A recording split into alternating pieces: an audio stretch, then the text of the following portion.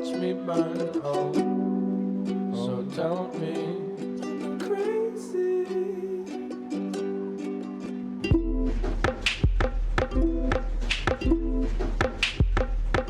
'Cause I do. 'Cause I do.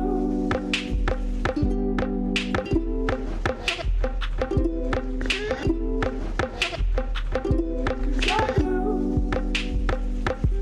'Cause I do.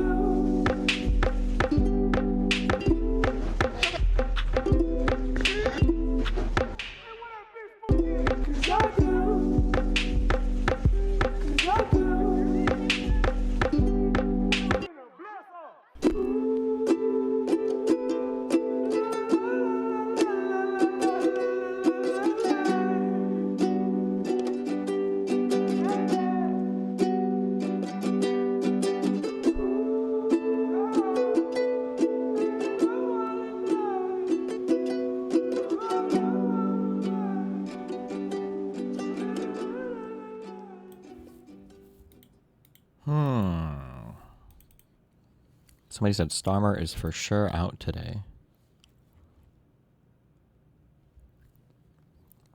Wait, what happened? Were there bad elections?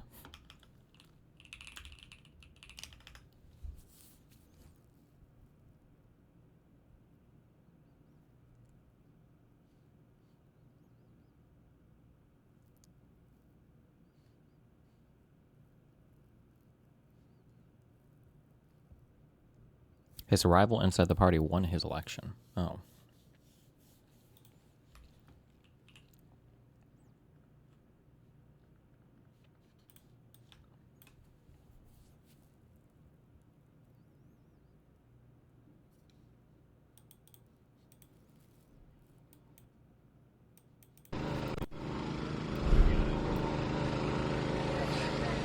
And I do want to show you, this is the output from what's going on over there, and you can see it is clearly green. This is the water that the federal officials are saying is absolutely clear and perfect at this point. It very clearly is not. It takes no walking around at all here to see all the debris in the water, the continued presence of algae. Can they get it under control? Maybe they can, but currently they do not have it under control. And whether they can get it done by July 4th, we'll see.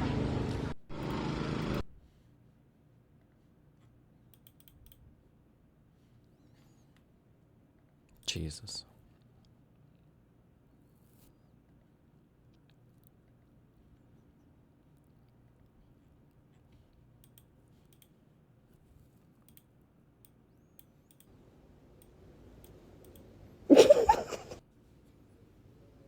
I think I skipped. I think I missed this generation, or I don't know. This is like a Zoomer, like a Gen Z thing. I think. I hope. I don't know. I don't remember this ever being like a millennial thing. Jesus. Last week, Anthropic. Despite the last few weeks being particularly busy in British politics, with Starmer announcing a new social media ban for under 16s and him announcing new sanctions on Russia at the G7 summit in France, one story is overshadowing the rest: the return of Andy Burnham to Westminster. In fairness, it's not hard to see why. For the last few months, it's been clear to anyone with even a vague eye on British politics that the only thing standing in the way of a Burnham leadership bid is the technicality that, in order to launch one, he needs to be a sitting MP first. And, well, this morning, he's overcome that hurdle. He won 55% of the vote in Makerfield, comfortably beating Reform UK, who achieved only 35%. Given the pollsters predicted that this would be a tight race, it's hard to see this as anything other than a massive victory for Burnham and a devastating loss for Reform. So in this video, we're going to explain the background, how the campaign went, what this means for Reform and for Labour, and what a Burnham leadership challenge would look like. If Andy Burnham becomes the next British Prime Minister... Why does UK have elections every week? I'm going to be honest, from the little bit I've learned of the United Kingdom's like electoral system, it might actually be the worst in the world. I'm not sure if there's anything worse than how then first past the post with 100 fucking political parties with everything. It seems like honestly the worst, like the worst way you could ever have a political system done. Oh my fucking God. This summer, the UK would have had 7 PMs in less than 10 years. So in the latest issue of our magazine, we explain why there appears to be a revolving door at 10 Downing Street. That's just one of the 80 pages in the magazine, because there's more to Too Long than you'd expect. Purchase your copy by clicking the link in the description. Now, let's start with the history of how we got here. This whole saga really began in September 2025 at Labour's party conference. With Keir Starmer under serious pressure due to poor polling and countless U-turns, Andy Burnham, the mayor of Greater Manchester, began to criticise the government, citing a climate of fear in the Labour Party and urging the government to go further. While he was unable to formally move against the Prime Minister at the time, the speculation about a potential Burnham leadership challenge never really went away. The main issue, as we alluded to in the intro, was that Burnham wasn't an MP. So, in the months that followed, there was a lot of speculation about which sitting Labour MP could potentially step down in order to let Burnham stand as a candidate. In January, after then Labour MP Andrew Gwynn resigned his Gorton and Denton seat on health grounds, Burnham signalled his intention to stand as the Labour candidate. But he was subsequently blocked by Labour's National Executive Committee, largely filled with Starmer loyalists, a move that infuriated many within the Labour Party. I've been looking at this potential retardation in the UK. I keep getting the spam on my Twitter feed. The whatever report on the grooming thing. The problem with stuff like this, one, I'm just not as interested in this topic because of all the people that are the most boring people to go through, racist people are usually the most boring people to go through. I mean, like, there have been grooming gang issues in the past. That one, Notre Dame, or I don't know how the fuck you pronounce it, like, is definitely a thing. But every time they try to make a new one, it's like hundreds of thousands more. How many children under 18 in the United Kingdom? 14.35 million. So if we cut it in half, that would be about 700, or that'd be about 7 million. And then, I don't know, if you were looking for, like, if you wanted to groom and rape a minor, you're not doing this to a 1-year-old. And so, I don't know, if I'm just ballparking. Maybe we cut that number in half again for 3.5 million. So what is it like? Because sometimes these numbers come out. So this report estimates 250,000 UK girls victimized in grooming gang scandal. Are we talking about like 10% of every young girl in the United Kingdom that like is of the age to be raped or whatever by some grooming gang? Like 1 out of 10 of every children have been raped. It just seems like the numbers are always just so insane. It's just so insane to me. I don't know, man. But I feel like if I were to dig through this, it's just not like I'm okay wasting time on stuff that I find personally interesting. Like the COVID shit, even if I never get a debate on it, I think it's interesting. Because science is an interesting topic, but this would be about immigration stuff for another country, and it's just like, why? I don't know. I just don't have the interest as much in it, but. That's a bullshit number. They extrapolated it to every single town, city, etc. to get to the 250,000 number. Yeah, maybe not. I don't know.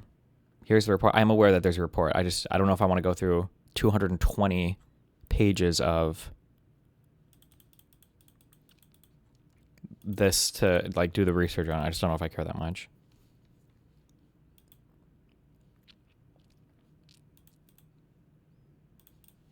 And likely contributed to an even further decline in Starmer's polling. And then, in early May, after Labour's poor results in the English local, Scottish and Welsh elections, and with Starmer's political authority massively diminished, Labour MP Josh Simons resigned his seat in Makerfield. This time, Starmer didn't have the political capital to block Burnham again, and Burnham was selected as the Labour candidate. With just 4 weeks until the by-election, Burnham had his work cut out. While he was obviously very popular as the mayor of Greater Manchester, having won the past 3 mayoral elections with more than 60% of the vote, the Makerfield constituency didn't initially seem to be the easiest constituency for Burnham to win. In 2016, 65% of those in the constituency voted Leave, compared to only 52% nationally. And according to analysis of the 2021 census by electoral calculus, the constituency leans on average slightly right economically and very right culturally. On top of this, recent election results suggested that Labour's hold on the seat was weakening. In the 2024 general election, Reform garnered 31.8% of the vote, only around 15 points behind Labour, who achieved 45.2% of the vote. And in this year's council elections in early May, Reform averaged 50.4% in the 8 Makerfield wards, more than double the 22.7% that Labour received. Moreover, a surveytion poll early in the by-election campaign showed that, without Burnham as the candidate, Labour had a 0% chance of victory. With Burnham, however, this rose to 65%.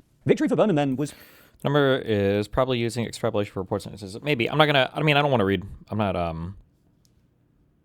going to attack the report hardcore if I'm not going to read into it. But usually if you're looking to see if something is bullshit or something like, or at least like the motivations for a thing, one of the interesting places to look is like, what are the conclusions and then what are the solutions that are suggested? So I guess I don't know for these, but I know that every single person pushing this is saying like, this is why we need to ban all immigration from these areas. And it's like, well, this is probably not realistic. And if the solution is literally like, it has to be, 0. This could never, ever happen. And if it does, and all of this group of immigrant needs to be banned, it's probably not coming from a very inquirious, I don't think that's a right word, a curious place, I guess, in somebody's mind. It's probably more just, a big hit piece on something. Far from guaranteed. But Burnham pulled through and secured 55% of the vote to Reform's 35%, a whopping 20-point victory. This is a swing of 23 points to Labour from the local elections just 6 weeks ago. It's hard to put into words just how significant a victory this is for Labour, and how bad it is for Reform. During the campaign, pollsters suggested that Labour would win the seat, but only by between 5 and 10 points. So what went so wrong for Reform? Well, part of this is likely down to the strengths and weaknesses of the candidates themselves. Reform's Robert Kenyon had a number of problems on the campaign trail, from accusations of sexism and homophobia on old social media accounts to underperforming in debates. By contrast, Burnham had a decent campaign, managing to maintain his man-of-the-people persona. Reform was also damaged by the impact of tactical voting. Recent polling by Opinion found that half of people in Makerfield who said that they would vote for the Lib Dems or Greens if a general election was held tomorrow were instead backing Burnham in the by-election. The same can't be said for Restore Britain, with the same poll showing that only a third of Restore backers would vote Reform tactically in Makerfield. In the by-election itself, Restore achieved 7% of the vote, whereas the Lib Dems and Greens achieved about 1% combined. While this alone didn't cost Trump says Lincoln Memorial reflecting pool was vandalized. Defends response to algae bloom. Antifa super soldiers are pouring algae into the into the reflecting pool. Okay. Reform the win, this vote splitting on the right certainly contributed to the scale of Reform's defeat, and highlighted just how much of a threat Restore could be in the future. Making matters even worse were the results from the Aberdeen South by-election that also took place last night. The Conservatives managed to take the seat from the SNP, achieving 49.5% of the vote on a 25% swing. Reform came third with only 8% and a swing of 1.6%. For a party riding as high in the polls as Reform, they should... Okay, I don't care about this video. This one left me a little stunned, but there's a really interesting game going on here. That argument of the paradox of tolerance, progressives essentially created a system that allows them to get rid of all dissenting opinion because the dissenting opinions themselves represent like a threat to... Is this my debate with Aaron?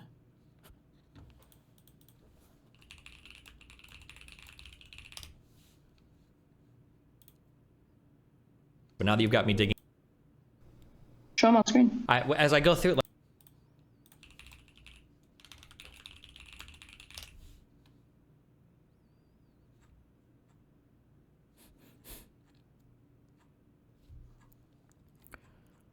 I'm pretty sure this is the most popular video I have on this. Why would it not come up first?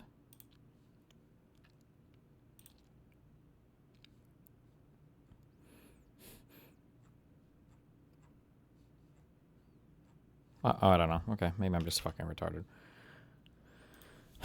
Destiny, change, how about, maybe it's a change my mind. How about Destiny, change my mind? There we go. Jesus fuck. We've made it... Okay. He is pulling from that video.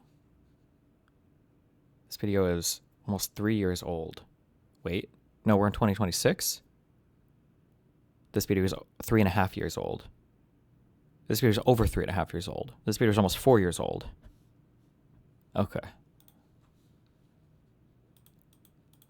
discourse or democracy or woke values or whatever. Okay. That's like the specific thing I'm kind of like pointing out. Okay, can you give me an example? When I first saw the video of Destiny arguing to a college student that woke has gone too far in defending Brett Weinstein, I would say that Brett Weinstein at Evergreen College was an example of this. I thought, wait, what is this? This is interesting. I think Brett's arguments were, even if you disagree with them, I think they were entirely reasonable. There's no disputing what happened at Evergreen at this point. I think it was specifically black students would take a step back and let everybody have like a day and say like, well, this is what like minorities are missing, and then they do like a off-campus event or something. And they wanted to switch it up, but they're saying we're going to ask white students to leave, or white faculty, or white people to leave college this day for, I don't even know what the justification given there was, but I think Brett sent an email where he was disagreeing. He was saying like, I think it's a bit different when you're asking white people to leave. I don't agree with this. I don't want to partake in this. And through that email being published and then disseminated to the student body, people got this idea that there were a lot of ideas, but basically people started to show up his class outside. They were, I don't know if they threatening him, they were like screaming at him, shouting at him. They really wanted to fight over him being like racist and stuff like that. And eventually it blew into a thing where I don't know if he ended up settling with the college before he left or whatever, but he basically left the college because of all the pressure. They don't even get into the part where the students were roaming the campus with baseball bats looking for him. Now, the student's going to try and counter this by claiming it was justified, though. Do you know what the content of those emails were that he said in response to his disagreement to the day free of white people on campus? Or Yeah, I read all of them. He offered to have a discussion on race through the lens of his field, biology. I mean, what else would he talk about? Oh, the horror. What he did say to this organizer was that he would be happy to provide a forum for discussion or something, I think, or? Yes, do you know what the topic was going to be? Let me guess. It had to do with his field, biology, and the event going on, race. What's the topic? I don't remember. Race and how it coincides with evolutionary. Oh, okay, gotcha. Okay, so he was basically he was interested in exploring like race realism. Okay, he's an evolutionary biologist. It's an appropriate topic to explore, right? Right, but given the context of why he's bringing up that he was interested in exploring that subject, when the controversy has to do with I guess disagreement about social justice strategies or whatever. Like, what do you think the implication is when he's like, I would be happy to educate people on race realism? Notice the game she's playing. She's inserting race realism. I think it's literally perfect. It's within his wheelhouse of what he's educated to do. If you like, one of my biggest frustrations as like an online debater, content creator, is people like me end up getting tasked with debating these like esoteric, very difficult to navigate scientific fields, and nobody from those scientific disciplines will ever enter into these discussions to give their opinions. You're not allowed to explore this science because it would be insensitive to do so because the students are upset at that time. So that justifies what happened? We've made a justification for an evolutionary biologist to not talk about evolutionary biology because it's like insensitive. No, he's free to talk about it, but I'm also free to scrutinize the implication by which, like, why is he demanding that this is now the time to bring it up? Why does it matter? Why is it not enough to observe scientific objective truth? It doesn't matter what the context is. Well, because people want to have So retarded. Oh my god, it's so retarded. conversation about like race and stuff, right? So wouldn't this be if he was ever going to do it? Like, Right. I think it's a little bit unfair to characterize it as like, oh, people just want to have a discussion about race. that's true. They didn't want to discuss race. They wanted to force white people off the campus using social pressure. My disagreement is that that doesn't meet the threshold to say that it's gone out of control. What you just went on to describe, you know, in excessive detail because he will not ever stop like telling the story. Why is that? Because you asking for one example. Let's point out. We go through plenty others if you want. Here's the pattern. Okay, can you provide me an example? You provide the example. Okay, but that's just an anecdote. Yes, every example I provide you is an individual anecdote. But you asked me for an example. But I think you and your audience know all too well that anecdotes, you know, like data is not just the plural. Like, Sure. yes, you know what I'm saying? Yeah, data's not the plural of anecdote. I understand. But when you start to get like story after story after story after story, That's story some of after which story, though. it is story after story. And you can throw these anecdotes at me all day, but they will always just be that. They will just be anecdotes. Like, are we actually seeing a meaningful trend? We see this in the conversation around political violence on the left. If I point to an example, an assassination attempt, Charlie Kirk, that's just an anecdote, Warren. There's no larger trend. Really? Can you see this borne out in any sort of meaningful policy? Yeah, DEI, equity, affirmative action, college admissions. Two-tier policing. All the examples we're seeing coming from Europe right now. Yeah, okay, those are Europe. anecdotes. That's been treated at even at a municipal level or possibly state or federal. And I just don't think it's ever met that threshold. And I think that alone kind of negates your entire premise that it's gone too far because we would see it happening in Congress, happening in state legislatures, happening, you know, well, Congress is federal, or at the Supreme Court. Then the next strategy. Even if wokeism has gone too far, what can we possibly do about it? Okay, even if wokeness has gone too far, fine. Like for the sake of the argument, I can see like it has gone too far. Like what do we do about it? Contend with it. Have conversations. What we're doing right now. Then you try, and they get upset at you for trying. Well, I understand it's not there like in policy positions, but in schools and in response to what's happening in schools, it does seem to be there. Like when you look at like, man, what was the left? Like the ideological leanings of like professors and stuff. It's like 85% left, and like even some of the econ departments. I don't know if you're here for University of Texas. Is that a problem? Yes, it's a problem. Should we be hiring professors based off of their partisan affiliation? Should it be based off their expertise in the subject, how well they are at lecturing? Why won't you apply this logic to race? Why do you care so much that your professors have a specific racial makeup? Second of all, because it has a direct correlation to your ability to teach. Yeah, it should be, but you just told me that somebody with the expertise in evolutionary biology couldn't talk about it because it's racially insensitive. No, I did say that he was fine to talk about it, but I was saying it's interesting also to explore the implication of why he decided that that was the appropriate moment to give that particular. No, I understand. He seems to be fighting for your side. No, he's weaponizing me to attack the left.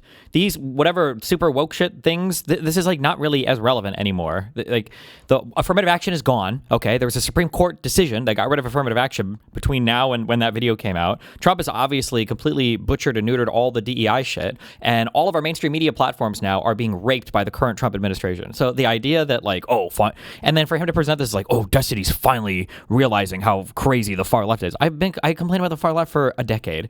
The thing that I don't like is that all these guys victimize themselves so much, and they act like they're so brave to come out, and they only go on the platforms that are so friendly to them as these massive circle jerks. And they're like, even Destiny's realizing how terrible these people are. I've been fighting extremists on my side forever. I've always done this, and I don't want to be. Yeah, I don't like it when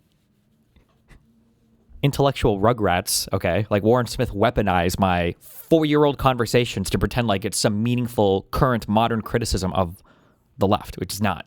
When all else fails, she just falls back on her original strategy of, yeah, but the larger context was insensitive. That's all she has. I'm not saying we should hire people based on ideological proclivities. Sounded like it. When you're, no, it didn't. You just heard that because you wanted to hear that. But if you're getting this huge slant in a certain direction, the question is, like, well, are all Well, how do you know that partisan slant? The question is, are all of these people, do they just happen to be left-leaning, or is there like a culture that's kind of developing that encourages only left-leaning people to participate, or people that aren't left-leaning to kind of like hush their opinion? You say, oh, is there a culture? No. I think you firmly decided that Well, like there obviously there is, of definitely course. is a There culture. obviously is, Okay, of there course. is this liberal orthodoxy that's being enforced within academia or Progressive whatever. orthodoxy. Oh, okay. Aren't you progressive yourself? Yes. But I don't enforce progressive orthodoxy. That's why I'm here at the University of Texas talking to kids. Are you sure that that's really the progressive orthodoxy? What for what? What, that, like, if you went up to the majority of progressives and you gave all these examples, do you think they would wholesale start endorsing like any of the repercussions that happen in all of these like awful anecdotes that you're giving? What's so strange about this is that she acknowledges all of this, but she just does not seem to think it could possibly become problematic. I think that over half of like progressives would be in favor of like viciously getting rid of like certain types of thoughts. That Oh they feel like God, and these songs, always the songs. belong on college campuses at all. Like what types of thoughts? How about Brett Weinstein trying to examine the biological differences in race on average, which you forbid? And how would you even like eliminate these thoughts? How would these You do progressives it on through social campus? culture pressure, right? And are they not allowed to do that? I don't think they should on college campuses, no.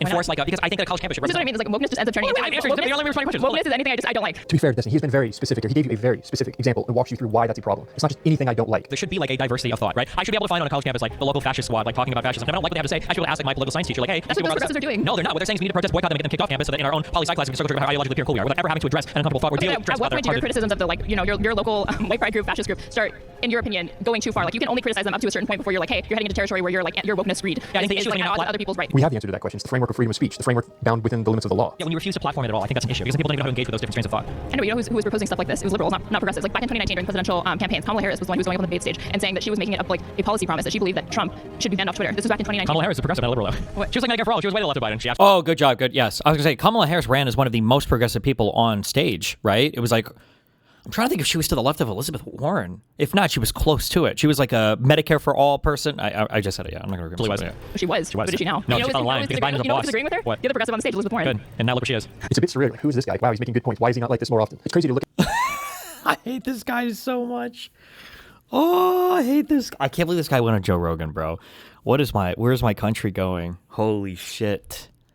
him in this context versus talking about the firefighter who got shot and the insinuations around that. It looks like two different people.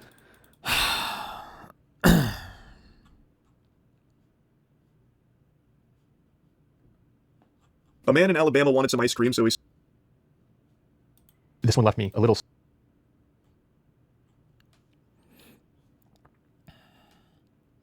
When destiny's the voice of reason, that's scary. He finally took his meds.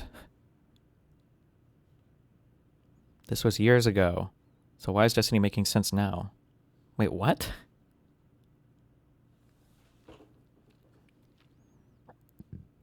He's a sociopath who craves attention and conflict. He's just saying what he knows will grant him those things. He's just a manipulative point of sales who desires relevance. That's me.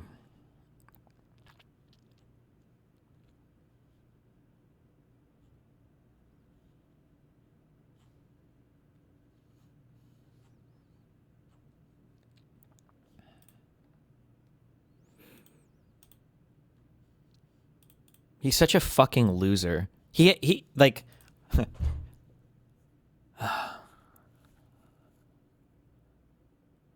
it's hard to attack them in their own framing without also just like adopting their framing. Like, not to be sexist, but like if we had a woman president and they were like, this person asked to take a picture with me over and over and over again, and I finally gave in, and blah, blah, blah, there would be so many like, oh, what a catty bitch. But like Trump gives off a lot of this energy, right? Like he comes off like very much like a catty Mean Girls type, like literally the name calling president. It's so crazy. And then he attacks, oh God, he's so stupid. It's all good. Italian Prime Minister, what is this, Giorgia Meloni, asked over and over for a picture with me during the G7 meeting in France. She's doing poorly in Italy with her level of popularity, possibly because she turned down the United States of America, a country that truly loves and protects Italy, when it came to denying Iran from obtaining or developing a nuclear weapon, but so did NATO for that matter. She wouldn't even let us use Italy's landing strips or runways, a great logistical inconvenience, and this despite the fact that the U.S. contributes hundreds of billions of dollars a year to protect Italy and other so-called NATO allies. Now, after the United States defeated Iran militarily, she wants to be friends again in order to get her numbers up. No thanks, President DJT. Oh, is it Georgia? It's not Georgia? Okay. President Trump, these constant unprovoked attacks are senseless. As for my popularity, being your friend certainly has not helped it, nor does it depend on my relationship with you. My popularity depends on my ability to defend Italy's national interest, and that is exactly what I have always done.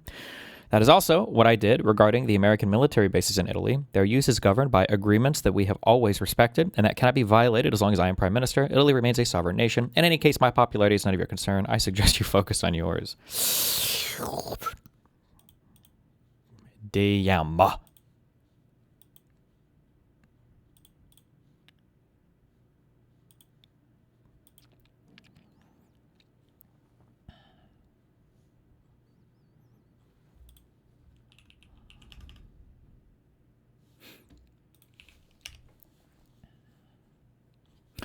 U.S. denies Iran's claim to have closed the Strait of Hormuz over Israeli attacks in Lebanon. Bro, what are these headlines? Oh my God. I feel like it's like a soap opera.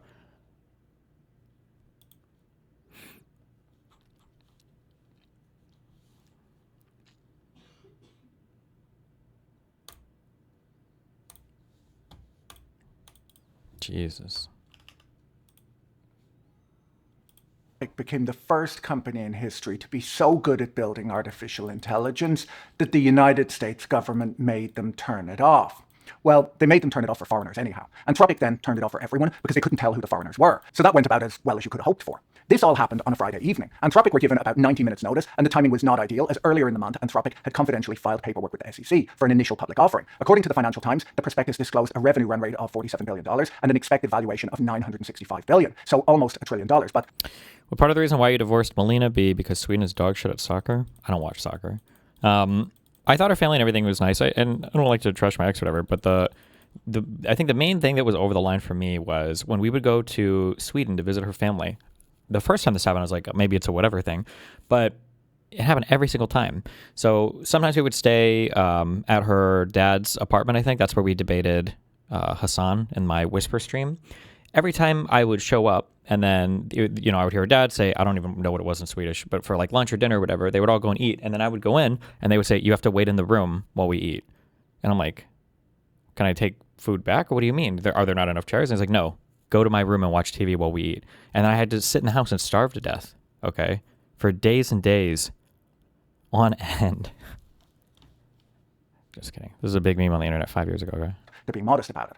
This 3 years ago. is a considerable step up from the $380 billion they were valued at back in February, and it is a lot of money for a company that until fairly recently was best known for an extreme dedication to AI safety. Anthropic built its brand around a framework called constitutional AI, which in practice meant that they had built a chatbot that would politely refuse to help you write a slightly mean email just in case someone's feelings got hurt, which is nice. FFVII was the headline consumer product, while its more powerful sibling MythosVII was only made available to a vetted group of organizations through a program called Project Glasswing. These are frontier AI models, which means they cost billions of dollars to train and are expected to usher in a new era of human productivity, or at the very least to justify a near $1 trillion stock market valuation. Either would be nice. Now, when you're drafting your Northern countries do that for other people's children. We aren't feeding your retard kids. Get home and eat their fucking leech. First of all, I'm pretty sure it's like only like Sweden and Norway. I don't think they even do this in Denmark. There's no shot they do this in the UK, you weirdo fuck, okay?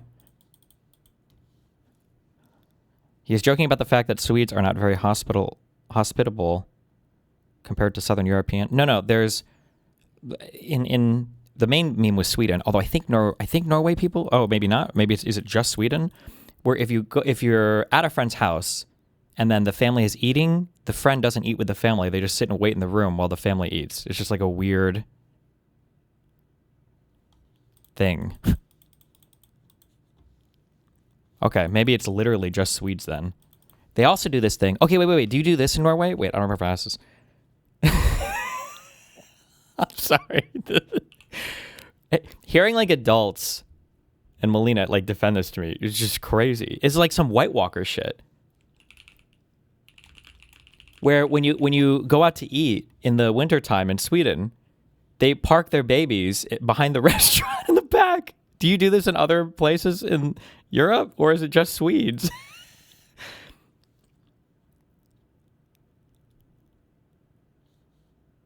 Russia? Are there other European countries?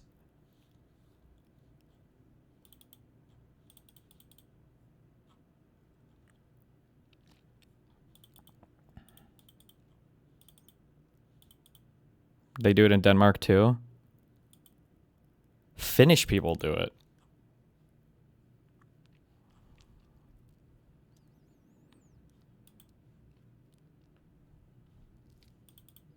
We do it in Iceland as well? What the fuck?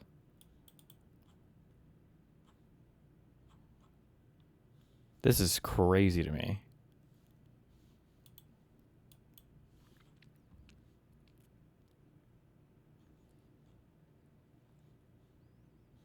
Okay.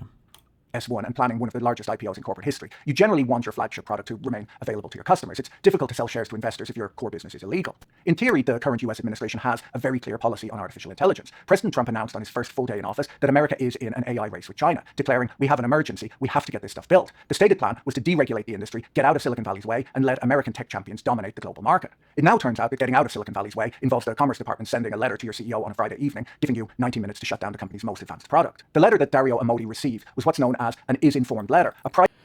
Do you understand why Anthropic shut all of it down and not just to foreigners? Do people understand that issue?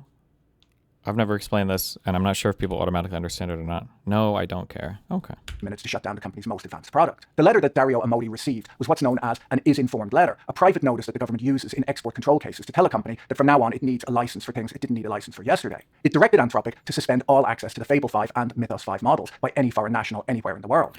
Basically, once the government puts you on notice for a particular thing, you have a liability now to enforce it. And if you feel like you don't have the time to implement a solution to enforce the thing, you just have to shut it all off completely.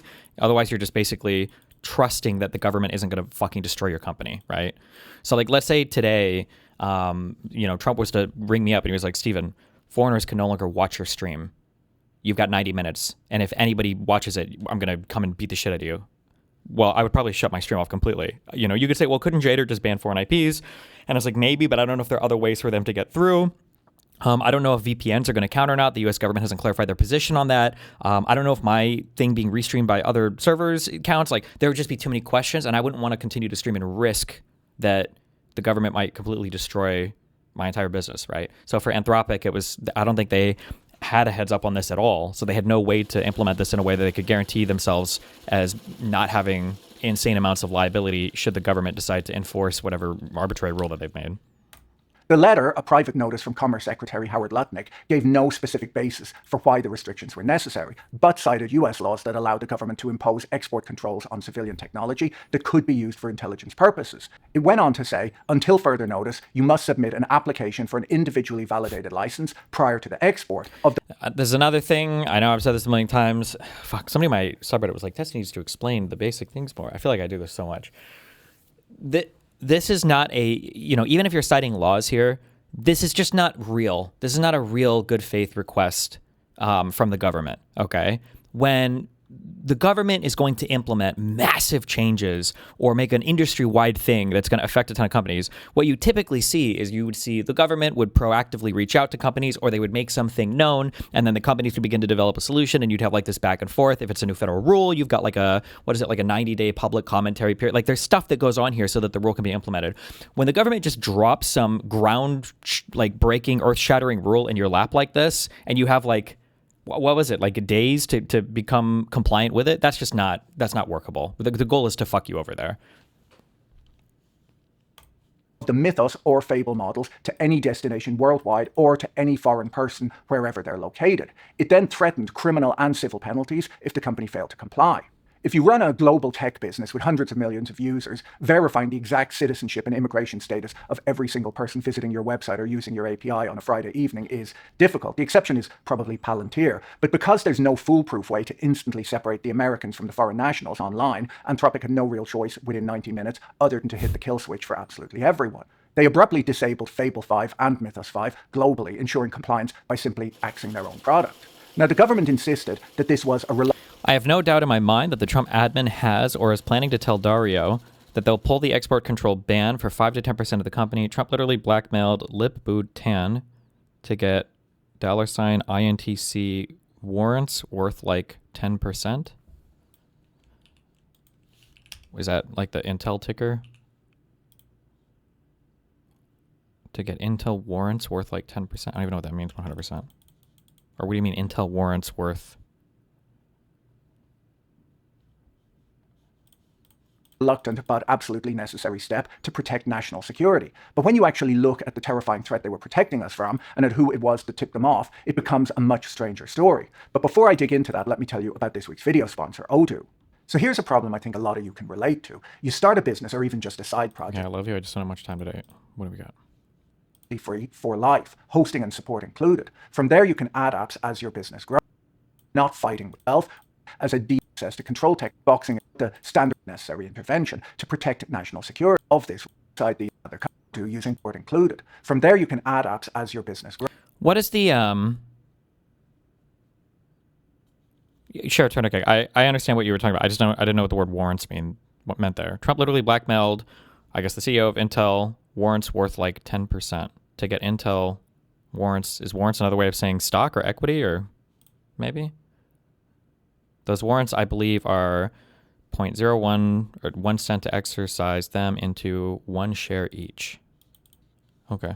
Grows. Plans start at just $24.90 a month. For a full ERP suite, that's kind of insane. It even configures itself to your country automatically. Taxes, currencies, all of it. So you're not fighting with settings. Check out Odoo using the link in the description. They've got a free 15 days trial you can play around with. Warrants can be converted to shares, sometimes one, sometimes multiple per warrant for price. Okay. To see it for yourself, or you can even book a demo with an expert to evaluate your project. The directive did not just apply to users in other countries. It applied to any foreign national, which under the Export Administration Regulations includes people working inside the United States on visas. This mechanism is known as a deemed export. The legal theory is that granting a foreign citizen access to control technology inside a San Francisco office building is treated exactly the same as boxing it up and shipping it to their home country. The net effect of this rule was that Anthropic was forced to lock its own non-US citizen engineers out of the very systems they had just spent the last year building. I'm not sure what the standard corporate governance guidelines say about making it a federal crime for your own staff to log into their computers, but I imagine it's bad for productivity. According to the administration, this shutdown of a near trillion-dollar company's primary new product was a reluctant but entirely necessary intervention to protect national security. White House AI advisor and podcaster David Sachs explained on social media that a trusted partner had come forward with a highly dangerous jailbreak that allowed users to bypass FableVIV's safety guardrails. Sachs claimed that the administration had asked Anthropic to fix the flaw or pull the model, and that Anthropic had refused, which is a very different story. Anthropic gave a different version of the conversation. According to their statement, the letter arrived at 5:21 p.m. on a Friday, which is, of course, the precise time of day chosen by people who want a problem to become someone else's problem. Yes, this idea of like day of the week shit is getting really fucking ridiculous. Like how transparent the Trump admin is when they're trying to do some fuck shit. The fuck, can I find this? I don't remember if this was the whole Alien Enemies Act or if this was the a specific thing to do with Abrego Garcia.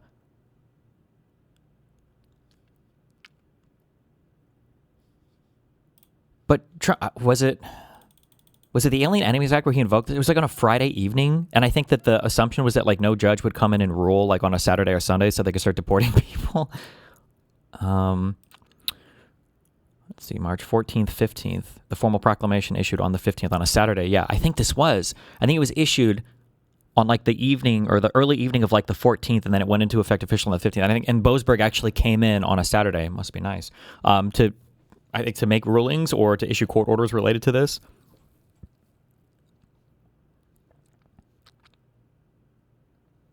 This shit is fucking retarded. I'm sorry, but it's like so obviously fucking retarded. March 14th, this is a Friday. Donald Trump signs the proclamation invoking the Alien Enemies Act in secret. March 15th, 1:15 a.m. The ACLU, Democracy for ACLU, filed a class action lawsuit with 5 Venezuelans as named plaintiffs in an effort to block the Trump admin. And then at 9:40 a.m. on a Saturday, Boasberg issues a temporary restraining order blocking the Trump admin from deporting the 5 named plaintiffs and schedules a hearing at 5 p.m. on a Saturday.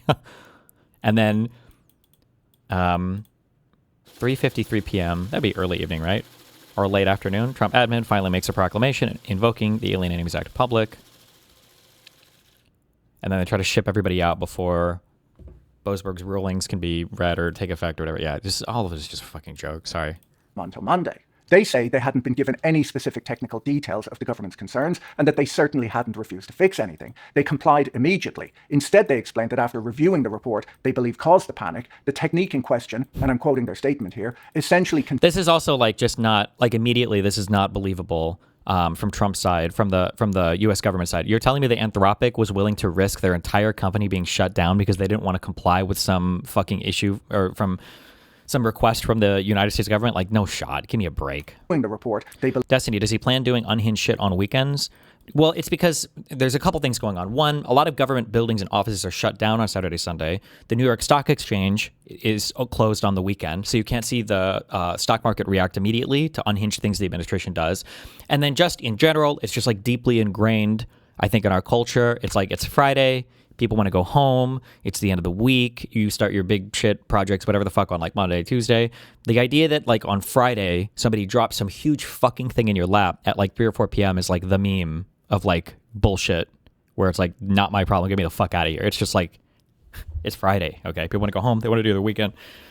Believe caused the panic. The technique in question, and I'm quoting their statement here, essentially consists of asking the model to read a specific code base and fix any software flaws. Now, just to be clear, asking a coding AI to read computer code and fix the bugs is not typically considered a complex cyber weapon exploit. It's generally considered the product working exactly as it was advertised. Now, you might think concerns and that they certainly hadn't refused to fix anything. They complied immediately. Instead, they explained that after reviewing the report they believe caused the panic, the technique in question, and I'm quoting their statement here, essentially consists of asking the model to read a specific code base and fix any software.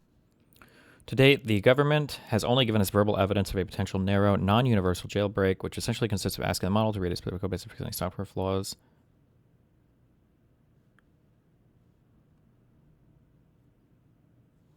Okay.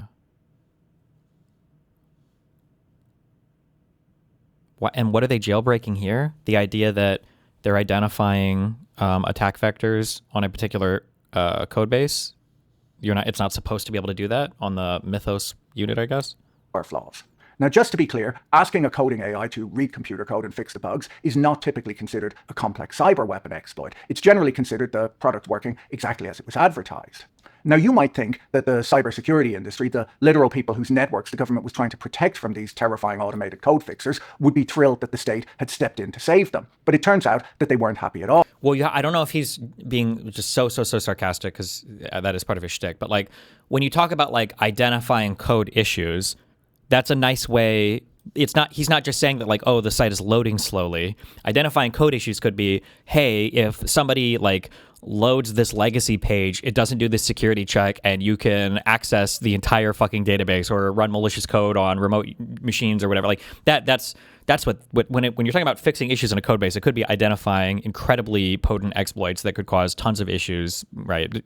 I would assume he knows this. I think he's just being super sarcastic, I think. Automated code fixers would be thrilled that the state had stepped in to save them. But it turns out that they weren't happy at all. More than 100 top cybersecurity executives and technical pioneers from companies like Google, Zoom, and Sophos signed an open letter to the administration, politely pointing out that the government had just confiscated their best defensive tool. The experts noted that Anthropic had already built significant protections into FFVII to prevent it from being used for offensive hacking. In fact, according to an article in TechCrunch, those safety measures were so aggressive on launch day that they were the source of quite a lot of humor in the cybersecurity community. Yes, but I think Anthropic marketed Mythos to do exactly that. Sure. Yeah, I'm not saying the government tried to shut it down or anything. I'm just this is what we're talking about. Is like finding exploits on sites, kind of. Well-known security researcher Valentina Palmiotti reported that the model was hitting its own internal safety filters and refusing to complete completely innocuous tasks, such as reading an ordinary IT blog post, just in case the blog post contained a word that sounded vaguely related to computer networks. Now, I should say something here, because viewers often assume that I think AI is all nonsense, and I don't. Set aside the AI-generated music nobody asked for and the LinkedIn posts written by people pretending. Isn't this good for Anthropic's market value? Now, all this drama makes the AI model look incredibly superior to the others now. So I've had to explain this concept. Okay, I'll explain it again, all right? But if you do things in a shady or improper manner, even if you're doing the right thing, you have undercut you've undercut your message on it, and nobody's going to believe it. So, like, let's say that the government was acting 100% legitimately here and that there was an actual genuine concern here. The fact that they would do this, I guess, within 90 minutes of a notice, the fact that they're not communicating strongly with the company, the fact that there seems to be obvious conflicts of interest between Anthropic, between the XAI IPO, between all this shit. Even if the government was being genuine here, I wouldn't believe it. And I don't know if anybody would believe it. And you know this because if you are being genuine and it looks like you might be up to some fuck shit, usually you would go the extra mile to make it very plainly obvious why you're not up to some fuck shit. But the government has conducted itself in such an unbelievable manner here. Why would you ever believe anything they say about this issue at all related to this suspension of the Anthropic thing or they can't have any foreign people using it? It's too much. It's so stupid. And these companies right now are not fighting for market share to like make their product look better or good or ultra desirable. Like I think right now, we live in a capital environment that is just unfathomably overloaded for all of these companies. It's not like they're struggling like, oh, we got to beat the ChatGPT, we got to beat the next model because nobody's going to fund us. Like there's like infinite amounts of money available for all these people now. Like these people are, if they're doing research in cold states, they are setting money on fire just to stay warm. Like that's how flush with cash I think a lot of these countries are, okay? Or a lot of these companies are. These tools are genuinely useful to a lot of people, and they've real business cases. The how matters here because you've all seen the stories of someone filing a legal brief full of cases that the AI simply invented. The lesson there isn't that the tool is useless, it's that AI doesn't replace human expertise, it supplements it. A good lawyer can spot the errors, while a person with no legal training can't. The same goes for code, for accounts, for analysis. In the hands of someone who knows what they're doing, these models don't make the expert redundant. They let one expert do the work that used to take a team. I know people running small businesses who can now take on jobs that used to go to much larger firms. A friend in the gaming industry told me how creative people, who aren't necessarily technical, can use Claude Code to put together a rough version of their idea and hand it to coders to make the code production ready. That's a lot quicker than trying to describe an idea to a programmer who can't see your vision. This is the whole reason a Friday evening kill switch matters and isn't just a funny story. The tool being switched off is one that a lot of people really rely on. Cybersecurity veteran Matt Succi told TechCrunch that if you simply asked FFVII to write secure code, it assumed that you were doing dangerous cybersecurity work instead of standard software engineering. It then panicked and immediately downgraded itself to a less advanced model. So you have a situation where a company spends thousands of hours red teaming a product to make it so hopelessly cautious it won't even read a website. Its own users complain that it's practically unusable for basic engineering, and the White House still gives you 90 minutes to turn it off because they're worried it's a threat to the Republic. Anthropic's statement observed that if this standard were applied across the entire industry, it would essentially halt all new model developments for all frontier model providers, which would be awkward given the valuations we just discussed. Look, Anthropic's position is that no AI model from any provider is perfectly resistant to jailbreaks. They said so plainly when they launched Fable, and they say it again here. They suspect that perfect jailbreak resistance is not currently possible for any model provider. Every system in the industry can be coaxed into something it shouldn't do under the right conditions. So Anthropic's approach was what they call defense in depth. Make the jailbreaks narrow or expensive, and then monitor closely to catch anything that slips through. This is also why they now retain customer data for 30 days so that they can study attacks, the safety company building itself a surveillance requirement for safety. But wait, in case you're wondering who the highly credible trusted partner was who found this flaw and ran to the White House to report it was Amazon CEO Andy Jassy. I know, you all thought Jeff Bezos ran Amazon. He's retired. There's a new fellow, Andy. Andy's in charge now. Now, corporate partnerships in Silicon Valley can be... Do you think this might just be the government retaliating because Anthropic didn't want to cooperate with the Department of War at some point? Well, I mean, like, you could think that, but that would be kind of like that'd be like kind of a stretch. This is asking for a lot of evidence, but if Hegseth was making tweets or something attacking Anthropic, and I don't know if I would ever ask for that level of evidence. Just kidding. He does make these tweets. So who knows? Was it retaliation? I don't know. Could be. But if you were just an ordinary person or even an industry person, you were looking at the interaction, you might think it, and you wouldn't be totally baseless in that thought. So what are you going to... Who knows, bro? Our government is a fucking clown show right now. Just everything the United States is learning over the last year and a half is how trigger warning for my European friends here, is how unbelievably far ahead and amazing the United States is compared to every other country. Because the only reason we've been able to get away with so much retarded fucking shit right now is because nobody else is able to step up and take over what has been done so far with regards to any of this software development in the United States. Because if we lived in a more competitive environment, if there were a ton of European AI researching companies that were on the precipice of surpassing some of the American models, people would just jump ship. But right now, I think if you want to throw capital into AI research, I don't even know if you can even do that in China or what the capital markets look like for investing in Chinese research or whatever. So you're basically just locked to the US right now. So the US government can just do a bunch of fucking retarded shit, and then we just get so many chances to fuck up over and over and over again. Be quite complex. Amazon is one of Anthropic's largest financial backers, having invested $13 billion in the startup, with commitments to put in up to $25 billion more. Anthropic is also a massive Amazon customer. CNN reported in April that the company had committed more than $100 billion to Amazon Web Services to train and run its AI models. So, to summarize the financial logic of modern tech alliances, you raise billions of dollars from a cloud computing giant, you sign a contract promising to spend Capital markets in EU are somewhere in between non-existent and heavily fragmented, unfortunately. Actually, I'm retarded. I just realized. I'm sorry. Is there a European Union stock exchange or capital market? Or does every country have its own? Ooh, okay. Well, in that case, the US can fuck around for a lot longer. Did anybody try, or would that be a really controversial thing? You have the Eurozone for the Euro. They're proposing one right now. Damn. Oh, that sucks. Wait, they're trying. Okay, they're trying. Damn. Oh, no. Okay, well.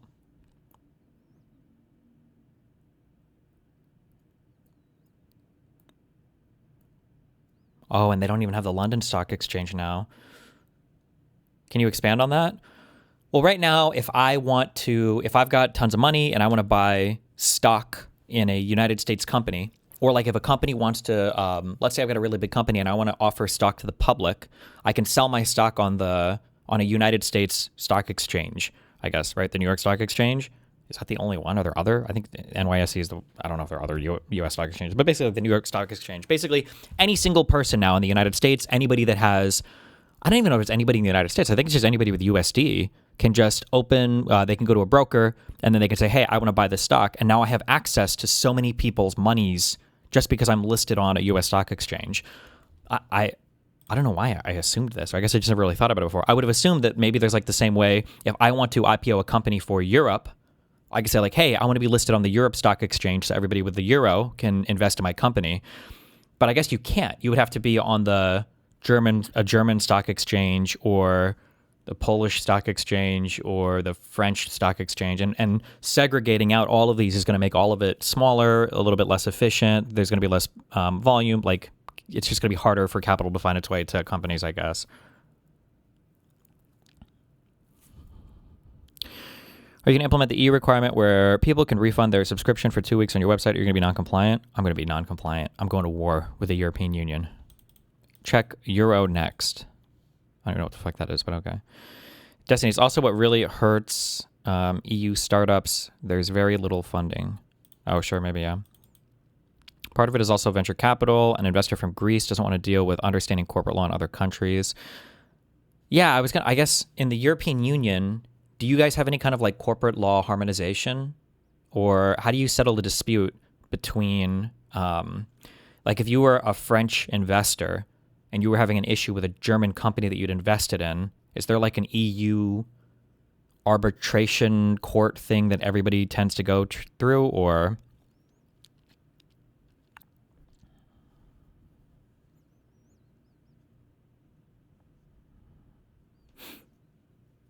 Because that would be, no, apparently, I don't have any firsthand experience in this, but something I've heard for my entire life, the last 15 years, is you never, ever, ever, ever, ever want to sue a company in that company's home country. That it's like the most miserable fuck experience in the universe. That companies sometimes will literally just abandon their property and shit and just be like, fuck this. If you're not like a WTO signator and you can't like go through a WTO court or whatever, you never want to have like, oh, I've got a company in France and now we're running into an issue there and I'm like the foreign owner and now I'm going to go to France and try to sue the government or sue some local municipality or sue a local party there. Like it's just always like a nightmare experience. $100 billion renting their computers. And then that partner's CEO turns you into the White House on a Friday afternoon to ensure that your flagship product is pulled from the market. Presumably, that particular phone call is not featured in the promotional brochures for Amazon Web Services. It's a very distinctive style of investor relations. Of course, Amazon also happens to develop its own competing AI. The E6 are trying to force through the common capital market. Good luck.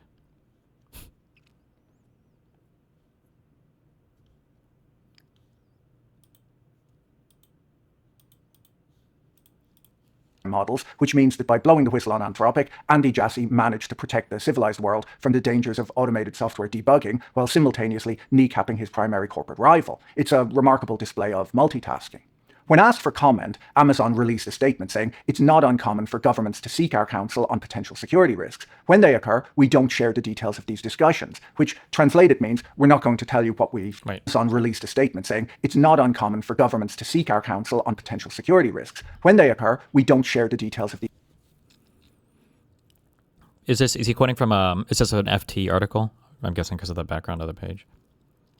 Just issue here according to people familiar with the matter. Jassy, whose company has invested $30 billion in Anthropic, is understood to have raised broader concerns about frontier model capabilities rather than issues focused specifically on Anthropic. It's uncommon for governments to seek our counsel on potential security risks when they occur. We don't share the details of these discussions. We have models been tested and approved for launch days before it's released by agencies within the same department. Said people close to the matter. These discussions, which translated means we're not going to tell you what we've said about you. Now, we must keep in mind that being treated like an international arms dealer was a bit of a surprise for Dario Amodei, mainly because he had spent the days beforehand explaining to anyone who would listen how the government should have the power to do exactly what they'd just done to him. On June 11th, exactly one day after the launch of Fable 5, and less than 24 hours before the Commerce Department letter arrived, Amodei had published a lengthy policy essay. In it, he complained that the intersection of artificial intelligence and political institutions felt a bit like the plot of The Lord of the Rings.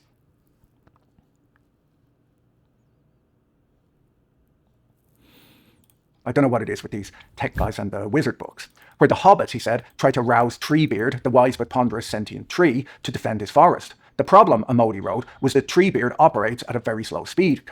The risk of joining systems up too closely across the EU, as it fuels anti-EU feeling, taking away member countries' abilities to do their things their own way. It sucks because, like, I understand people's individual feelings about their countries, especially in Europe, but, like, globalized stuff is just better. It really is. And at least in terms of like capitalization, finance, anything having to do with economics, it's just better. The United States kind of got our own, in a weird way, we have our own like globalized North America. We just had basically a huge fucking country with a lot of different states, but we all work under one federal government and we just kind of got access to a huge population and geography and everything else. But I can understand if you're a European country, especially because you guys have so much history and everything too, and you feel like your differences are much stronger than just like one state to the next in the United States, which is true. But EU citizens fighting against like any kind of harmonization or fighting against any kind of like federalized or EU larger thing always just hurts the continent in the long run, at least economically. But I mean, I guess some people don't give a fuck about that. What are you going to do? Compared to hobbits. It's a thoughtful literary analogy, the sort of thing tech executives write when they want to seem deep ahead of a near $1 trillion IPO. And Modi's argument was that the governments needed to build a statutory process that was transparent, fair, clear, and grounded in technical facts so that they could block unsafe model deployments. The only flaw in his theory was assuming that a government bureaucracy tasked with national security would behave like a wise philosophical tree from a wizard book. It turns out that when you tell a regulator that you've built a piece of technology so powerful it might destroy civilization, they don't look up from their desks, stroke their bark, and ponder the deep philosophical implications of recursive self-improvement. They give you 90 minutes to turn it off. I really don't like this argument. I don't know what his normal political positions are if he stands a little bit more libertarianish, but when somebody says, please regulate us, he's kind of like making fun of it. He's like, well, you asked them to regulate you, and now here they come to regulate you. No.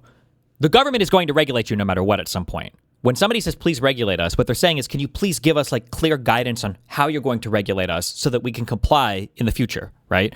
Companies, as counterproductive as it seems, when there's like a Wild West field, sometimes companies are okay with the government coming in a little bit preemptively and like doing these types of regulations, because then at least they have some guidance on what the regulatory field is going to look like in the future, as opposed to like, let's just push this to the limit as far as we can, and then the government's just going to step in and do some heavy-handed shit that you didn't have time to respond to. And you might have had a whole development thing that's like outside of whatever the regulatory framework ends up being. So, I mean, like, the government's going to regulate you at some point no matter what. It's just a matter of, are they going to do this in a way where the companies understand the regulation and then the government is kind of like working hand in hand to make sure that everybody's kind of getting along and doing the things that we all want everybody to be doing? Or is the government just going to come down with some arbitrary crazy shit with impossible timelines in the future, which then the second apparently is what they're kind of sort of doing. So that they could block unsafe model deployments.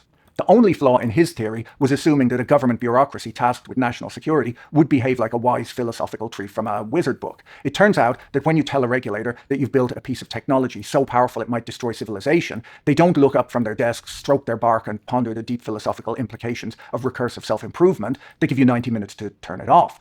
Treebeard moved fast. This all led to a rather awkward situation a few days later in France, where the leaders of the G7 nations had gathered for a summit. The schedule included a special lunch with what the press called the AI Three: Dario Amodi of Anthropic, Sam Altman of OpenAI, and Demis Hassabis of Google DeepMind. One argument I have heard is that Anthropic wants more regulation to help them control the market, regulation capture essentially. I mean, there's no way that you can avoid that. Like, every government regulation, this is why I hate the term K-shaped recovery, when people are like, the rich get richer, the poor get poorer. People that have capital, people that have achieved economies of scale, larger corporations are always going to be in a position better able to respond to regulatory environments. That's just, that's just a fact of the matter. Who does minimum wage hurt the most? Nobody really wants to say it, but it's small businesses, right? If a small business could hire people at $5 an hour, they would be helped a lot more than if Walmart was able to hire people for $5 an hour. Larger corporations they just have so much more available to them to navigate a regulatory environment. So the idea that, well, regulation just helps the big players, that's true. But that's just, that's like part of the fabric of reality. There's no way around that ever. There will never be a way around that unless you implement like specific regulations targeting just larger companies or something, The purpose of bringing these multi-billion-dollar tech giants to a luxury lakeside resort in France was to discuss the tremendous opportunities of artificial intelligence for the financial sector. The financial sector, as we know, is incredibly keen on automated coding tools, and international banks like JP Chase and Goldman Sachs had spent months negotiating global contracts to give their staff access to Claude Fable. Unfortunately, those permissions had evaporated overnight. By the time the soup arrived, JP Morgan had already cut off Anthropic's access for its Hong Kong staff, following a similar move by Goldman Sachs. The banks had looked at Anthropic's licensing terms, which technically exclude usage in Greater China, and decided that rather than risk a multi-billion-dollar compliance dispute, it would be easy enough to condition regulations on thresholds of how much compute was used to train the model to avoid affecting smaller companies as much. Is that really true, though? Could you just not have, like, the mega company, like, contracting 100 smaller companies for their compute or something? How would you ever... That seems like it would be a nightmare to actually enforce. But I don't know. With the US government on a Monday morning, it was simpler to just remove the option from the drop-down menu. So, you have the leaders of the Western world sitting down for a polite meal with a group of executives whose primary commercial products have either just been frozen by executive order or are currently banned for use in the major financial hubs of Asia. French President Emmanuel Macron observed afterwards that the Anthropic dispute had clarified the stakes for the G7. He warned that if the United States, from one day to the next, can turn off the switch, it would... As in the amount of compute going towards a single model, it wouldn't matter how it's split. Oh. Oh, I guess maybe, I don't know. Would you really want to gimp your own domestic AI industry that much, though? Assuming China and everybody else, well, it would just be China right now, right? Wouldn't it be? Would damage the multi-trillion-dollar companies leading the AI arms race, which is a reasonable point. And I never thought I'd see the day a French leader criticized America for interfering too much in business, but here we are. If relying on an American cloud service means a bureaucrat in Washington can unplug your entire business over a line of code on a Friday afternoon, companies might reasonably start to treat American AI as an operational risk. But while President Macron and the other middle power leaders were busy panicking about their tech subservience and drafting a G7 communique pledging to discuss the risks, the tech executives themselves were busy doing something entirely different. They were using the panic to explain how incredibly dangerous and therefore how incredibly valuable their technology actually is. Dario Amodi urged the room to resist the temptation to splinter, while Sam Altman and Demis Hassabis warned the world leaders about the imminent perils of AI-powered bioterrorism and cyber warfare. There's a distinct style of marketing in Silicon Valley where the best way to convince investors that your company is worth $1 trillion is to tell the President of the United States that your product is so terrifying that it might accidentally end all human life. If you tell Wall Street that you've made a very efficient spreadsheet tool, you get a tech multiple. If you tell them that you've built a digital nuke, you get an intergalactic multiple. The only problem with convincing the government that you've built a cyber weapon of mass destruction is that they might eventually believe you. And when the state decides that your product is a munition, they tend to stop letting you sell it to anyone. Unless it's an actual munition, of course, in which case Texas will take all you've got. It's not entirely new for the US government to treat software like munitions. They've a rich history of trying to regulate math by treating it like a bomb. From the 1970s to the 1990s, the government classified strong cryptography, the technology used to secure digital communications, as a munition, which meant that publishing your encryption code online could be treated as illegally exporting weapons. One developer was criminally investigated, essentially for putting cryptography on the internet. Going back further, the 1946 Atomic Energy Act, known as the McMahon Act, abruptly cut off all nuclear research sharing with Britain, essentially locking America's closest ally out of technology that they had helped to develop. Governments generally prefer to control powerful new technologies, and they eventually have to learn the hard way that once the math is out there, you can't really put it back in the bottle. But it usually takes them a few decades to admit it. Which brings us to the financial mechanics of Anthropic's $965 billion valuation. To justify a number like that in the private markets, a company has to convince investors that its total addressable market, or TAM, is essentially everyone on Earth with an internet connection. The business model relies on building hyper-intelligent systems and renting them out to the global economy for a monthly fee. But if your flagship product is abruptly classified as a national security threat, that TAM shrinks considerably. You can't easily run a global software as a service business if your product is legally classified as a weapon. When your target market shrinks from the entire global economy to people who have passed a background check in Washington, your near $1 trillion valuation starts to look a bit like a hallucination. The astronomical valuations of companies like Anthropic and OpenAI are built on the assumption that artificial intelligence is a winner-takes-all market and that they will be the winning company, much like internet search or social media did.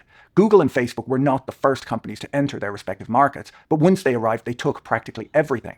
Investors are handing billions of dollars to AI labs under the assumption that the same monopoly dynamics will apply to large language models and that they'll eventually be able to charge a lot for access. But if relying on American frontier models means that the US Commerce Department can pull the plug on your entire business over a line of code on a Friday afternoon, well, the market tends to start looking for alternatives. The reaction in Europe to the Anthropic shutdown was immediate panic. French presidential candidate Bruno Retailleau described it as a wake-up call, noting that a nation that depends on others for its technology can be unplugged overnight. Europe currently relies on non-EU countries for about 80% of its technology and 70% of its cloud computing. Wait, thoughts on alcoholic chatters? Are you cool with them in your community as long as they don't cause trouble? What does that mean? In response to this sudden realization that they do not control their own infrastructure, European politicians proposed the European Technological Sovereignty Package, a plan to direct €422 billion, or around $490 billion, towards building their own data centers and AI models. Things grew so anxious that a group of European tech experts even published a dystopian novella called Europe 2031, which imagines a dark future where America cuts off all AI access and ends up taking over ASML, the Dutch company that makes the machines the entire world needs to manufacture advanced chips. Now, I won't lie, when your tech policy involves publishing speculative fiction about corporate takeovers, things are getting pretty weird. While European officials were busy writing novellas, the Chinese tech sector was busy writing code. Washington's export ban essentially served as a massive free advertising campaign for Chinese open source AI. Shortly after Anthropic was forced to shut down its models globally, the Beijing-based AI lab Zhipu announced a new open-source model. They chose to launch it at exactly 5:21 p.m., a direct reference to the precise minute Anthropic had received its shutdown order. You have to respect the level of corporate pettiness required to coordinate an international product launch around a time-based joke. Because models from Chinese firms like Zhipu and DeepSeek are open source, companies can run them on their own servers. The fact that they're self-hostable makes them entirely immune to being randomly switched off by Howard Lutnick. And more importantly, they're cheap. DeepSeek's flagship model currently costs 87 cents per 1 million output tokens, which makes... Okay, I don't understand. Just when you have like an AI model that's open source and you can run it on your own machine, does that just mean that like... What exactly is the AI model? Like, does that just mean that you can, like, if you ask it a question and you're offline, it would still need to be able to access things online or something, right? Like, it's not like it has all of the answers or all of the databases or parameters or whatever saved, right? It just does matrix multiplications on the GPU, meaning how it, like, intercorrelates the things to generate the next answer to your question or whatever, or it can answer within its own parameters. It's weights, so your GPU bounces off the weights for the correct word. Okay. Makes it roughly 60 times cheaper than Anthropic's Fable 5 was. The results of this are already visible. The Financial Times reported that in the first 2 weeks of June, 4 of the 5 most popular models on OpenRouter, a platform that provides access to hundreds of AI models, were Chinese. Among the global top 20, Chinese models process twice as many tokens as their US competitors. If AI is not a natural monopoly, and foreign competitors are offering models that are good enough, immune to US kill switches, and 60 times cheaper, then we end up with a highly competitive market. And in a highly competitive market, profit margins collapse. The economic benefits of all this AI productivity would instead flow to the people using the models rather than the companies spending billions of dollars to build them. This might be great news for businesses looking to automate their coding. It's terrible news for anyone buying shares at a $965 billion valuation. So, where does all of this leave the frontier AI industry? Well, the lesson is simpler than Wall Street would like. For years, the theory was that building artificial intelligence required Silicon Valley genius, billions in venture capital, and an exclusive relationship with a cloud computing giant, ideally one whose CEO won't report you to the federal government as a hobby. It turns out that there is no monopoly on math. The open source models are good enough, they're 60 times cheaper, and nobody in Washington can switch them off on a Friday afternoon. The productivity gains everyone was promised will still happen. They'll just flow to the businesses running the code on their own machines, rather than to the investors who paid almost $1 trillion for a global monopoly on math. As for Anthropic, they spent years warning the government that their product was dangerous, built it to be so... You can even download it and use it. When you download and use these things, so I see somebody linked like DeepSeek V4 Flash, do these things usually come with guardrails like on them? Or could you or when you download these AIs, can you basically do... They can, yes, okay, it just depends.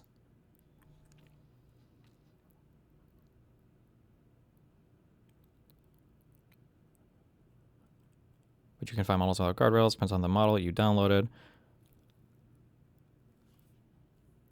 Okay, when somebody says... Okay, so when somebody says you've open sourced...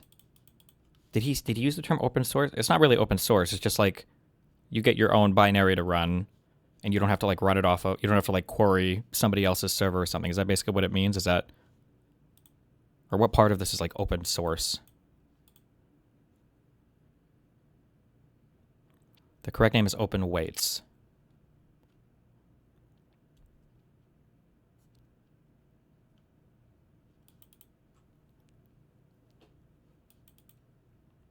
Okay.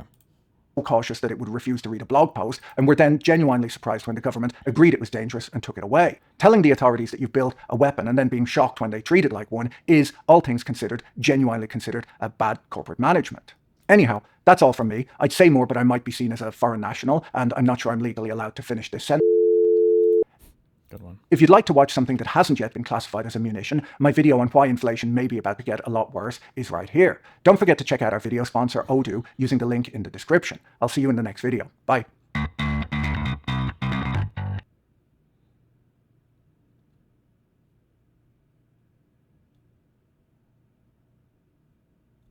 A few days ago, Stop.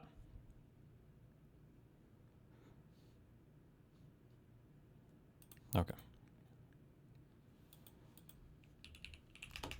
Did we go over this? Open, close, open, close, open, close for Iran and the Strait of Hormuz.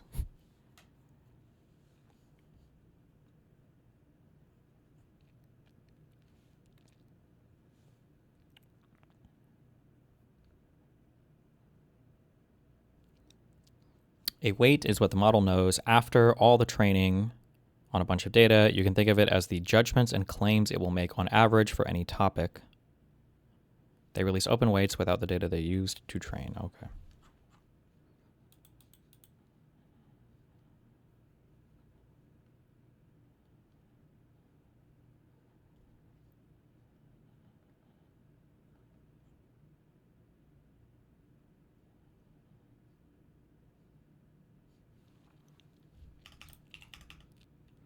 Uh-oh.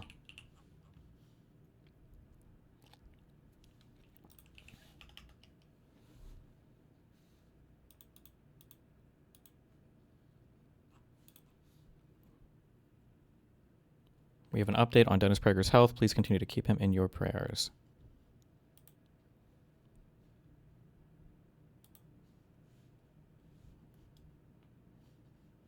David, thank you so much for jumping on with me. I didn't have a chance to interview Dennis in the last couple of weeks, so we had to skip Dennis's latest thoughts.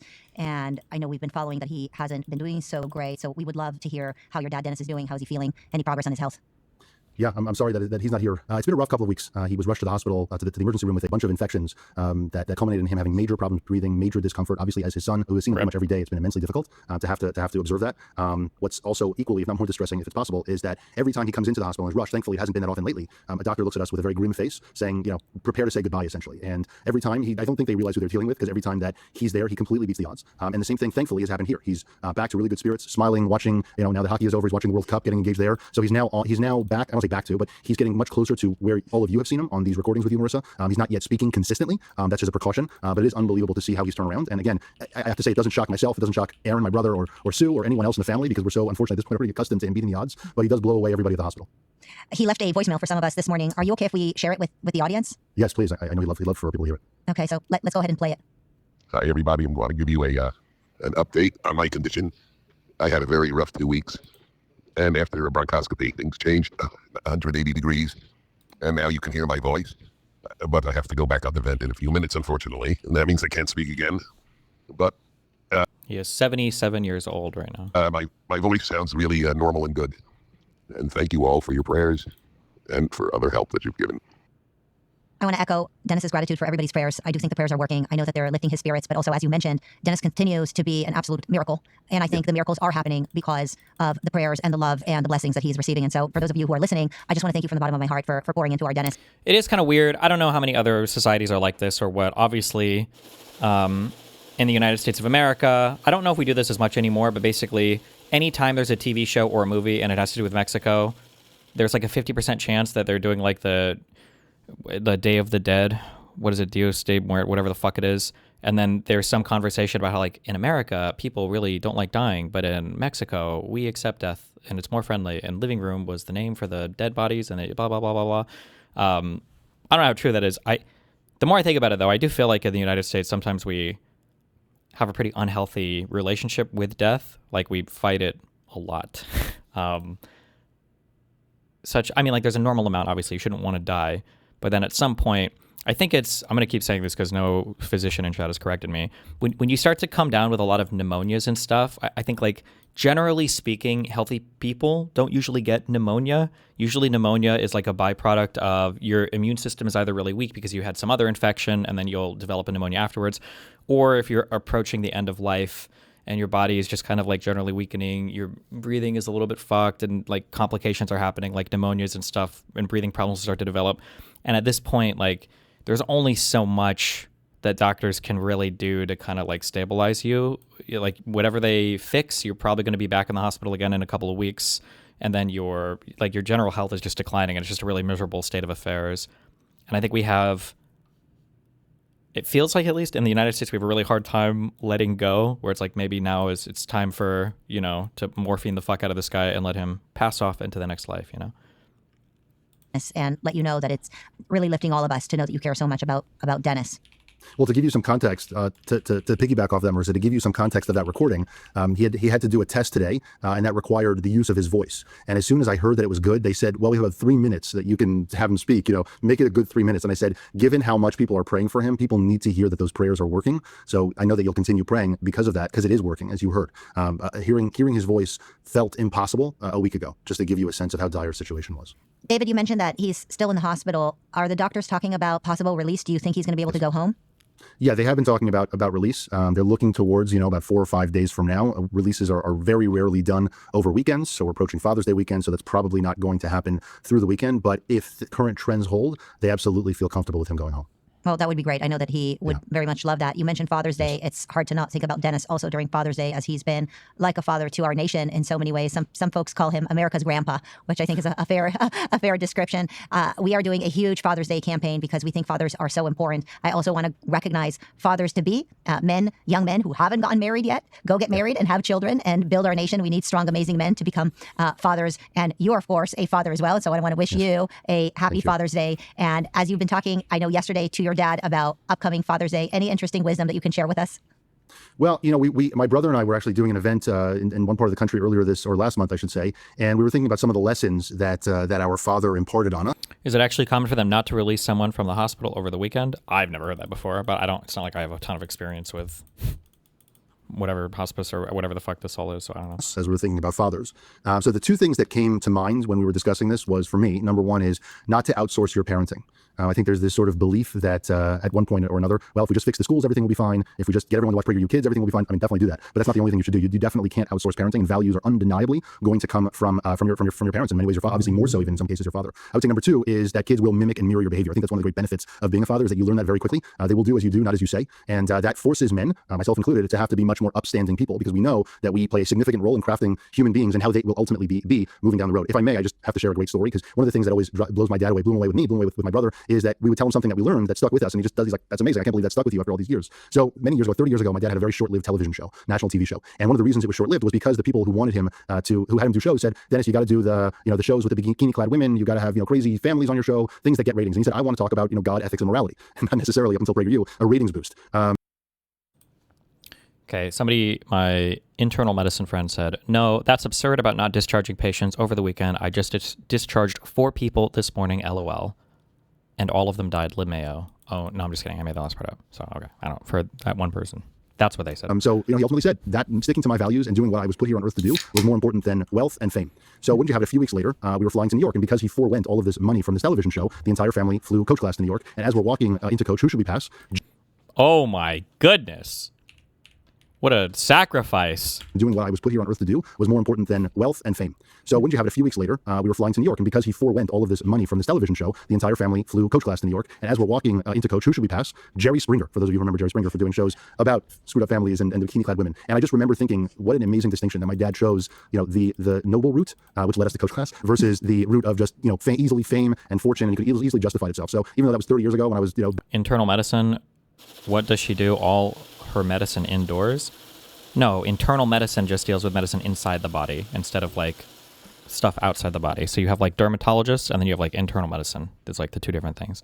Barely a teenager, I still think about that story a lot. So it just shows you how important fatherhood is in shaping your kids' belief system and value systems. It's so interesting. In my household, I think of a similar example of how the dad in the house is so good at the scaffolding and leading by example, where I usually give the lectures and I do more of the talking, but ultimately it is oftentimes the responsibility that my husband exhibits for my children to grow up and watch as he behaves. And oftentimes it's not so much in what he says or even the number of minutes or hours in the day that he spends with the kids, but it's what they know that he does in order to protect them and defend them and provide for them. It's that scaffolding, it's the behaviorism that they watch and they see that dad engages in that truly shapes their character. On that note, I just want to wish you and your entire family a meaningful and happy Father's Day. Thank you for everything that you do here for us here at PragerU and for taking care of Dennis, of course, your dad. Yeah, and thank you, Marissa, so much for doing everything to get my father's message out there. I know that's been tough for him to do himself these last 18 months, and you've obviously been the reason that his message is still getting out to the world. Well, thank you, of course. And for all of you who are listening, again, wishing you a very happy Father's Day. We have a little video for you. It's called Thank You, Dad, and it's part of our Father's Day Fatherhood campaign that we have created through PragerU. We'd love for all of you to watch this ad, share it with your friends, and of course, engage in our Fatherhood 101 campaign here at PragerU. Take a look. Whoa. So close. Oh, no. Don't give up. Wait. I'm so sorry. You guys use AI way more than me, okay? But I feel like there are certain things I see where I'm like, is that AI? That camera zoom on the little girl looked like an AI zoom. Like it's an AI video. Is it? Or, hold on. So close. This thing. Don't give up, sweetie. Don't give up. Oh yeah, like what? That's not a normal speeding sign, right?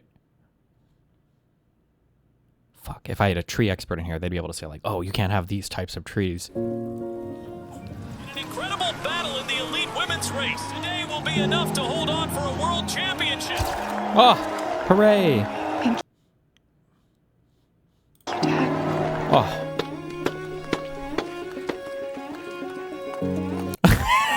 Wait, what is this? Come roof with me?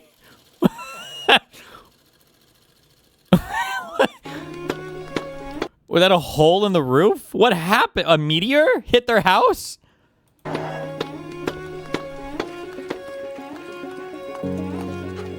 We still have work to do. Thanks, Dad. Okay, team, we have an ambitious day. Let's get to work. Thank you, Dad. Wait, what? Thanks. No, I'm sorry. Get off. Yeah. Get her out of here. Uh-oh. Oh, he's going to beat the shit. Is that Tom Hardy trained? That's a trained Tom Hardy model right there, a little bit. Never hit a girl. How about don't hit anybody your age? Excuse me? What? Would it have been okay? Okay, I know they try to do traditional values, so. Why won't you give me your number? Leave me alone. Leave her alone, buddy. Oh, so he can protect women in the future. Oh my god. And she's like, oof, I'm fucking that dude. Why are his pants so tight here? Damn. Will you marry me? Yes, of course. Hey, it's church time. Read, idiot. Oh my god. So much Bible. Yes.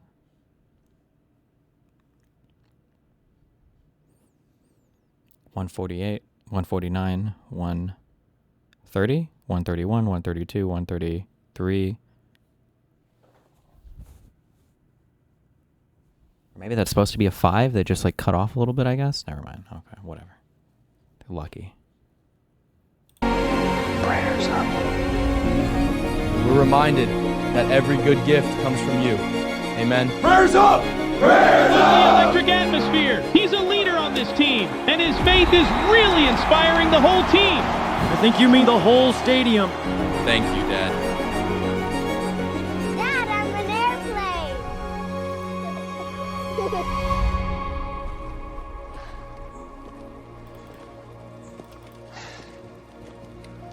Thank you, Dad.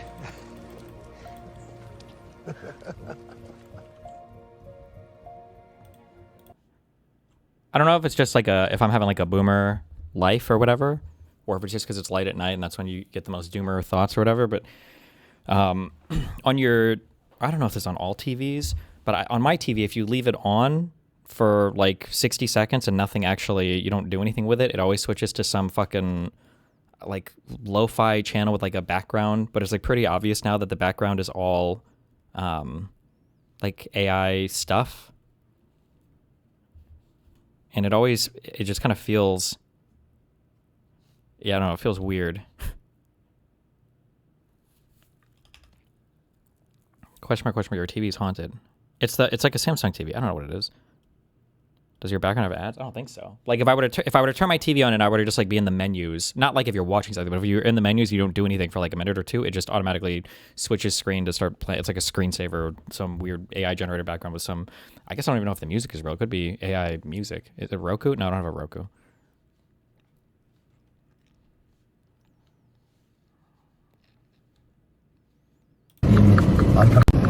This Waymo is in oncoming traffic lane right now, and your superpower right away is, I'm not exactly sure what this guy's trying to do, and if it's a passenger or not. But yeah, we got 4 lanes this way, and this is the oncoming traffic lane with cars turning in. This truck can't get in right now because of this. Oh my gosh. Waymo, what are you doing? Does someone have to take control of this vehicle? Oh my gosh. Oh now the lights turn green, and cars can't get through because of this Waymo. I hope there's not anybody in that car. Oh my gosh. Once again, so this is the left turn lane. I wonder when it turns green, what it's gonna do. Oh gosh.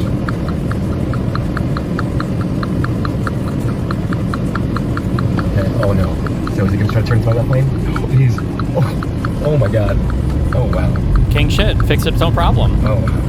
People are mad because it's a Waymo thing. This is just an ordinary day driving into South Florida, okay? The only difference is instead of a fucking Waymo thing on the top, it would be a Hispanic driver in the driver's seat. Just kidding, troll. That's not a troll at all, though, but okay. Where were we? Sorry. Just kidding, actually.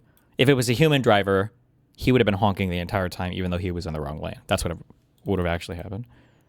Do you seriously think that Prager video is AI, or just using AI as a term for cheesy commercial? What? I can't tell if you're trolling. That entire commercial was very obviously AI generated. Even the voices, the reading, the narrator was probably AI. Yes, obviously.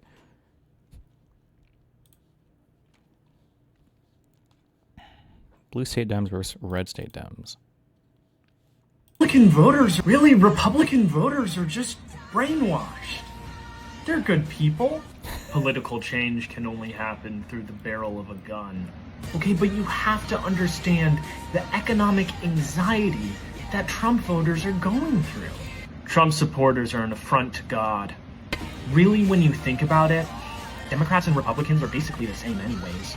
Come 2029, we will make the Nuremberg trials look like a joke. Maybe if Democrats stopped focusing on race and instead focused on class, everything would be okay. Government should be run exclusively by black women. I mean, they're all just a bunch of war criminals anyways. Like, why should I even care about Obama? I would kill a man if Bill Clinton asked me to. Based. Okay.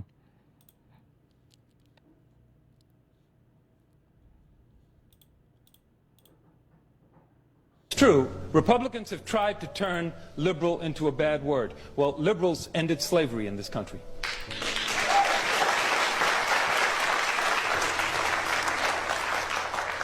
A Republican president ended slavery. Yes, a liberal Republican. What happened to them? They got run out of your party. What did liberals do that was so offensive to the Republican Party, Senator? I'll tell you what they did. Liberals got women the right to vote.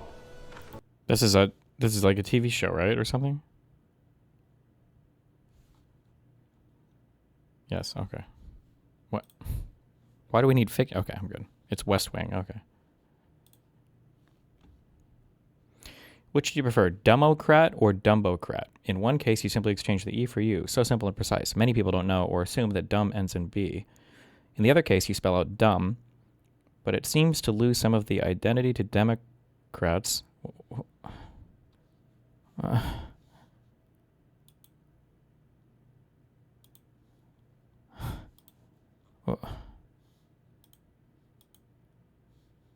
Okay. Is this real? What is the tag? Political news / discussion. It's not even the worst he's posted today.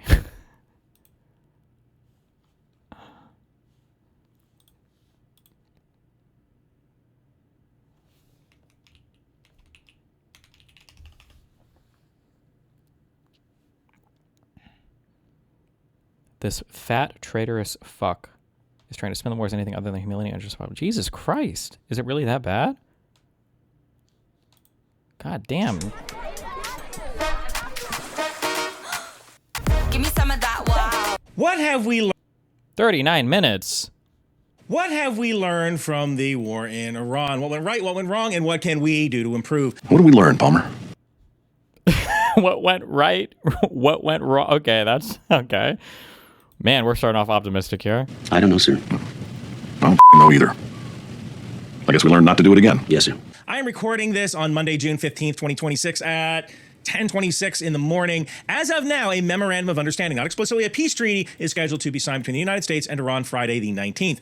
This video is an AAR, an after-action review. It is a structured debrief used by the military and other professional organizations to analyze a mission, operation, or event after it occurs. It covers what went right, what went wrong, and what an organization can do to improve. So this video is going to be a lot different than you normally see because I'm not going to have a lot of flashy graphics. During this, you need to have thick skin. I'm going to say some things about this administration and about the military that are not so good. Gonna say some good things as well. But this is all part of the learning process. You can view what went right at this time up here, what went wrong at this time up here, and what you can do to improve at this time up here. If you have your own thoughts, let me know in the comments below. To start, what went right? First off, we had the guts to do this. And we went through 7 presidents: Carter, Reagan, Bush Sr., Clinton, Bush Jr., Obama, Trump 45, Biden, before anyone did something about Iran. That was Trump 47. Iran really was a threat to this nation, full stop.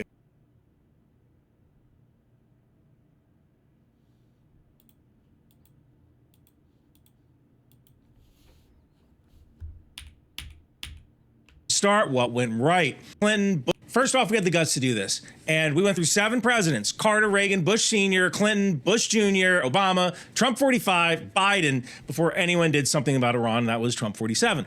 Iran really was a threat to this nation. What does that mean?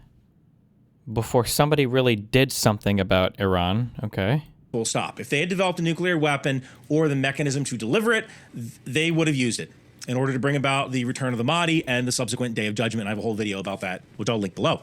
The world is a safer place now than it was before February 28th. One thing I've often... Oh, 37 dogs. Thank you for the 5 tier 1 subs. Oh boy. Okay. Which I'll link below. The world is a safer place now than it was before February 28th. One thing I've often said is that if we had used force against North Korea 20, 25 years ago, North Korea might never have developed a nuclear weapon and the delivery system to deploy it. And the North Koreans don't even have an apocalyptic worldview. They just kind of want to live in their own gangster's paradise.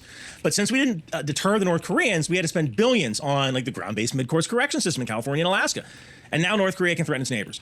So we probably set Iran's capability back 10 to 20 years, depends on what the peace treaty says. And depending on what's negotiated, we may have set back their nuclear weapons development permanently. And a lot of people like... What do you mean set it back permanently? Like they all lost the knowledge of atoms? Or I don't even know what that means.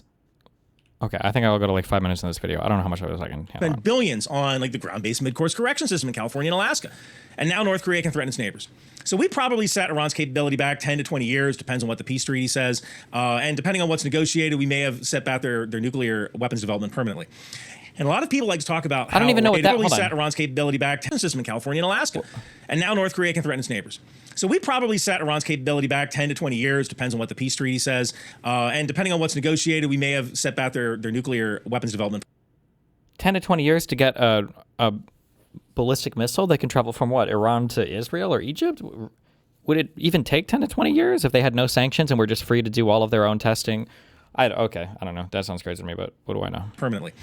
And a lot of people like to talk about how Iran has been 2 weeks from a nuclear bomb for 20 years, and I can see how that might get some cynical people upset. But the fact is that their ballistic missile tech was improving, and that's what you really needed. Like they can walk around and lead people on and negotiate and uranium enrichment all they want, but you can have as many bombs as you want. But if you don't have the ballistic missiles to actually deploy it, then I guess you could put it on a shipping container and float it into a port, but you need a way to deliver it. So they were just leading the world along until they could develop the missile tech to launch this at the United States or Europe. And it's the ballistic missile tech that you really need to be afraid of. So the fact that we chose to go to war is actually something that we did right. Next, minimal losses. We flew thousands of air missions and only lost a few planes. During Operation Desert Storm in 1991, the coalition... I'm not trying to minimize how difficult a thing can be, but like, what is the difficult part for big ballistic missiles? Like put fuel, bottom rocket, point rocket in direction, do some mathematical calculations, launch rocket and shoot. Like we were doing this shit in the... Fuck, I don't know. At least in the 50s, 60s, right?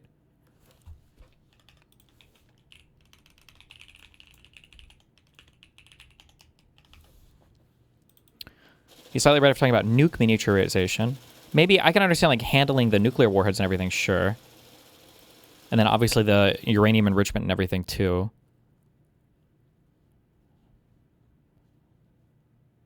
If it's a rocket ship, it's very, very complicated. You need proper liquid engines and shit. For ICBMs, do you? Is that like I don't know how much of the trip of like an ICBM is actually like the fuel is like the rocket is firing versus like how much of it is like you shoot, the trajectory is figured out and then it just falls. Like for the ICBMs, don't those aim mainly in the atmosphere and then they just fall, or are they still slightly boosted or guided a little bit after?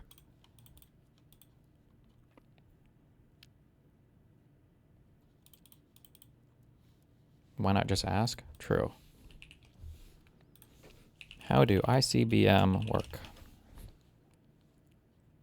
Well, this is 5 years old. Hopefully, Iran doesn't look up any of these videos. Fuck it. This one's 8.5 minutes. And I've watched some of it. Okay, refresh. 3, 2, 1, ignition.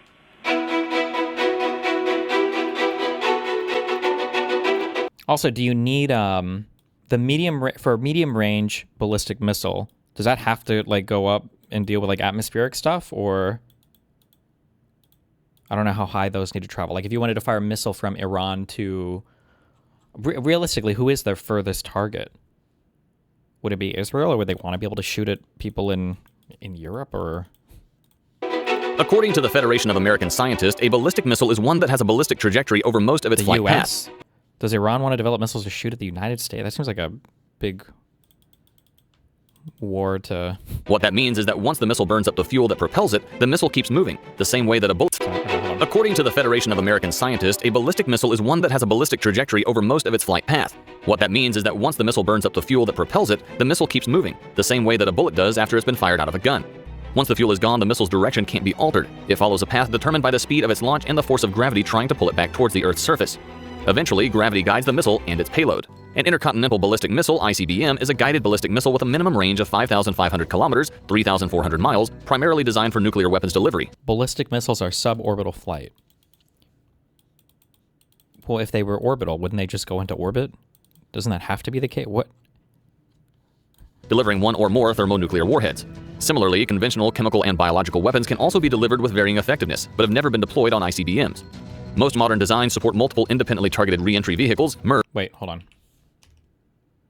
Iran supposedly has some 900 or so pounds of fairly enriched uranium stashed away somewhere in the country. Let's for a moment suppose it wants to weaponize that stash as quickly as possible. How would Iran go about it? Would it go for simplest bombs, or would it try to work on more advanced designs? And why would it all still not represent a serious threat? Watch the video to learn more about it all. Iran's nuke program may or may not happen in the future, but let's explore the past a little bit. Like the time when I was contacted by a distant relative. We talked and I learned more about my family name. Turns out it's not Russian. Who knew? I partnered with MyHeritage for this video, which is sponsoring it. MyHeritage is the #1 family history service. They help you connect with your roots and discover who you are. MyHeritage allows you to search over 33 billion historical documents, so you can more easily find records of your family members. It's rarely about names and dates though. The wonder of following and celebrating the history of my bloodline is a journey in itself. I started my own family tree, adding the immediate relatives, but soon enough I was held by instant discoveries feature. Clever AI to turn my worn out black. But if you want to start, just follow my... Now back to our video. What can 900 pounds of uranium enriched to 60% do? In theory, it could be used for bombs. In practice, it's likely not worth it. The Hiroshima bomb used uranium bomb. Making a Hiroshima-style gun assembly bomb should be feasible for Iranian engineers. With 90% enriched, only ballistic missiles would offer a viable delivery option.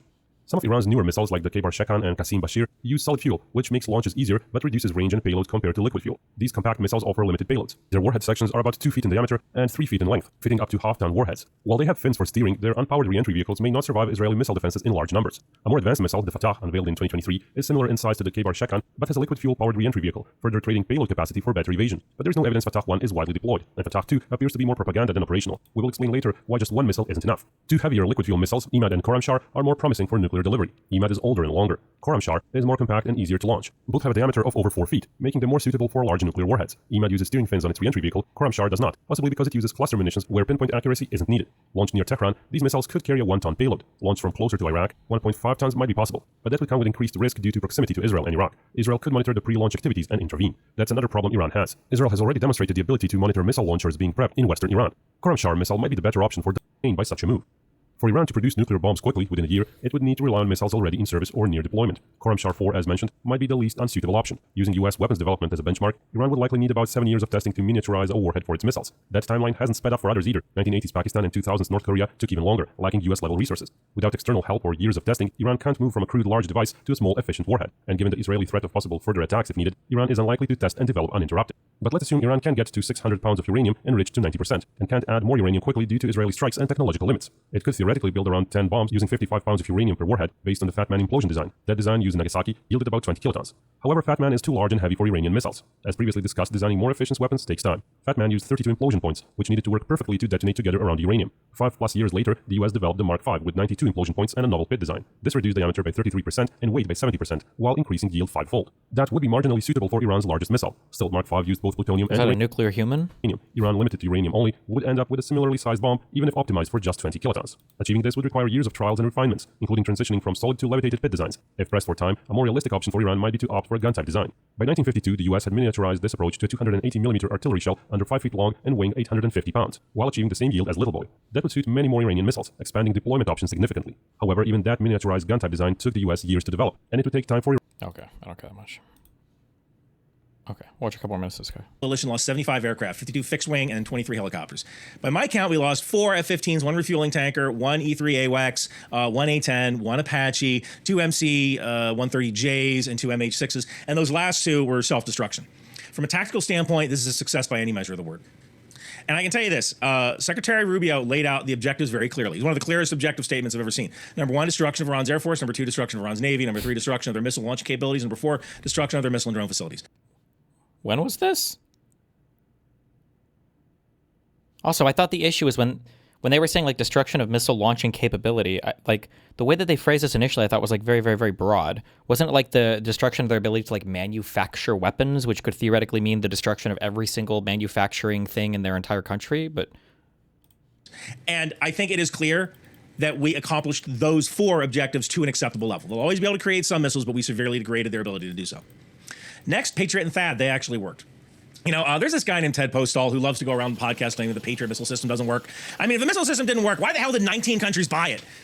You know, but yeah, he found a shtick, right? He found there's money to be made being a contrarian and saying America's bad and Patriot's bad. And I get the guy's gimmick. I use a cigar and a bathrobe, right? He hates America. Everyone needs a gimmick. But that Postall guy is, I think, a fucking retard. But fact is that Patriot and THAAD were intercepting ballistic missiles and they were doing a good job. Next, I've got to talk about the target set. The target set service was absolutely incredible. We hit over 13,000 targets in 38 days. That is an insane number of targets. We would not have had this capability even just a few years ago with, before artificial intelligence assistance. And of all the targets we hit, I only know of one that was wrong. It was a big one, but one.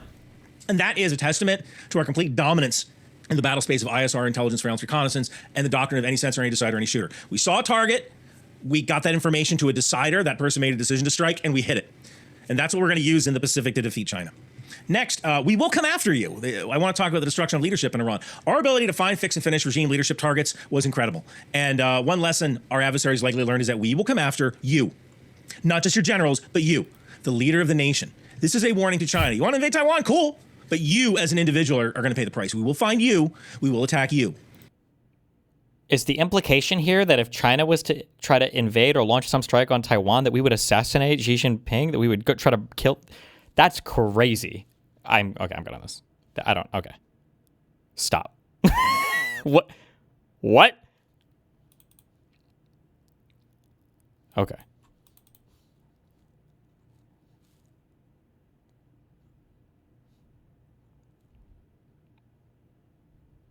Dr. K gets into a heated argument with himself.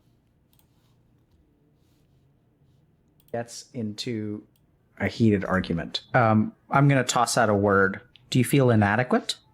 Sure, of course. Everyone does. Yes, everyone. But I think for you, like, let's admit it, and I think your mind deviates away from this, right? It's not going to be logic that pokes a hole in this. Usually my that clip is 6 years old. People who are super into logic is that if their logic is incorrect, they get really, really angry, and then they just can't see that their logic is wrong. It doesn't change. The two are completely unrelated. Like how the fuck? Just look at that. It's absurd. Even now. I think I've actually watched this before. Okay.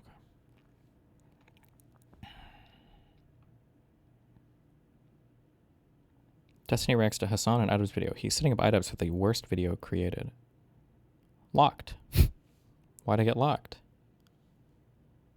Did you watch that HS Tiki Toki post on LSF? What? Which one? Best friend nearly got into a horrific accident on stream.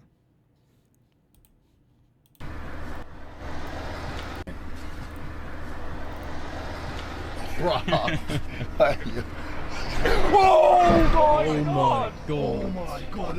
Oh, bro, he nearly died. Oh, you don't understand how close that was. Oh, man. That was millimeters, bro.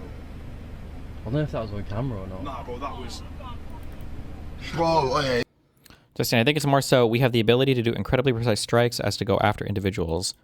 Didn't we have that in like the early 2000s when we had cruise missiles that we could put through like windows of buildings? Is that really like new tech that nobody thought the United States could do?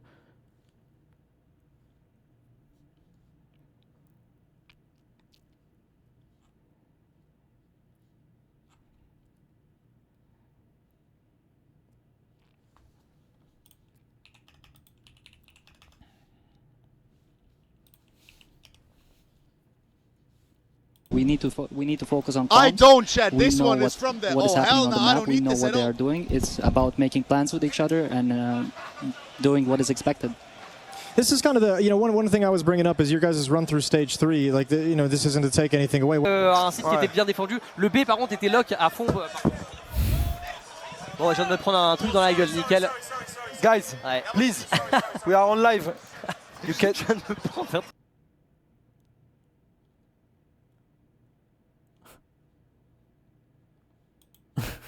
Okay.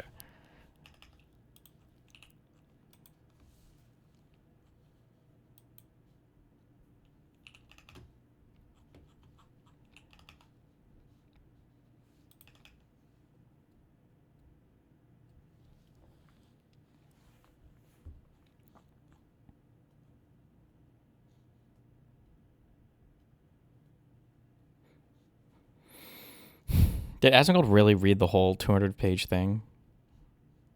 Destiny was right. Absolute bottom of the barrel. Okay, fine. Like, do you think that Trump is a tyrant? No.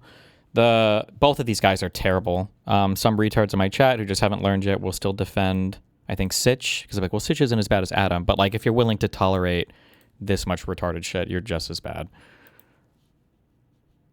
But, okay. Oh, boy. Okay, fine. Like, do you think that Trump is a tyrant? I think that Trump, I said this multiple times on stream. I think that Trump has a lot of authoritarian tendencies and personally, he doesn't have any respect for a process or anything to that effect. I think he just wants to do whatever he wants to do. Yep. That makes me is that not a tyrant or? Tyrant, though, doesn't it? I mean, I don't think he's actually a tyrant because I don't think he's accomplished tyrannical things as of yet. Oh, okay.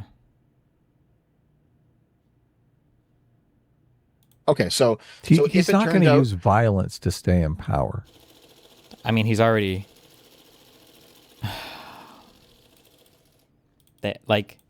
that's just not true on several levels. Like, the FBI has already raided multiple places to seize voter rolls. That is state violence.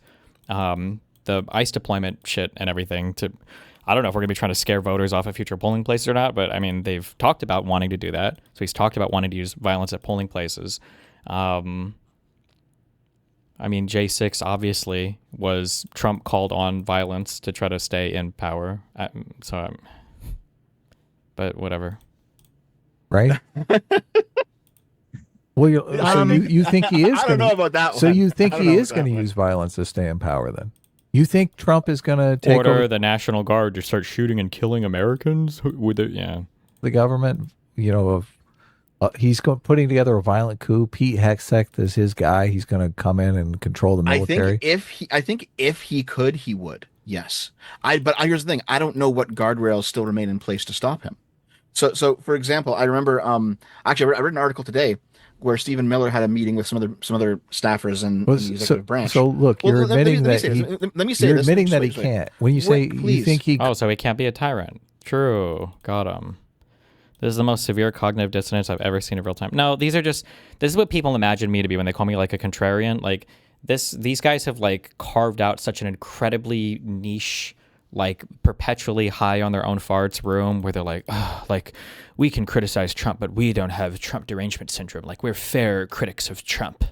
And when people say that Trump is a fascist or a tyrant, well, we acknowledge that he might have tyrannical tendencies, but in the United States government, he hasn't been able to do every single thing he wants.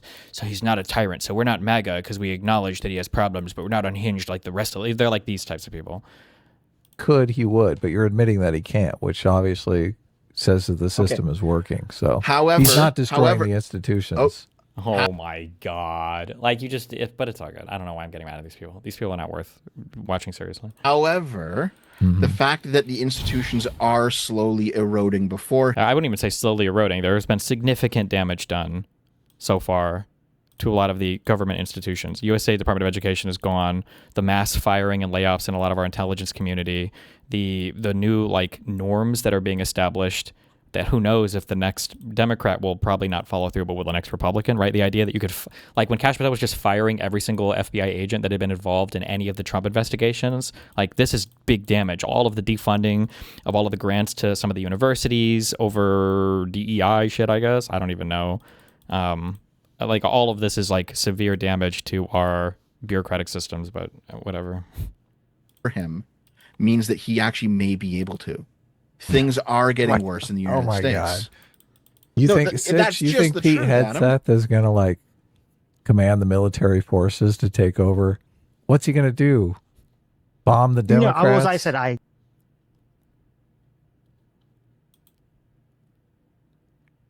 Adam Guy says the dumbest MAGA shit with the smuggest liberal elite voice I've ever heard. Yep, but that's their niche. They kind of have to occupy this though at this point because all of their other political takes are so bad that if you don't, if they were to move in line more with kind of reality, there'd be no reason, I would imagine, for anybody to watch them because, what are you gonna do?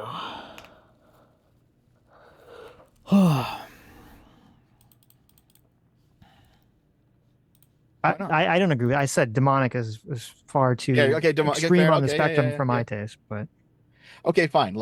Do you think that Trump is a tyrant? I think that Trump, I said this multiple times on stream. I think that Trump has a lot of authoritarian tendencies and has personally, he doesn't have any respect for process or anything to that effect. I think he just wants to do what you think Pete Hegseth is going to command the military forces to take over? What's he going to do?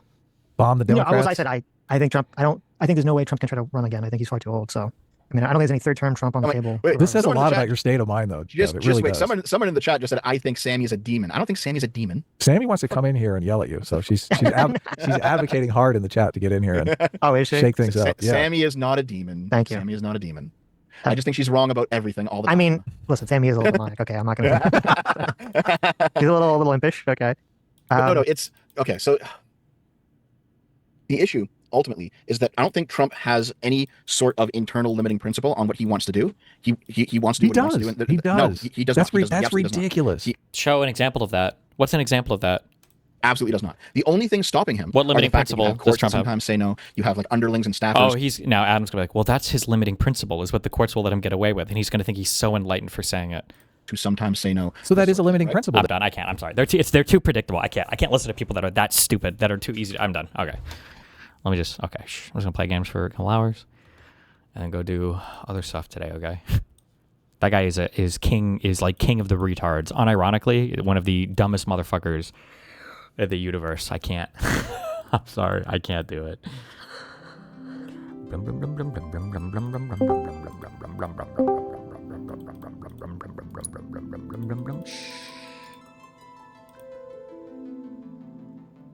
Order of the Sinking Star. I don't even know what the fuck this is. I don't care. Shh. Give me 5 minutes of Sitch and I with Final Fantasy gameplay in the background. Well, I can't because I'm listening to the people talk now, so I can't have it in the background. What else is there? This is just every shitty, retarded, I'm a centrist, I promise, but I'm actually a full MAGA dick suck opinion ever is always rolled up into this guy. Agree. I said demonic is. Can you imagine people would think that when you say we're with demons, cultural power, so they act through politics? Why don't you forgive Trump for those people? And of course, I'll watch this until 2 hours. Like the Democrats in California. The rank and file, right? Candidate said she is the demon queen. Okay, is she ready to come on? The cosplay is that she's a MAGA fan, and I'm a liberal. She has to turn to violence. He wouldn't have those he wants to. He does. He does. That's ridiculous. He absolutely does not. The only thing stopping him are the fact that you have courts that sometimes say no. You have underlings and staffers who sometimes say no. So that is a limiting principle then, because if he wanted to turn to violence, he wouldn't have those problems. A limiting principle is when you stop yourself, not when someone else stops you. Yes, correct. Okay.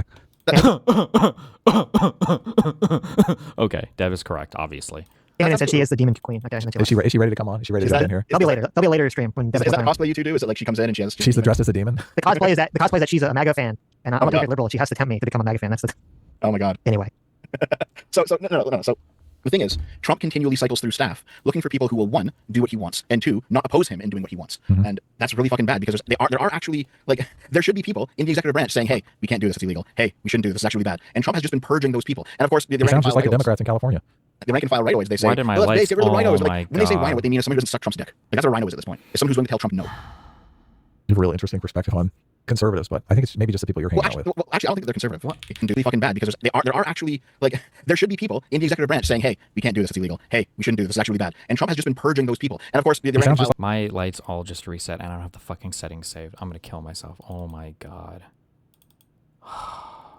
Like the Democrats in California. The rank and file right-of-ways, they say, well, that's base, get rid of the rhinos. Like, when they say rhino, what they mean is somebody who doesn't suck Trump's dick. Like, that's what a rhino is at this point. It's someone who's willing to tell Trump no. You have a really interesting perspective on. Like, this is just true. And I don't know how you follow any politics at all, and you don't know that, right? Massey is a rhino. I don't know if they called MTG a rhino or not, but like, yeah, anytime somebody doesn't go along with every single thing Trump says, they're instantly thrown out of the party. Like, what are you watching that you're not aware of this? Conservatives, but I think it's maybe just the people you're hanging out with. Well, actually, I don't think they're conservative. I don't think MAGA's a conservative movement. Right. Like, if we're talking like what true conservatism is, like the MAGA's a revolutionary movement, not a conservative one. So not everyone that voted for Trump is MAGA then. No, I think a lot of them are just a lot of them MAGA are stupid. A lot of them are stupid. They're ignorant. Like, yeah. You're not Here's the thing, like, I don't 140 hate IQ like you are. Yes. A galaxy brain. Are there more super chats for Dev? We should read super chats. Okay, read some. Mine are mostly just insults. We'll read them. This is a good part. This is why people are here. Look, we'll read $20 super chats first. So if you have a $20 insult, you can rise to the top. There you go.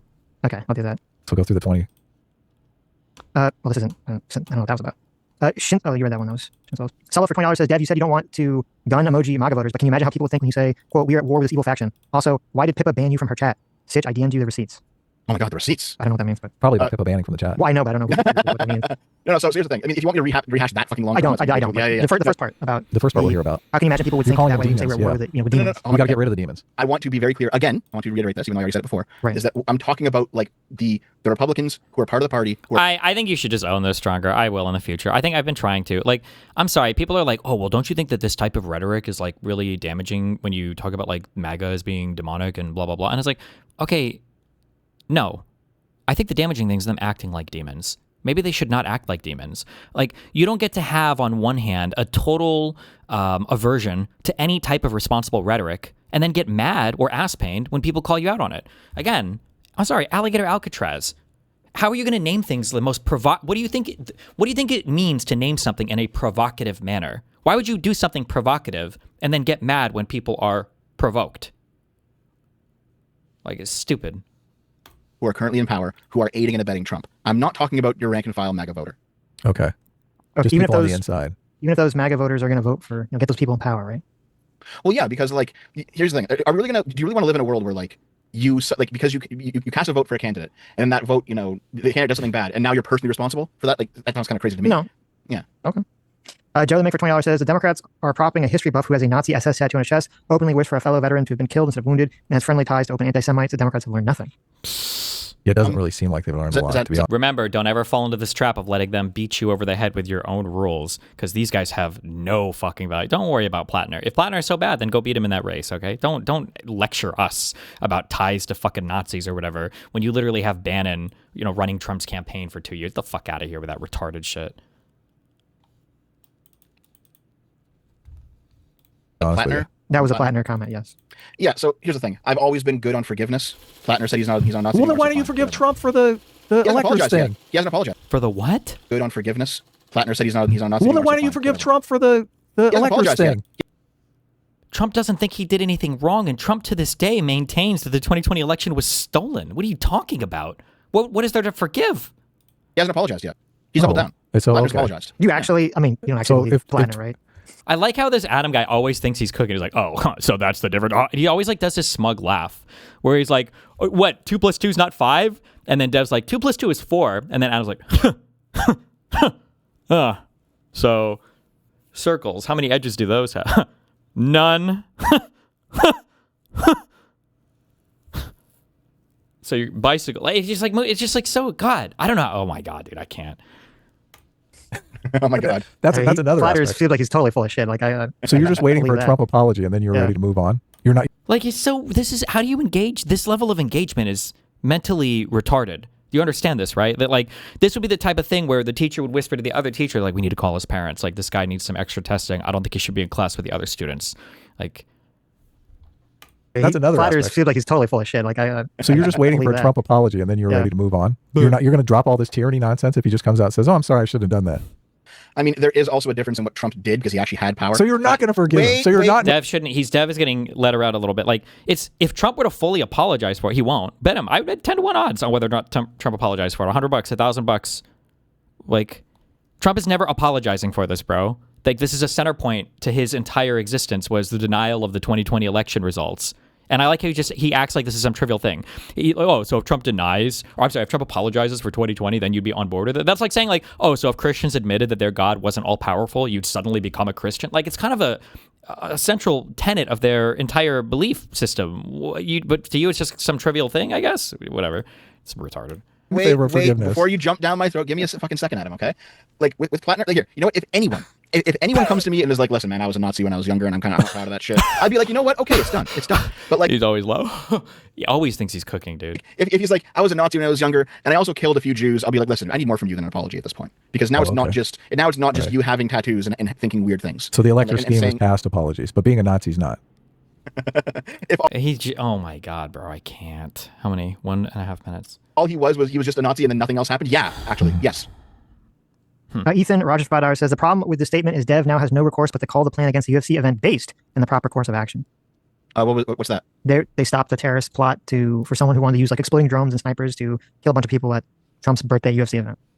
Really? I haven't heard about this. Oh, it just happened. Did it just happen? Okay. Well, they stopped. Yeah, they stopped. I'm assuming. Right. I'm hoping you would not be in favor of such an action, right? No. However, if it were after an election was stolen, then yes, I would be. Okay, but now you're not in favor of it. Right now, no. Okay. Chachi McSwag for $50. Thanks so much. Says Dev is largely correct about Republican overreach, but his insane pretense that woke is dead now is a completely transparent effort to dismiss all of their valid grievances. Republicans have zero cultural power, so they act through politics. Good point. Here's the thing. Like, I actually do think that woke is not completely dead, but it's largely dead now, right? Like no one did the Pride Month shit this year. No one cares about that. No one cares about like misgendering. No one's getting fired for any of that shit anymore. Like, all of the woke cultural power is rapidly disappearing. And by the way, that's good because I fucking hate woke stuff. But that doesn't mean that the right is somehow better. They're not. I'm not sure it's going to be gone. So Democrats take power. I think they bring it back in a heartbeat. Well, how about this? If we live in like a future where the Democrats have taken power, all of the wrongs of the right have been righted, and we're back to the old days of fighting the overreaching SJWs, I will be. What kind of life do you live, or how disinterested are you in politics in general, if the primary lens through which you view all political action is how woke things are? It's just got to be such a vapid way of viewing politics and history and government and. Completely on your side on that one. Yeah, I feel like we're in the monster movie where, you stab the monster once and they're like, it's dead. And you're like, no! Yeah, totally. You got to double tap it. Like the second you turn around, it's going to jump back up again, stab you in the back. You agree. But they still want to defund the police and open the border. They're dying to do that. Are you kidding me? They're not, though. What are you talking about? Defund the police? That movement was unpopular even within the Democratic Party. There were leaked calls from Democratic lawmakers that were complaining about how fucking cancerous that was to the movement. And Biden literally had to disavow all political or like rioting violence from the BLM, from the riots that were happening to even win that election. So that's just not true. There's just nothing here that's grounded in reality. These are just the fantasies that he has in his head about Democrats. In the back. You agree. Also, I love that we pretend like open borders was like a deliberate policy by Biden. I guess to sneak in illegal immigrants because Democrats just love mass illegal immigration. But they still want to defund the police and open the border. They're dying to do that. Are you kidding me? I want all they're fighting against ICE. They're going to disband ICE. ICE is not going to be a thing. Whose fault is that, though? Look at how you're wielding that as a weapon, bro. You're crazy. Adam, I want you to understand that if we live in that future where all the Republican wrongs have been righted, and yet there's still woke stuff, that like if we get like the Battle of Berkeley 2, if we go back to 2017 and there's Antifa running around in the streets again, I will speak out against them again. Like my principle is still rock solid here. Republican wrongs are you talking about aside from the electors scheme? Huh.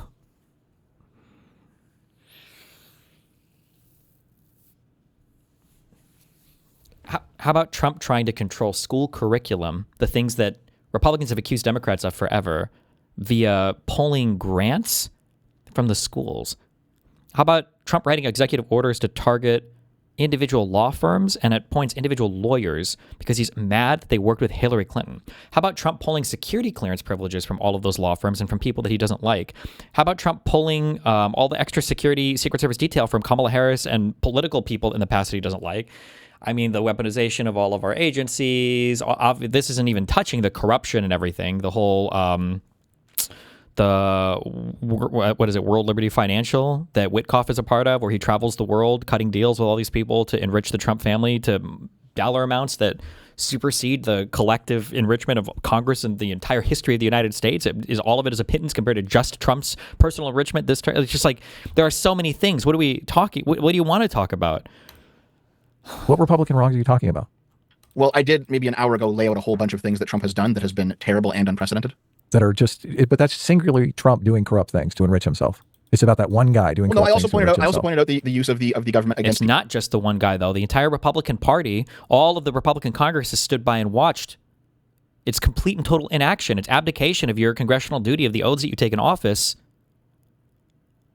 People with their free speech. I pointed out going after people with the Justice Department, right? Yes, going after individual people. Yes. Okay. And also, so I think he just doesn't think it's a big deal. He's fucking retarded. All he cares about is like trans people and woke shit.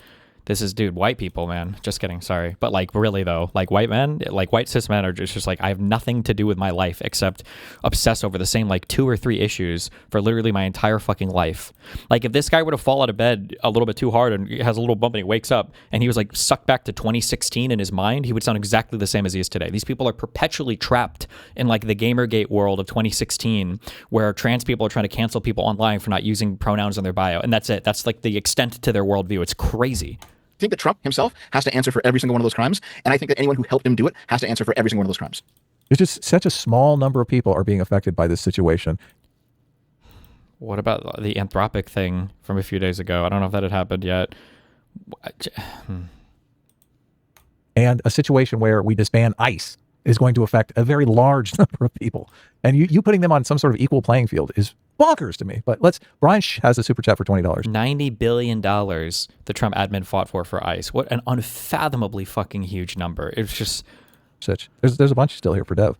By the way, I don't want to disband ICE. I want it massively reformed, but like people have called me open borders. I'm not. Like deporting illegals is still ultimately a good thing. I don't like what ICE has done. I'm sure the Democrats will get right on that. Just for you, Dev. Why? They did under Obama more than any other prior president. Adam, what do you want me to say? The abolished ICE party. Trump, okay. Oh my God. You have the rape democracy party. I don't even understand the argument. Like the Adam retard says, yeah, Trump is the most corrupt president in history, but so what? The argument is that at night, after Adam turns the stream off, he goes and he finds probably literally the most degenerate futanari or trans porn that he can find, orgy, trans, cock humiliation shit. He jerks off to it, probably edges himself for a good 2 to 4 hours. And then after he finally fucking busts all over his keyboard because his wife or girlfriend or whatever partner he has screaming at him to come to bed, finally gets to him enough that he does it. After he finishes, he's staring in disgust at his screen and he's just thinking, God, if the Republicans would just ban this shit, I would have to fucking jerk off to it every fucking night on my fucking VPN. And so that's all of that anger and rage gets directed towards somehow the Democratic Party. That's what's going on here. Party and the abolish ICE party. Which do you vote for, Adam? I mean, how hot is the thing that we're raping? What do you want me to say? The abolish ICE party. Okay. Oh my God. You have the rape democracy party and the abolish ICE party. Which do you vote for, Adam? I'm not going to choose between the two evils. How hot is the thing that we're raping? Which do you vote for? I don't know. Adam, actually answer that question. Which one do you vote for? Your twisted idea that democracy is dying because of Trump it's not even. Both of these things are not on the same level. I'm not voting for the in democracy party. Okay, that's your delusion. To understand how upsetting these people are, if you're playing a game of StarCraft or if you're playing a fighting game and you lose the game, then you fucking lose and it's annoying. And you talk shit and lose, it's annoying. And the way you lose can be annoying. Like it's a very annoying experience. But nothing will ever prepare you in life for being locked in long games on a MOBA where one of your teammates is inting. Because it's like, bruh, we're supposed to be on the same team. Why the fuck are you throwing the game? What the fuck is wrong with you? And it's like it's the most... there's just no way to explain how horrible that experience is. And this is like... watching MAGA people is the same way. Like, you're contributing to the destruction of our country. Like, we're all kind of here together. We all kind of have the same federal government. We're all kind of like presenting the same face to the rest of the world. And you're sitting here like giggling and championing it as you're watching the country literally explode before your eyes. And you just are... I just don't want to be on this guy's team. About the Republican Party. No. Republicans are, guess what? They're going to run in the midterms. They're going to try to get elected in the midterms. They're going to try to deal with elections as they stand. We're in the gerrymandering war right now, but both sides have guns shooting at each other with both barrels. So I don't know how you can say, oh my God, the Democrats are completely innocent of gerrymandering. I didn't say that. I even said it earlier in this conversation. I had a video where I outlined where the Democrats went wrong too. Yeah, but voting for Republicans, that's just such a straw man of the situation to say voting for Republicans is like the end of democracy. I can't believe you've fallen for the propagandists. So cringe, bro. Jesus. It's not that I've fallen for the propagandists. It's that I've done a whole bunch of reading, a whole bunch of studying. I've looked over all the court propaganda. cases. Yes. All the court cases are hook, line, propaganda. The evidence is propaganda. It's not. Oh my God. Okay, Adam, you said the Democrats lost in 2028. The Democrats lost in 2028 because no one was buying this end of democracy delusion. In 2024, right? That you seem to be going. Okay, that's true. No one bought it. But in 2024, you also said that even though people ultimately didn't care, that's actually a problem with the electorate, in my opinion. But people didn't care. They can vote how they like. Fine. But you have said yourself on this show many times that J6 was unprecedented, that it was terrible. Are you walking that back now? Yes, he doesn't care. No, it was terrible. Yeah, no. Well, then okay, we do actually have an end democracy party. Soon. It was terrible, but not that terrible. Is that not what they tried to do, Adam? Not the entire party. The fucking Republican Party stopped Trump. I remember this. This happened. The Vice President of the United States stood up and said, no, I'm not going to do that. Where's he now? Where is Pence now? As I remember, he was a Republican. Where is he now? Good job. Yep. Some important position within the party, or were all those people purged out? Let's move on to the. And he laughs and giggles because he's every single point. It's just it has to be cuck fetishes. Maybe this is why they're so popular. Why so many people use the cuck insult now. All of the people watching as fans, this has to be like a humiliation fetish, right? Because he's just setting up himself and then getting knocked down over and over and over again with the most retarded fucking point. I'd like to move on. No. They were all purged out, and you know it. They were all fucking purged out. The only people who are left in the Republican Party now, not the voters, the people in the party who actually make the party function. They are all the crazies who wanted to steal it in 2020. Yep. That's all the Republicans are now. Right. And all of those people are working together, conspiring to end democracy as we know it. They don't want to have any more elections. They just want to be in power forever. That's the world we live in. Why do you have to be so hyperbolic about it? But yeah, I mean, our election systems are under attack in ways that never have been before. It's not like a behind the scenes shadowy conspiracy either. Why was Tina Peters released from prison in Colorado when she was literally breaking the law to give people access to electoral systems that they weren't supposed to have access to? The MyPillow guy, Mike Lindell. Why is Trump trying to make it so that the USPS can't deliver mail-in ballots if the federal government doesn't have access to the voter rolls first? Something the federal government has no fucking business having, by the way. Those are the state's voter rolls to manage. I mean, how many... Trump talked about deploying ICE before. And I know we're not allowed to bring up Trump quotes because nobody takes him seriously. Did he call them ICE peacekeepers or something? Or election guards? I'm not even going to be able to fucking find this. Fuck, what was it? It was months ago. He just said so much crazy shit. January 19th. Was it here? Where he said he was going to maybe deploy the National Guard to voting booths? A leaked Pentagon memo revealed that the National Guard was building a force of some 20. June 5th. I feel like he said this multiple times. It's just none of it matters until there's people literally at the polling booths, or Donald Trump himself has to be at the polling booths, shooting people to death before these guys care. That's what's happening right now? Yes. None of those people are focused on the midterm elections. None of those people are focused on the voters, on the policies that are going to win. What are the Republicans doing right now to focus on? You should just ask them. Oh, Adam, what are some things Republicans are talking about right now for the midterms? I would like to know. I have no fucking idea. Because it seems like all they're doing is spending every single waking moment of their life trying to fall over themselves to defend the insane shit that the Trump administration is doing. What are the Republicans doing right now to ready themselves for midterms? Can you tell us? Win the voters they over. Want to actually what win. are they doing to Dev? Ask him that, please, Dev. I'm going into the past. Aaron Yeager, you got to do it. What is it? I didn't finish watching Attack on Titan. Ask him, please. What are Republicans doing to ready themselves to win the midterms, please? So that after they have even more power, they can start dismantling the. Okay, so this is a multiple phase. So this is phase one. Phase two is no more elections. Sitch, this is insane. This is completely insane. Do you think that they actually won't do this? That this is somehow too far even for them? When they've tried it before? The Republicans are trying to end democracy as we know. And then he just keeps going to the hyperbolic example. He can't actually answer the question. I don't even know if he's listening to him. I think he's just reading chat. I'm pretty sure there's a reason why the bottom part of his waist is cut off from this camera. He's getting off to this 100%. This is a humiliation fetish. It has to be. So that they can constantly win. Yes. I mean, that's the goal of gerrymandering, but Both sides are doing that. Both sides. That's like the ultimate centrist fucking mantra, is the both sides thing. As soon as you say that, an angel gets its wings. There are so many people in heaven now just because of both sides. The Republicans started that one. I know. Well, Adam's Law. Who started it? I guess. Who was the party that was ready to sign an anti-gerrymandering bill? Wasn't there a really famous Latina congressman who came out and she said, hey, if the Republicans want to ban gerrymandering, we're right here for it. But they don't need to ban gerrymandering because they have a rigged Supreme Court that will literally fucking axe parts of the federal legislation in order to ensure that they can gerrymander the fuck out of anything they need, which we saw with the Voting Rights Act. But I think the Republicans that went along with the elector scheme did so just because they were pussies who wanted to, because they thought Trump was still popular.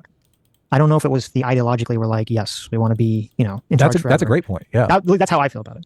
Yeah. Not only is it not a great point, it wouldn't morally absolve them, but even the second thing is actually no. The reason why some of them kind of went along with it and didn't punish him afterwards, one, they were scared because Trump is literally destroying your political careers if you don't go along with him. But then two, it was actually the exact opposite. They thought that Trump wasn't coming back. Remember, that's why McConnell didn't convict Trump in the Senate for the impeachment. It's because McConnell thought he wasn't coming back. Most Republicans thought that. So it's the exact opposite, but not that I would expect these guys to follow anything with politics at all. Whatever. Which, now that's not good, but I feel like it's slightly better than, we want to make sure that we're in charge forever in our authoritarian future. If it was a united Republican Party like Dev is pitching, though, they all would have went along with it. Okay, here's the thing. And they would have fought to the death. In 2026, they are, in fact, a united party because all of those rhinos have been purged out of it. This is just an insane worldview you have. This is why people it's completely in line with all evidence. Yeah, because they're retards, all right? Dev, this is in line with all evidence. Okay, no. Here, January 6th, 2028, the same thing happens, all right? You have false electors. You have Where is Dev in here? I don't know if he's watching shit right now. He needs to be pushing them for examples and asking them to justify their beliefs, because Dev is given like example after example after example after example, and these guys have nothing. They can't name anything to the contrary. These guys are both fucking retarded. He should force them to like acknowledge, like, you can't counter anything I'm saying, right? Like, you're giving a complete and total vibe-based take on this with no factual evidence or historical analogs to back anything up you're saying, right? A riot in the Capitol. You have the same shit happens. Okay, the Democrats win. The Republicans try to steal it. Do you think the Republicans will be successful this time? Yes or no? I'm just trying to get to Brian's yes or no, Adam. Yes or no. I mean, I was reading. Give me a straight answer on this. Yes or no. You're gonna have to. I was reading chat, so. Oh, he's trying to. Oh, and I was right. See, he's not even listening to fucking Dev. You can tell because of the glazed over Hassan-like look people get on their eyes when they're just like, fucking chat.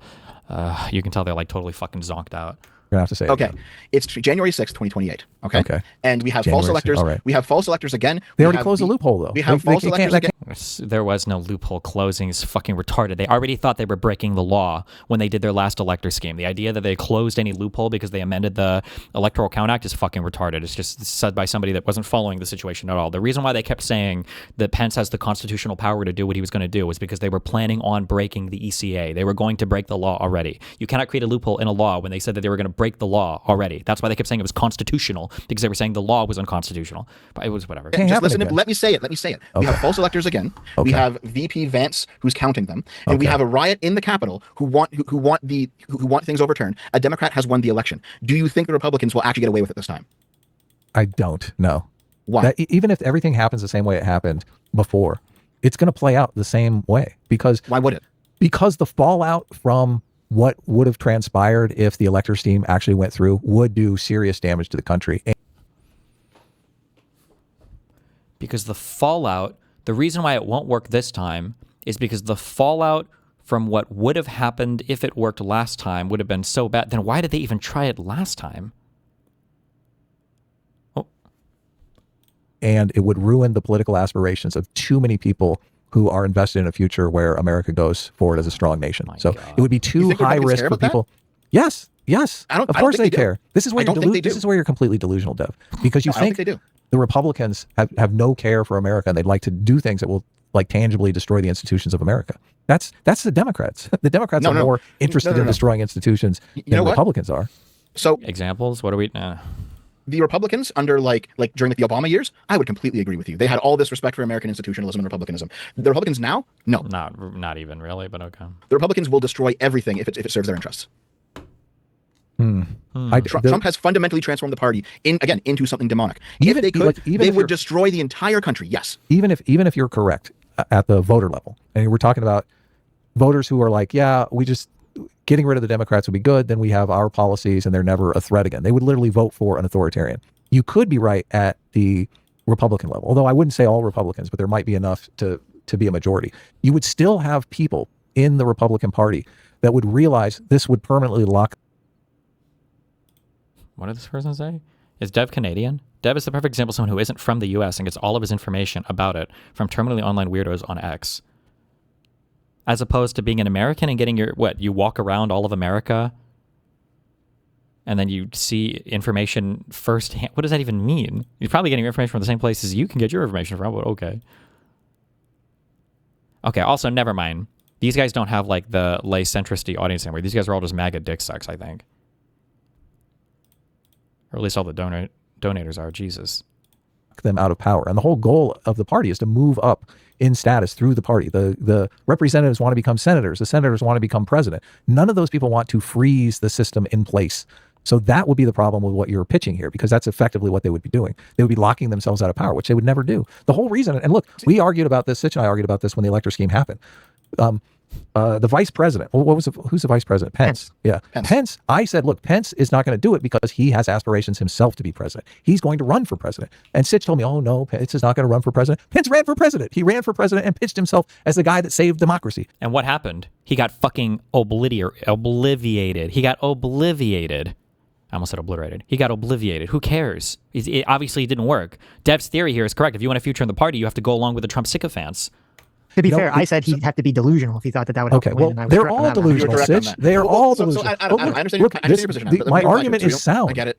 Okay, so listen, the issue with your argument is that you're presupposing that the remaining Republicans are still decent people who would actually allow I'm supposing the opposite. They are scummy, like social climbers that do not want to get locked out of power. I'll rephrase it. Yeah. I'll rephrase it, okay? So you're presupposing that the Republicans are thinking, oh shit, we're going to get locked out of power if we attempt this 2028 coup, so let's not do it. However, if they succeed at the coup, then they'll never be locked out of power. They don't have to worry about that anymore because they have it in the bag. And so now it doesn't matter because, but there's no more elections. How are they going to, how are the representatives going to become senators? Like the whole fucking thing collapses. Even in countries where there are no elections, there are still ways where you have like different tiers of power and people move up them. No. There's still going to be political careers in an authoritarian country. How do they move up in those situations? Do you think our completely soft-handed representatives want to go out and have knife fights to move up the political hierarchy? You think they want to turn to political violence? You think they want Saddam Hussein where he marches everybody out and kills all the people who are against him? You think our soft-handed politicians want to live in that system? I mean, you're making my argument. This is the one, the same system where Donald Trump talked about how noble it would be that the 6 congressmen that made that political ad should be executed, right? Well, no, but also I think that they think they'll be okay because that's how it works in every. No. Let me please. You interrupt me every time. Please, can you just stop? So you're saying insane shit. I'm trying to save you. You don't even let me say it. I'm not saying Steelman, but can you even try to explain the levels of retarded delusion this guy must be living behind? It's a lot even for me. The issue is that it's like so much weird shit happening. So like if this is like where the actual left position is, and this is like the actual right position, the right has like hallucinated a super ultra fucking far left position. And then you have these like, let's say that this is the actual center line for US politics. You have all of these lay centrists here who are hallucinating this position as being a centrist. And then if you're politically retarded, people like Adam and Sitch look at these guys. They think they're looking at real centrists, but they're actually looking at people that are basically conservative. And then they think that they're looking at liberals, but they're actually looking at like the hallucinated version of liberals from the far right people over here. And then they're just seeing somebody steps up here and they see what they think is a centrist criticizing what they think is the average liberal, and they're like, wow, shit is fucked. Not realizing what they're actually watching is an epic centrist like Adam and Sitch or Joe Rogan that's actually way closer over here that exclusively spend their time shitting on the left. And what these guys are actually shitting on are hallucinated positions over here fabricated by Republicans on the far right to give the impression that all of these liberals are. This is like the game that's played, and it's so fucking boring. That's why that's why earlier the example that he gave of Democrats trying to destroy the party or whatever was like the Democrats want to abolish ICE and all the police and the BLM shit or whatever. The abolish ICE thing has become more mainstream now, which is unfortunate because it shared the same verbiage as people that were more radical 5 years ago. I think there are really strong reasons now to abolish ICE. But like the BLM, like anti-cop stuff, what was it, abolish the police or whatever? Like, these are positions that were far left in the Democratic Party. The average Democrat was not pro abolish the police or defund the police. The average left-leaning person was just not like this. This is why it hurt them so bad electorally. None of the polling data, even in minority communities, bore that opinion that they wanted the police to be defunded. But these guys are pretending that that's like the average liberal position because that's what Republicans show them. And so then they end up occupying these positions much further to the right, attacking hallucinated things on the left. And then this is like the whole... This is why when Dev pushes them on like specific examples or anything, they have nothing because everything they're mentioning are just hallucinations from people that are very, very far on the right. And then Dev can give example after example after example, and they have nothing to counter it with because these guys don't engage with reality. You don't even let me say it. Go ahead. Say the insane shit. I'm going to say all the insane shit I want. Okay, listen. All right, in these authoritarian systems, all right, even the people who are like they're loyal to the party, they're loyal to the dear leader, they're working their ways up through middle levels of government, being as competent as possible, and they're devoted to the ideology. These people don't think they will be purged right up until they are purged. That's how it would happen. We are in a situation now with this weaponization of the legal system that the people in power know that the threat is getting worse and worse and worse because they know if they leave power, they could be suspect. They could be thrust into them. Purged. That's how it would happen. Devoted to the ideology. These people don't think they will be purged right up until they are purged. That's how it would happen. We are in a situation now with this weaponization of the legal system that the people in power know that the threat is getting worse and worse and worse because they know if they leave power, they could be suspect. They could be thrust into some sort of legal battle, whether it's warranted or not. That's a step on the path to violence.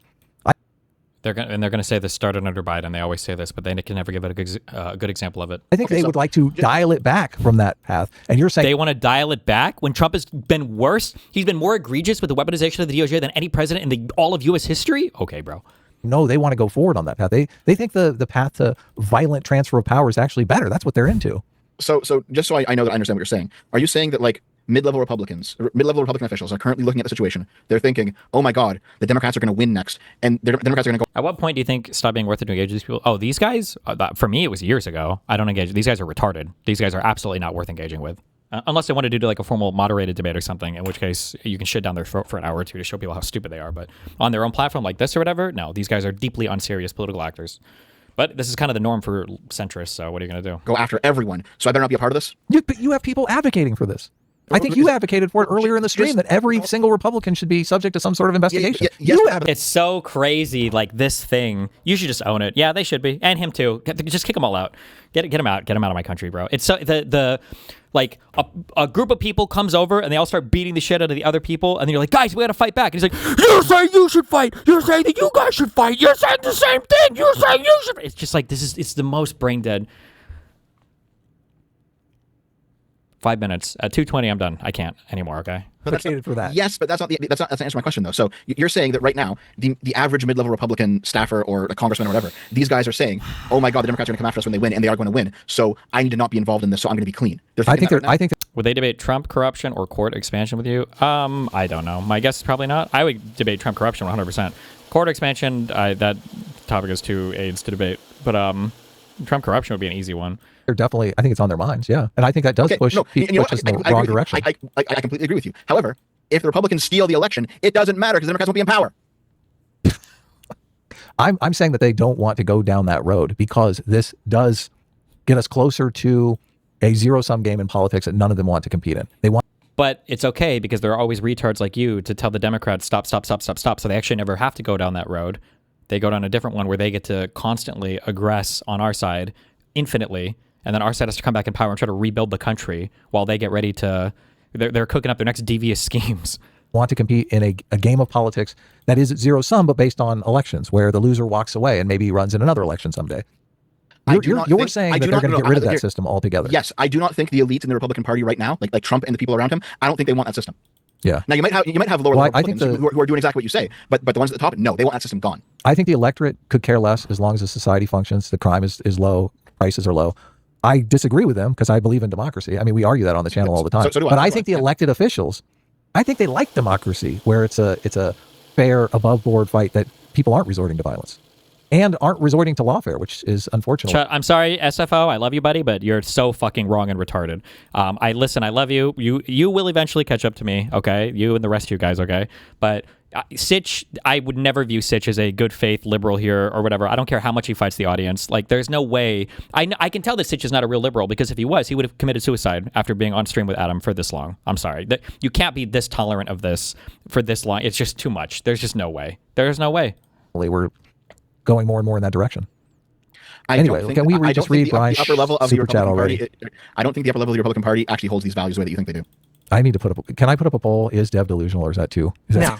If you put it up, your entire chat's going to say that I'm delusional. Yes. I look. Adam, let me read the super. Yeah, go ahead. Brian for $20 says, Dev, is it possible to see failures of the left as not being liberal, as being worse than the right? Why are you okay with the left legislating and changing what is constitutional from the bench by packing the courts? Wait, can you read that again? Is it possible to see the failures of the left as not being liberal, I think that's what it means. The failures of the left of not being liberal as being worse than the right? Why are you okay with the left legislating and changing what is constitutional from the bench by packing the courts? I don't think expanding the court will actually will lead to any sort of like legislating from the bench. It could. I don't think it will. But like when I made my argument about expanding the court, it was in response to the Republicans who have court expansion has nothing to do with legislating from the bench, but okay. Consistently upped the ante with regards to not appointing people to positions, which culminated in Mitch McConnell stealing that SCOTUS seat from Obama. So like this is one of those things where there's a lot of risk associated with expanding the court. There's a lot of possible bad futures associated with expanding the court, but. Worth pointing out that Dev is currently constructing an identical "the election is fake unless we win" premise to the one Trump used to complain about in 2020. I don't think this principle is consistent. That's because Trump and them actually tried to steal the election and the Democrats didn't. So of course your position can be different on these two issues. If the Democrats don't do it, then basically justice will not have been done because the Republicans have acted poorly. Solid for $20 says, Dev, you say you don't support Charlie Kirk jokes that are veiled celebrations and instead support jokes to be funny. How do you differentiate between the two? What do you mean? That's a good question. I do support Charlie Kirk jokes. I support all sorts. I support all jokes because they're jokes. Even if they're veiled celebrations? That aren't funny? Depends. It depends. Like, so humor is subjective, right? So you might not find something funny, but somebody else does. So I'm not going to judge, that's not a joke, it's not funny. Like, I don't like going down that road. Even if a joke is a veiled celebration, like celebrating Charlie Kirk's death is morally repugnant, but it clearly shouldn't be illegal, and the joke itself shouldn't be illegal. So if we're talking about like free speech rights, you are absolutely within your right to do it. I would defend it on those grounds. Yeah, but I think the question is not whether people should go to jail for. The question is, should you chastise people? Should you personally condemn it? Yeah, should you say fuck you for making that joke? Like I would not personally condemn someone for making a Charlie Kirk joke. However, if it was one of those things where like they were making a joke, but it's not really a joke, they're just kind of dog whistling, and it was like somebody I knew, I'd probably have a conversation with them and be like, hey, like what are you actually doing here? Like what's going on? Jason Mulgreen for $20 says, I've been dominating Wix comment section and they, like Dev, keep claiming Ryan lied about something. I've yet to hear anyone actually specify a lie. Also, stop assessing our republic as near over from fucking Canada. Oh, well, I agree with that. Guess what? I'm an American, baby. 51st state. We're going to be in. I'm ready for it. Well, look, if you're going to advocate for that, then stop bitching. You know what? I'm not. Listen, this is one thing that I don't bitch about, all right? Even though it would kind of suck, at least in the short term, I would love to be an American. I would love Canada to be state number 51. We would send you so many blue representatives. It would be incredible. No, the Republicans also, it would allow me to move entire state. It would allow me to move. Like even if Canada was like a territory, so you can't even vote. I mean, people in American territories can move to the American homeland. I'll just move to America. That'll be easy for me. Thanks for the warning. I'm in. Did you have an answer for what Ryan lied about, or is that too long? Yeah, that's important. Right. Okay, we can actually talk about that a little bit if you like. What's the big lie? So like, the issue, this is not quite the same as lying, but it's in the same bucket as lying. It's one example I have off the top of my head. There was a moment where I outlined to Ryan something that I mentioned earlier in this stream when I said that J.D. Vance came out and said he would do the Eastman scheme if he was the VP in 2020. And Ryan downplayed that by his exact words were, and so the evidence of tyranny is that J.D. Vance, we'll find the quote, but J.D. Vance said something. And it's like, oh my God, that was the most bad faith downplaying I've seen in my fucking life. All right. People in your chat are saying that I'm lying about it. We can find, I will search I will go back to Wixstream. I will pull out the timestamp of it and you guys can watch it for yourself where he said, where Ryan says JD Vance said something as an interpretation of me pointing out that JD Vance said he would in fact steal the election in 2020. Like the gap between those two descriptions of what's going on is incredible. It's incredible. So I think you have to be a bad faith person to make that. Right. Well, you said that you got like debate brain in that conversation, you think it's possible Ryan got debate brained in that response? It's definitely possible. If Ryan comes out and says, you know what, I was heated. I didn't mean to say it like that. I'm sorry. The same way that I did on this stream. Well, he'd say sorry. He wouldn't say sorry. Yeah, but still, if he said the same thing that I said about him getting debate brained and maybe going too far with the rhetoric, I'd be like, okay. If he said that, he hasn't so far. I don't think I've ever seen one of these guys you're debating actually defend a position. When people propose a topic, you should make them word the topic so that you are on the negative. Oh, maybe, yeah. The problem is that like they all play everything off as like jokes or whatever, or they just try to allude to Democrats doing the same, even though they don't have any historical. There's just no serious debate on these topics because you just can't seriously debate them. Like, link me a serious pro-Trump debate over the past 2 years. Like, it's impossible to defend his shit. Like these, you have to be morally bankrupt, like these people are. Yeah, I don't know. Both of these people are fucking demonic, disgusting individuals. I'm good. Okay, shh. Let me just play with my people for my last hour and 20 minutes. What do you want, ads? Check DMs? Message me on... I have no idea how to check my DGG DMs. They're way too spammed. Message me on Discord. I don't even know what DMs you're talking about. I did.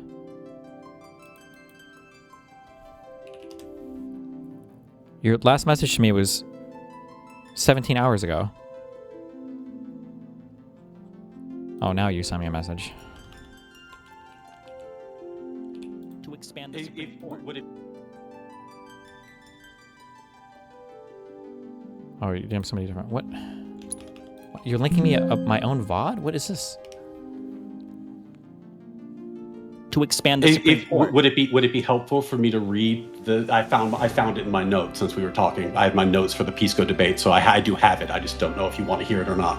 Go for it. Okay. It was a series of nominations which were withdrawn, with the one that ultimately lapsed at the... Wait, why am I watching this?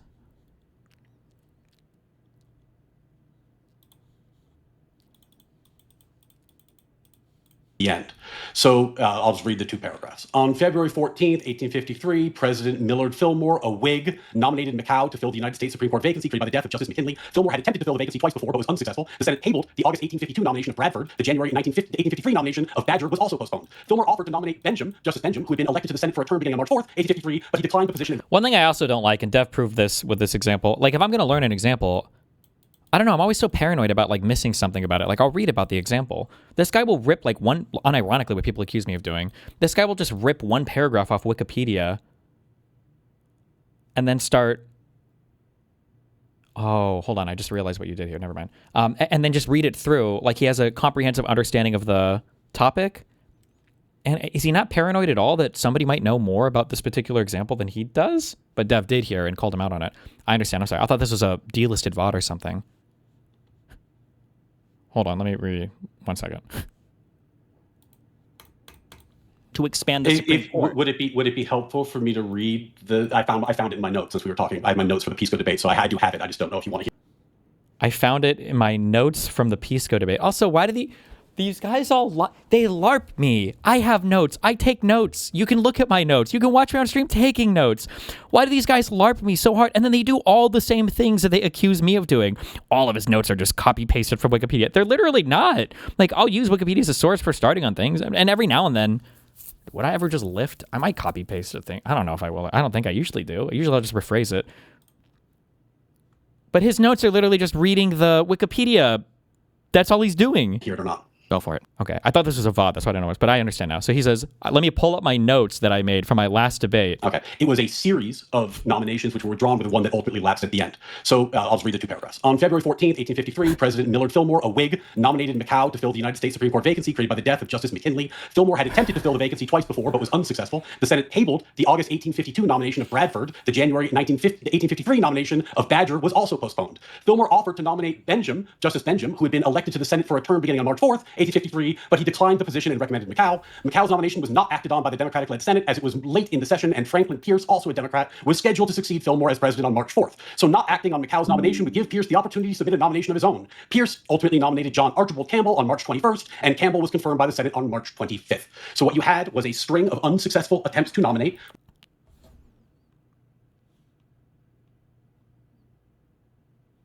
Bruh. Really? Which were withdrawn because they were unsuccessful. And then ultimately, the nomination of McCow's nomination lapsed. The Democrats took over. They filled the seat.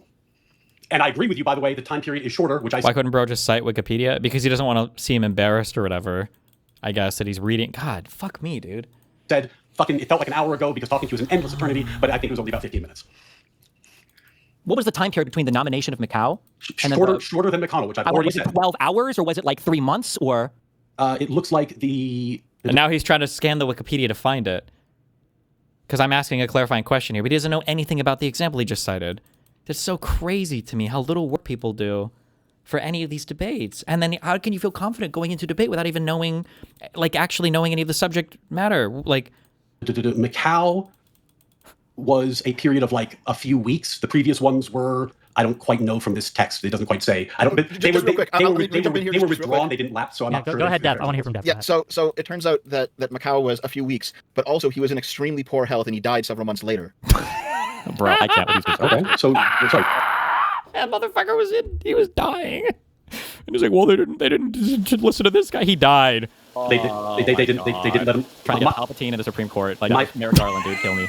Okay, well, if you want a virtue signal, that's fine. My point was there are examples of letting nominations lapse, which there are. Then my point was the time period was substantially shorter with Merrick Garland, which is what I said was a norm violation a fucking million years ago, which it was. And then you just grandstanded and filibustered about the fact that I've been proven 100% correct on. So I'm not sure what your criticism is of this point. Like, yes, these nominations have lapsed. Yes, the Merrick Garland. Bro, can you not just put this shit in your guys' Discord for a daily briefing on content he's going to watch? This constant pivoting to different fucking videos so you can get your YouTube nut is so fucking cringe. Holy fuck. So, one, he does post it in the Discord. Okay. Two, I do see it in chat a little bit when he posted there. And then three, the alternative is I would have just been playing games literally 2 hours ago. You understand that the shit that 10 Minute is probably spamming at me to watch or read in chat is stuff that the community is probably already interested in anyway, which is why he wants me to watch it, which is why he wants to farm it for YouTube videos. Why are you acting like the people that watch my YouTube videos is like a significantly different audience than the people that watch my stream? You are fucking retarded. Stop. Was an escalation because the time period of letting it lapse with no vote was longer. This is what I said at the beginning of the conversation. It's not a matter of time. It's a matter of the. Why was that funny? Because I'm waiting for you to fill in this blank. I'm trying to figure out what it would be if not. What do you think I'm going to say? Yeah, take a guess. No, I would really like you to say because you have nothing. Go. Okay, yeah, I can. He's so retarded. It's okay. Speaking of, good job, Huff Daddy. You're right. We are just okay. I should be able to finish at least one chapter. Okay.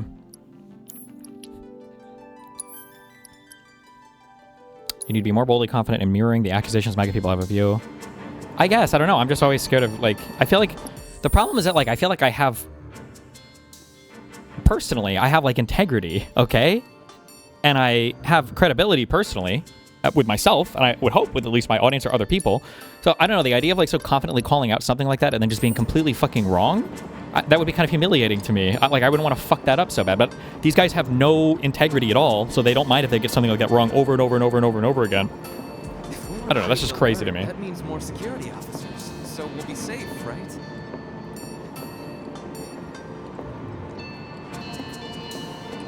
Yeah, but I had to stop watching YouTube videos. These views, I think you meant to say, due to them being fucking Spurgfest every time now. It's like you refuse to focus now. The issue is that, one, my life is still stuck in a perpetual limbo waiting for my court case to end, so I can't do any official political work or collaborate as largely as I want with those streamers because it's still an open question mark on whether or not I'm a fucking serial rapist. And then, two, the engaging lightly with politics right now is literally fucking impossible. If I'm not taking an active role in things, what do I want to react to? Oh, well, hey, the Strait of Hormuz is open again today. Oh, it's closed again today. Oh, it's open again today. Oh, it's closed again today. And then here's the next historic action that Trump is taking to destroy our democracy, and it's even worse than the last one, but nobody's going to care because the one that's coming 3 days from now is going to be even worse than that. Like, it's not a very fun climate to engage in politically. And I was like, well, let's go have intellectual discussions with other leftists. Okay, well, let's talk about how Israel is the most demonic entity on the entire fucking planet, and Hamas and Hezbollah are actually the good guys. Awesome. Very, very enriching. Or I could just blow people up with my big sword. Hi. The train will be passing an ID checkpoint shortly. Here comes the first hurdle. Not much of one. I know, but that doesn't mean I don't have butterflies in my stomach.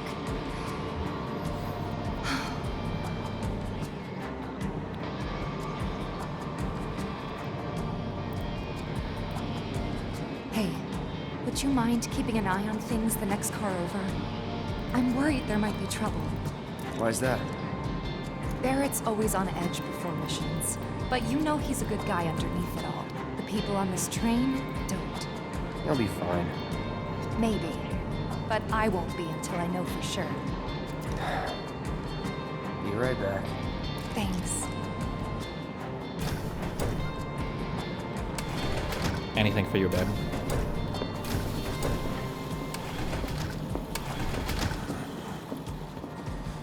So, do you still support those terrorists? avalanche is a blight on Midgar. Huh? Their bomb threat has thrown our offices into chaos, let alone the reactor itself. It's total insanity! But we won't lose heart. No! Everyone at Shinra agrees. The reactor will stay online. Wow. Is that right? What? You got a problem with that? Do I have a problem with that? What specifically would change if the court case if you're not interested in current political events? Because there's just more media stuff I want to do to force certain conversations. It's just hard to do right now when I have an open question mark over me. Oh, you can. So if I'm unhappy with the media environment, at least I can have more active role in shaping some of it. But right now it's hard to do that. He doesn't.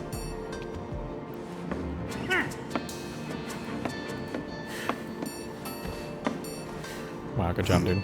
Asshole.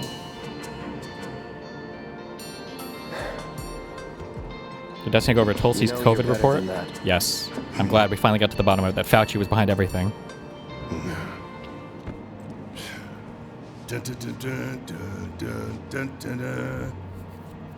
Nerd. Holy shit. Big materia time. Healing. I have nothing more to say to you and your friend. Fuck you, bro. Why don't you go check on Tifa? Quit screwing around here.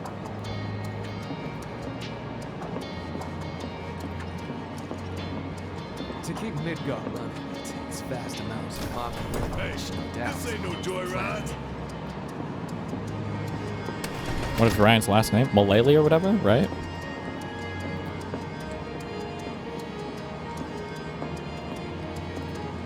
Please don't hurt me. I didn't hear anything.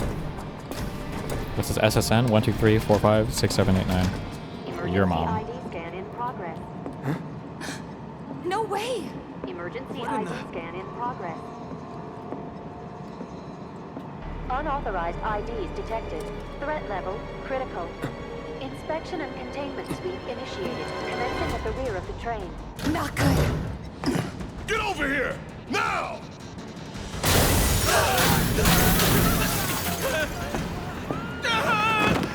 Take care of them, Cloud. On it. Lockdown protocol initiated. What did we say? We don't have to do any more scans, right? It doesn't matter? Or assesses? Keep moving, people!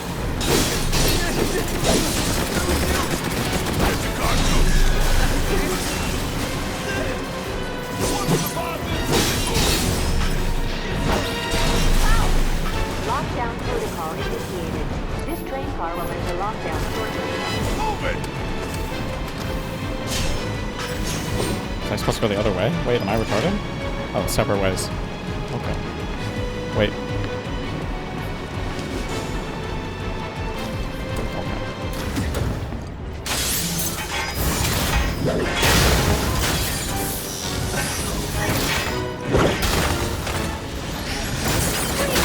You have to get out of here! What are you doing? Trying to keep you alive.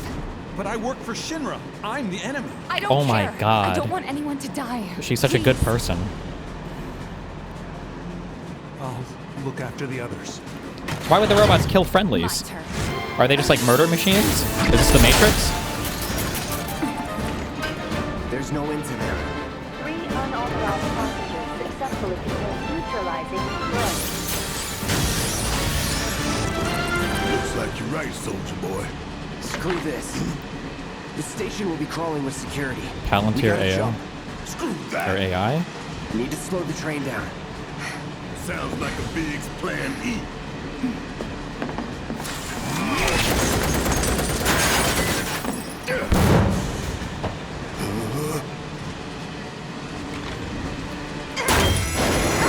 That seems like a crazy button to just have in the carriage that you could just push to fucking stop the train, but okay. I'm gonna jump. I'm gonna do it. Gonna show you how it's done. Tifa.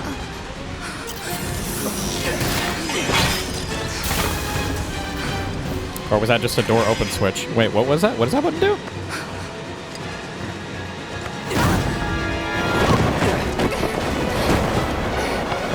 Okay, I'm not sure what that button does. You okay? Yeah. Holy shit, he's cheating on Jesse already?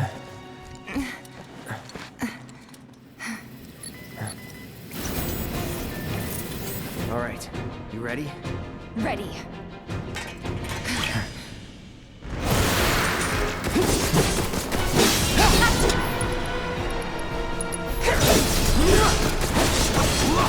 All trains IRL have that button. Well, I'm an American, we don't have trains, so I've never seen that before. That'll do.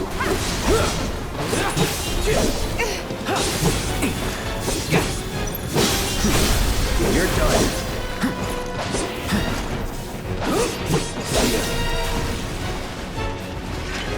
That's gotta be him.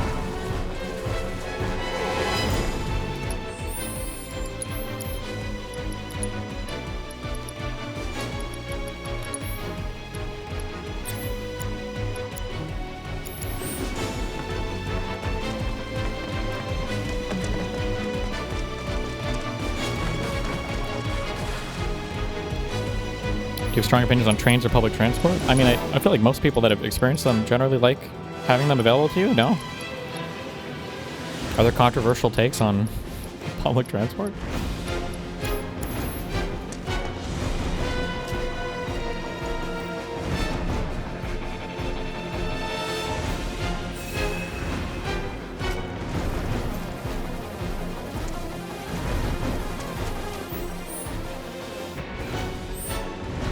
Is there top secret shit back here?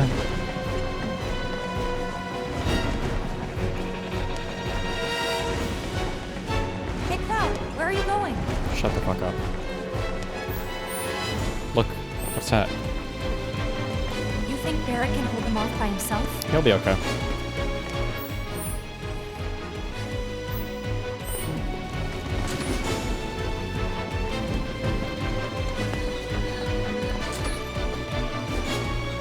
This is about to be like 2 ethers.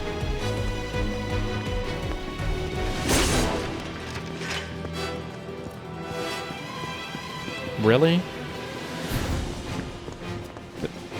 Seriously? Okay. We're going the wrong way.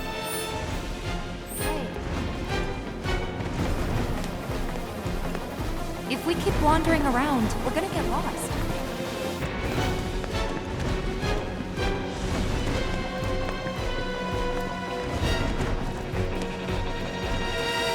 You see something over here?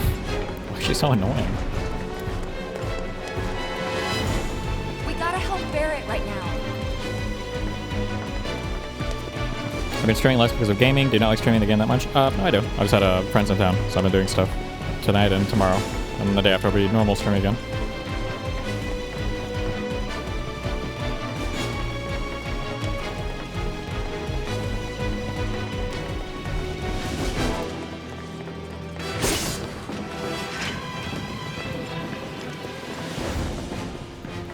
Yeah, normal. 1 p.m. ET sharp every single day.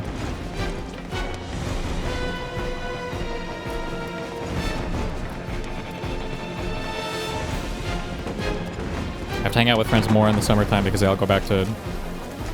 Never mind, it's too much. Bad joke.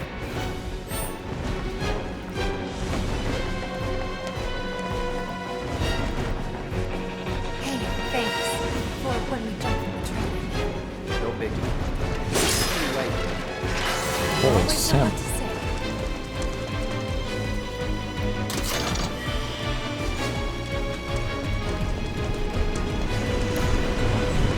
Did you get hit by that? Is that like an instant death or what?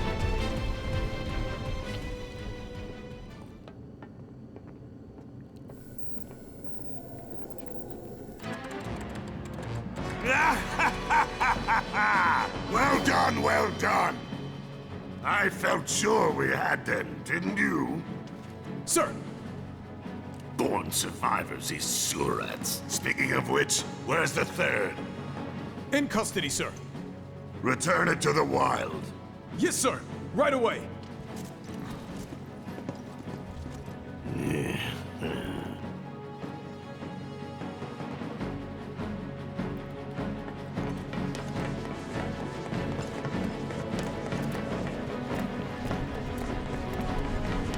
does that mean?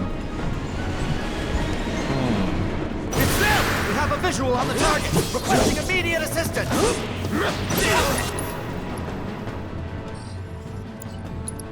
Try this. All set. See ya.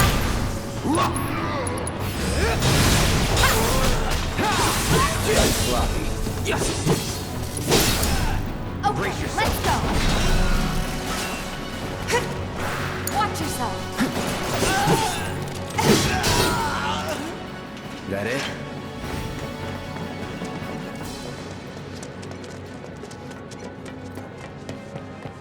Things remakes are any good. I'm pretty disappointed with the Kingdom Hearts approach they took with these games. I haven't played the second one yet, so I wasn't the biggest fan of the plot stuff they did with this one when I played this a long time ago on the PS5, but 4, 5? Tifa, could use some help here. We'll see when I play the second one. We're coming. Make it quick. There should be some stairs over there. We better hurry. Yeah. I've had it up to here with you damn robo-bugs. I'm gonna rip off those spindly legs of yours one by one. We gotta turn around. Hey, I think we missed the stairs. Shut the fuck up. There's gotta be something. Why would they let you run so far down these paths if there's nothing to find? Why would they do this? We've got to get to Baron. Wrong way, Cloud. Fine. Destiny, you could do this in the OG game, you fake fan. In the OG game, if you ran all the way to the end, actually, there was like a tunnel that infinitely spawned the Shinra officer people. I don't remember if there was a treasure chest there or not, but... Okay, these must be the stairs. Thanks.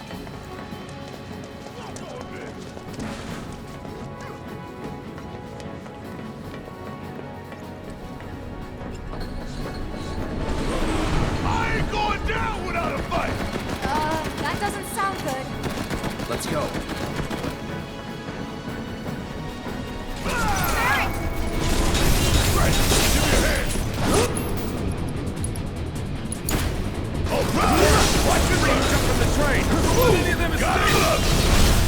You ain't getting out of Time to end this. Guess it's my turn.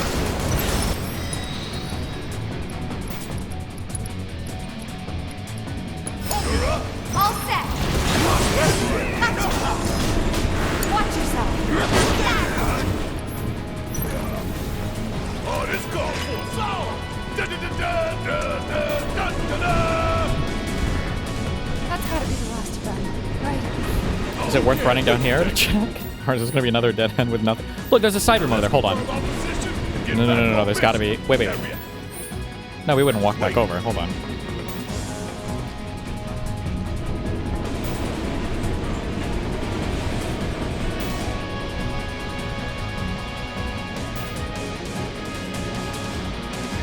Looks like it's gonna be Plan E. Go on. Plan A was if everything went off without a hitch. From the station, it would have been a straight shot to the reactor. Didn't work out, but we knew going in we had to have alternatives. Backup plans in case we had to get off early. From closer in to further out, B, C, D, and so on. Up to what? To E. Lucky us. Yeah! You're damn right. Anyway, we were riding the train between Sector 4 and the main pillar when we had to bail out. And we ended up on the adjacent line, which should take us to Reactor 5. Wow. That's right. So for now, we follow the tracks. Not too far, though. Need to switch to a different route before we hit the station. Because you can bet your ass it's going to be crawling with security. All on high alert. Let's move.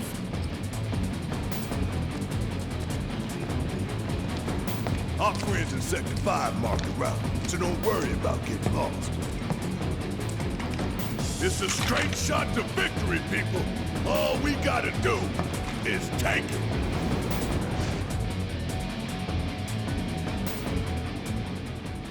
You have nothing to worry about, sir. Preparations for the grand finale are proceeding without incident. I have the utmost confidence that everything will play out as you intended. Yes, of course. I will not fail you, sir. Did DSP ever play these games? He must have, right?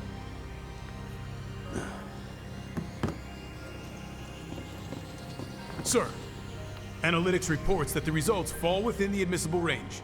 However, the casualty rate significantly exceeds previous projections. They're evil. They don't care, bro. Remind me what your job is. Is it to question the wisdom of your superiors and bemoan your personal hardships? Sir? Huh. Casualty rate. You think I care about the casualty rate? They're pawns in a greater game. If your stock runs low, then go round up more from Sector 3 or wherever else. Use your head and bring me solutions instead of problems for a change, yes?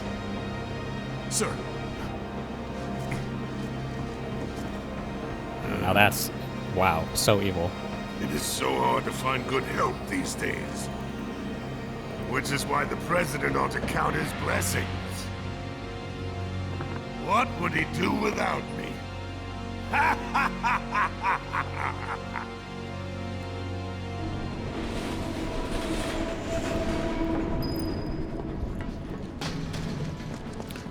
Are you gonna play the Yuffie DLC? No, I wanted to 100% the game on hard, and then play the second one, but I just wanted to skip a whole DLC with Yuffie in it for no fucking reason whatsoever. I thought that would be base.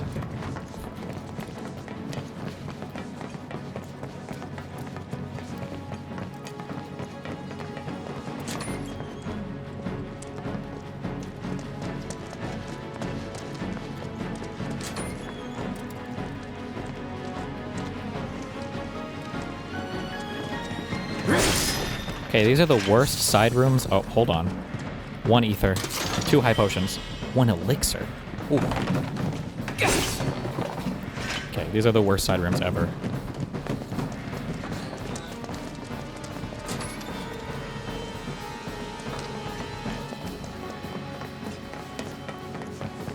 When the time comes, remember, we just gotta follow the nose. What? Stamp's nose. We look for graffiti, then head in whichever direction its nose points. But pay attention to railway signals too. You see blue lights, you're going the right way. Thanks, buddy. Y'all know who you dealing with? Probably. Bring in the heat!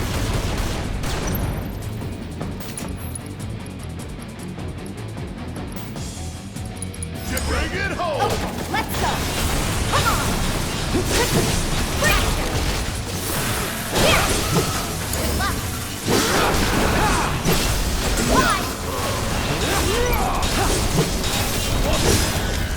Follow the blue lights and we'll reach the reactor.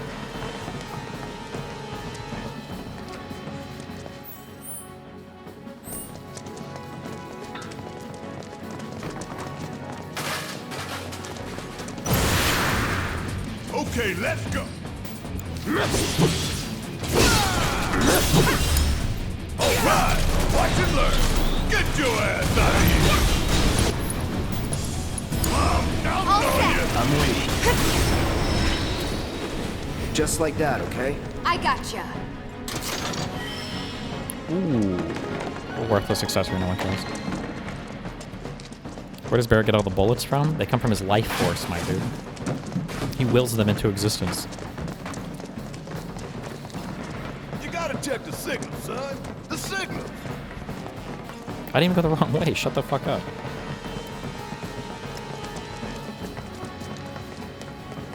Biggs is way ahead of us. Jesse was gonna back him up, so it wouldn't surprise me if he needs our help. So let's not keep him waiting. Right.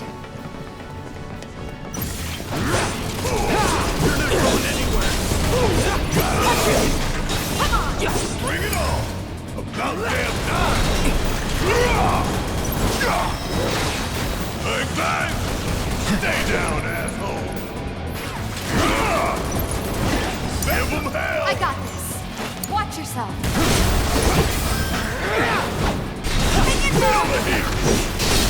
You're mine. Really?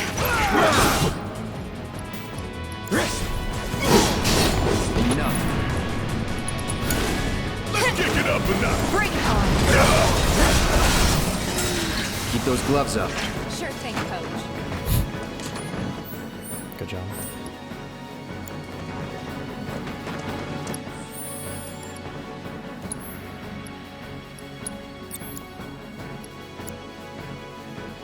$1,029 APU.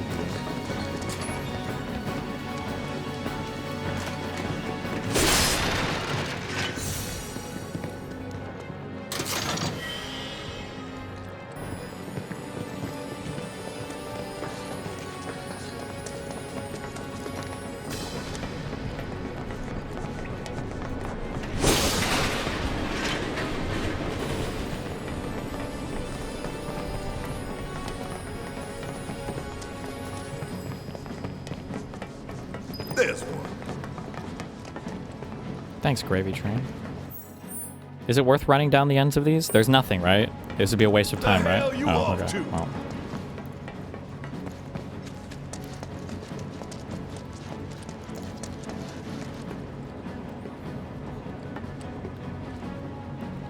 It knows we trust.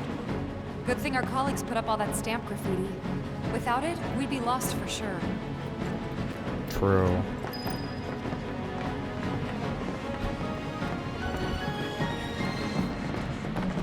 We ain't got time for this shit. Let's just deal with it. All right, watch and learn.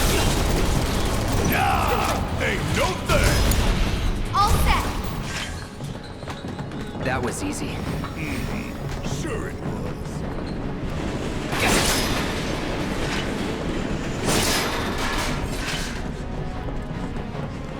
What's that? Guys, I think it might be a nest. All kinds of creepy crawlies make themselves at home in the lake. They'd get messed up even more by the Mako. Mako did this? No, not Mako. Shit. What? That black and white world of yours. You like it, huh? You know there's room for one more. I'll think about it. Rusty!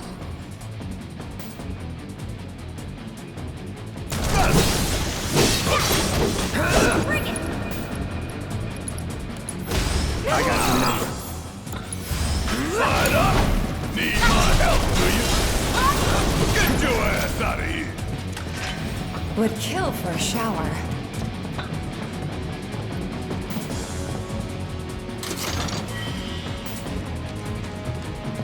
Do you want to play the game I'm making called Fork Knife? It's about cutlery.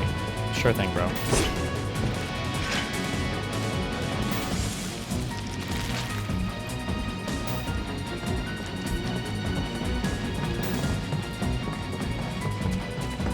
Okay, let's go! Gotta finish it quick.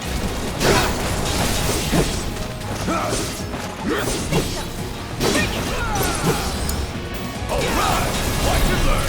Kiss my ass. I'm counting on you.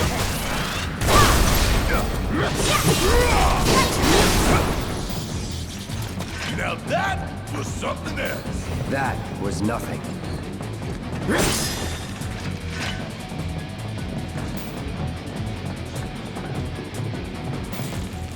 Why hasn't anyone made a battle royale fighting game?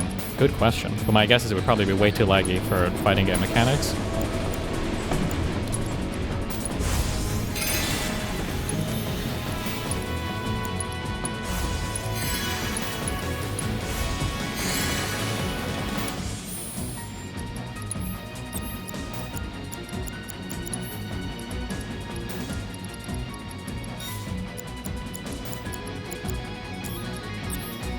Jesus.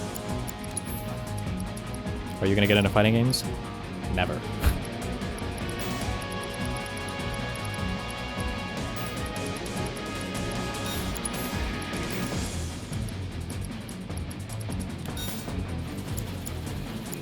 Never, never, ever, ever.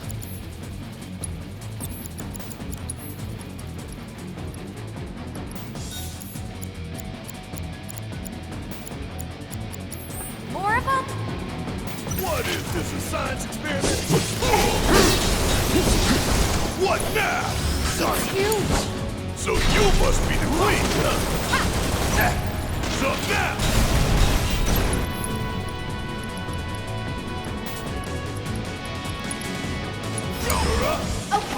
go.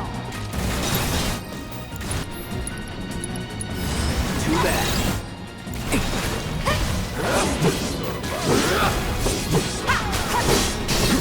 Here we go.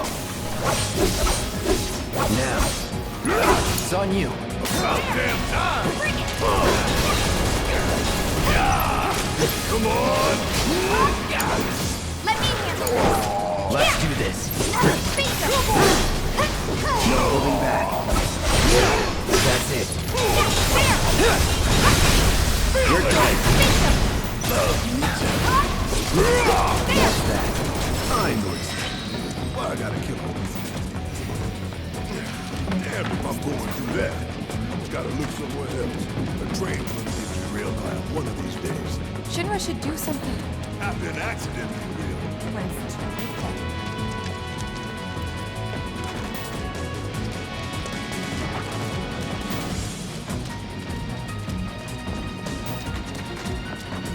What? Where am I supposed to go?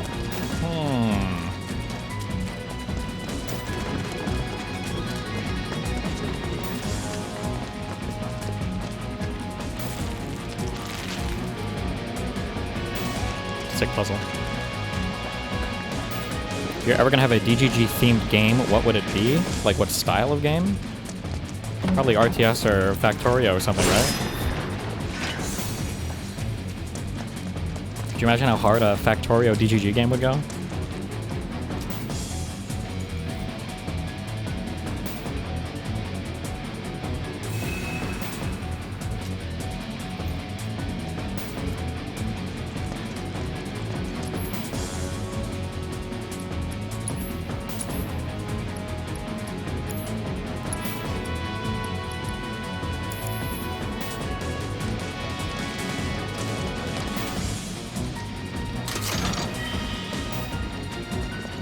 Good old Stan.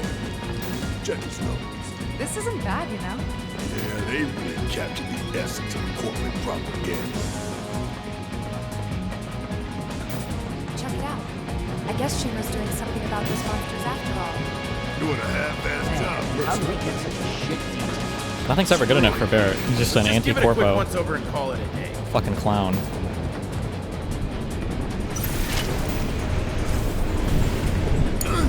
Why did you? I didn't hear what? It's those three terrorists from the train!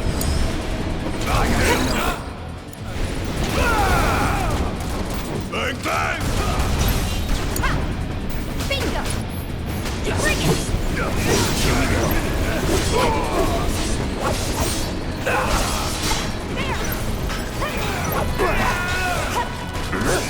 Try this. Gotta love it.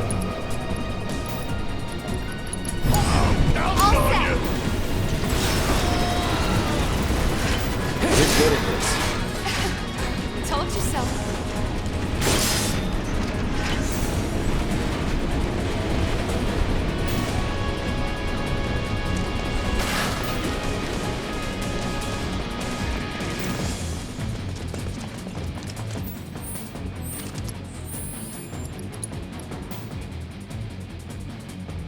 I don't understand this report 19. Have I really? You can beat the whole game and only kill 9 monster variants? Or is this just because I didn't do any side quests when I did the normal playthrough? Is that where you find most of the monster variants at? It's probably that, I guess.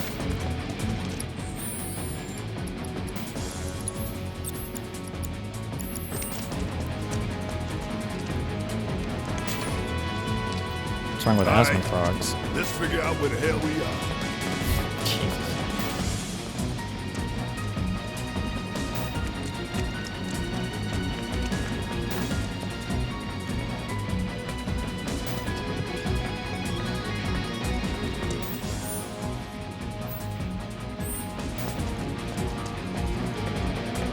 Where you go?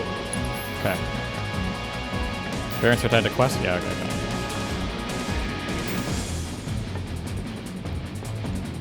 There's an old rail yard not far from here. What we're looking for is somewhere inside. And that is... a secret passageway. We've compiled our report on Avalanche's combat capabilities and our... Report, report, report. report. What good do you think a damn report will do anyone? I don't. Have you already forgotten the war with Wu-Tai? An enemy spared is an enemy who will repay your kindness with blood.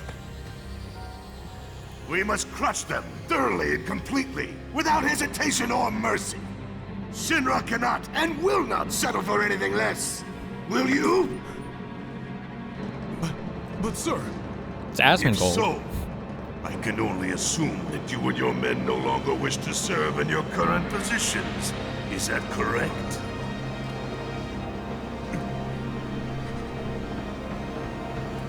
We'll prepare the prototype in Section E for immediate deployment. Right now, damn it! We can be just as evil as you want us to be, sir. Good Another soldiers. day, another victory. How do I do it?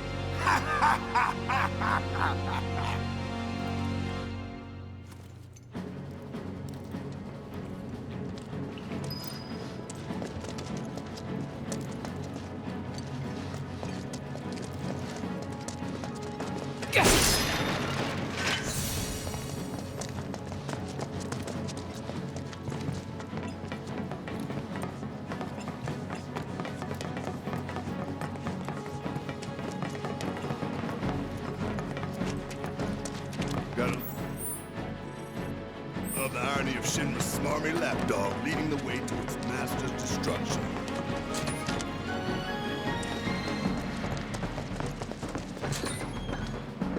Another bonus room.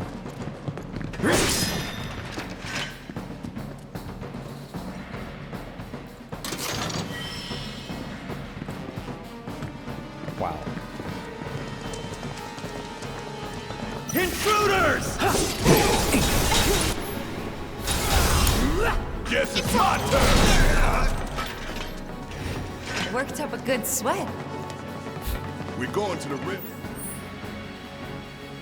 What happens if I go the wrong way? Is he gonna tell me to turn around? Just so you know, this way leads to the station, not the rail yard. I told you this ain't the right way. Fuck you.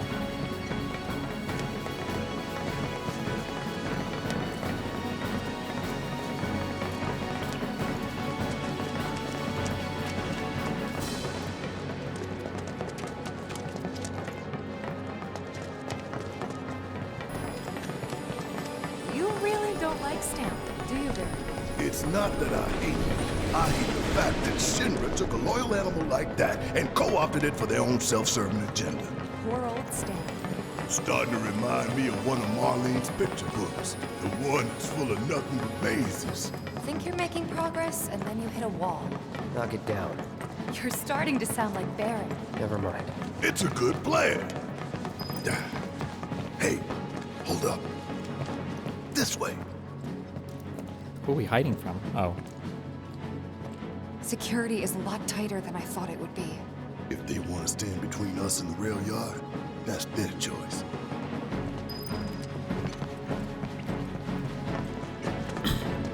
So I'm supposed to sneak that way? Can I just kill these guys? Bastards aren't going to get away this time!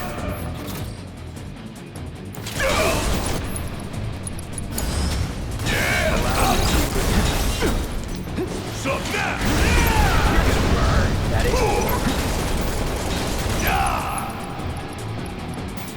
Gotta bring it home!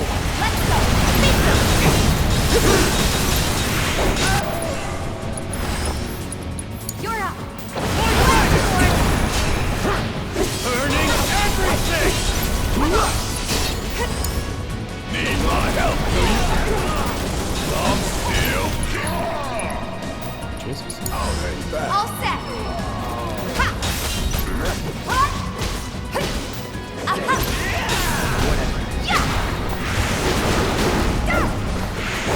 Shoot fire! There, it's on you!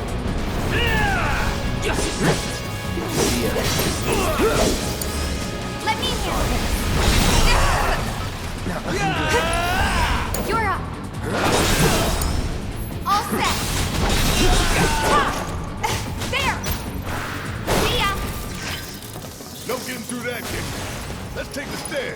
Guys, if you're having embed misconfigured problems, that's a moral failing on your end, okay? It's only happening to the immoral members of chat, so...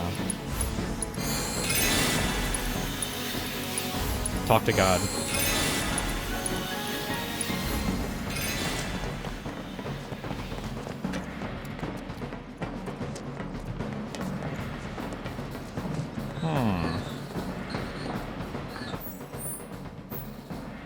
Fuck. Which should I interact with?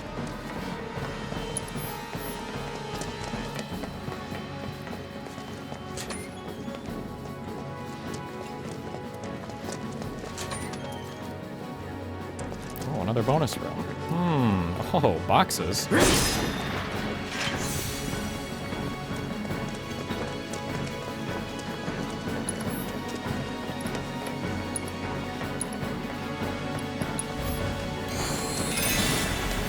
No getting through that gate. Let's take this down.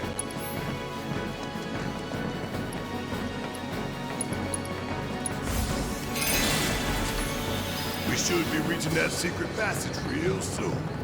I knew Plan E wouldn't fail us. Should have called it Plan X. What you think, Mr. Ex-Soldier? Biggs made the plan, right? I provided some input.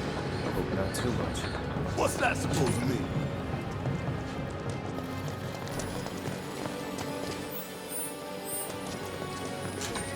Thought this place was abandoned. Guess not. Oh my god, big materia moment. Lightning materia.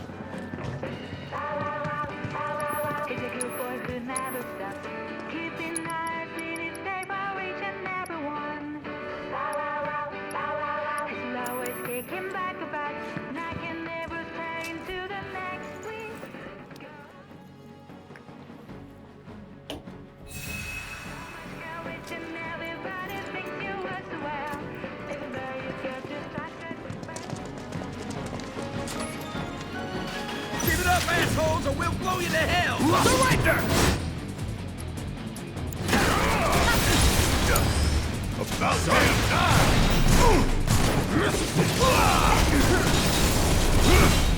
Bring in the heat!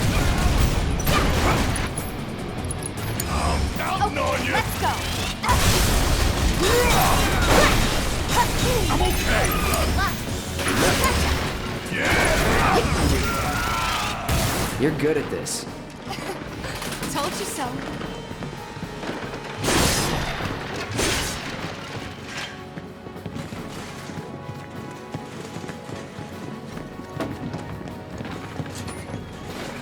So many guards.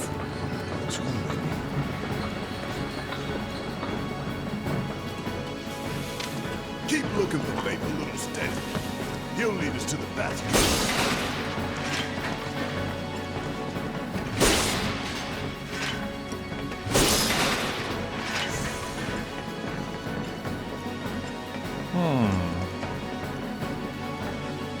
The dog. Is it?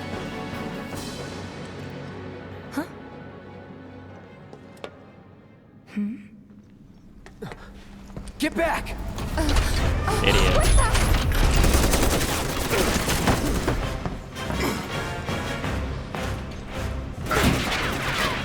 That all you got?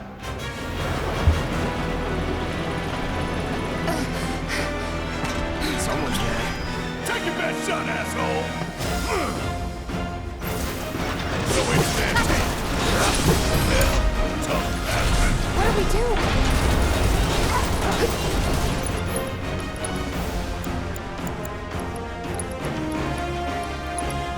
Bring it home! I got this.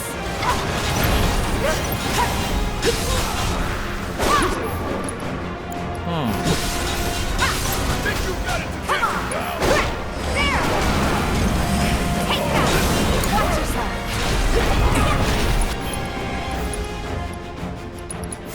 Buzz off. Oh, this is gonna burn. Let's do this. Bring it!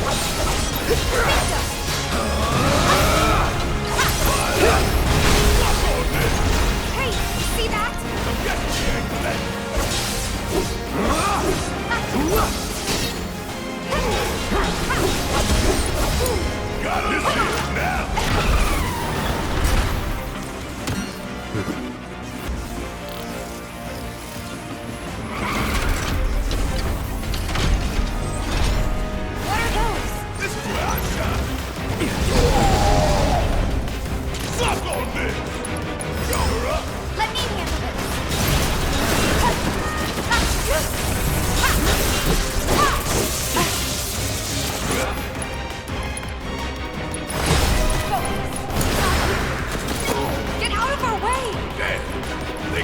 take these down first. Like playing with fire.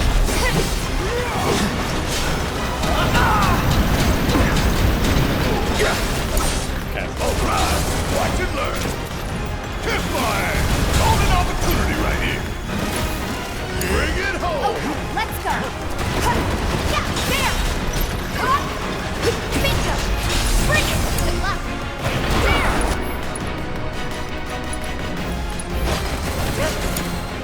About damn time. Ah!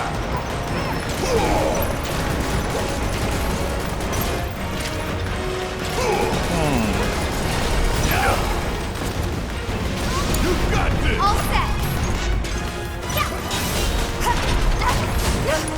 Don't take care of it. Not throwing in the towel. Yeah, I'll do it.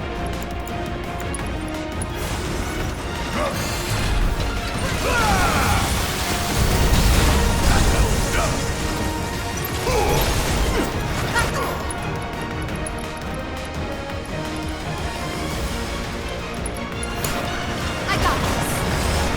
Coming for you. Gotcha. Bingo.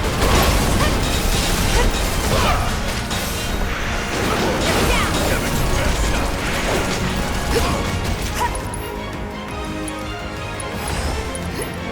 Watch yourself. Need my help, do you? There.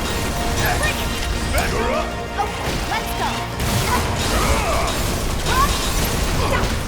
Heads up. Gotcha. It's on you. All right, watch and learn. Yeah. Not again. I thought I was close. So now.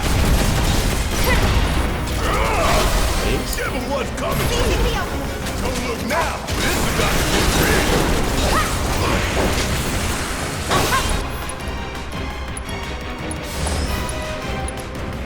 Give him hell, okay? Oh my god, it has another phase and it blocks my damage. Good one.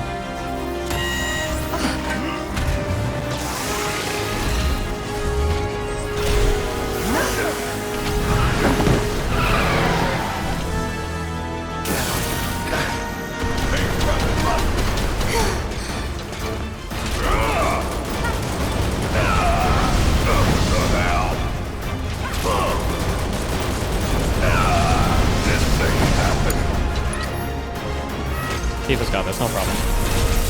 I think... Wait, the tracks!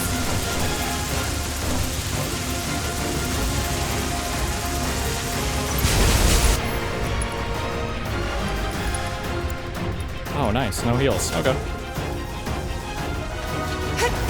Yeah, there! Pulling out all the stops now.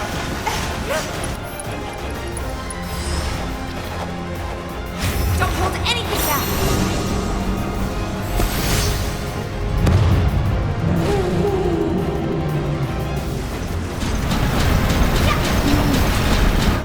Based.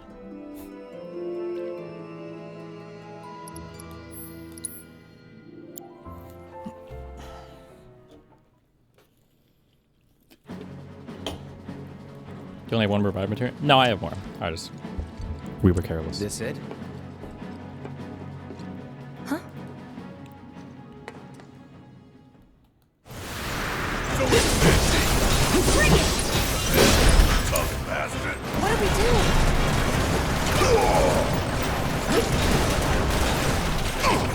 Asshole!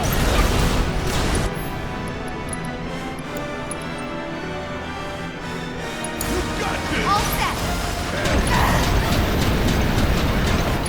You're up! Let's do this.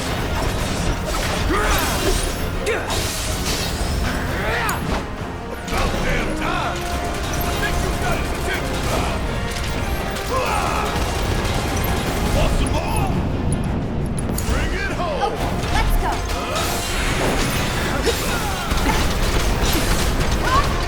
Yeah!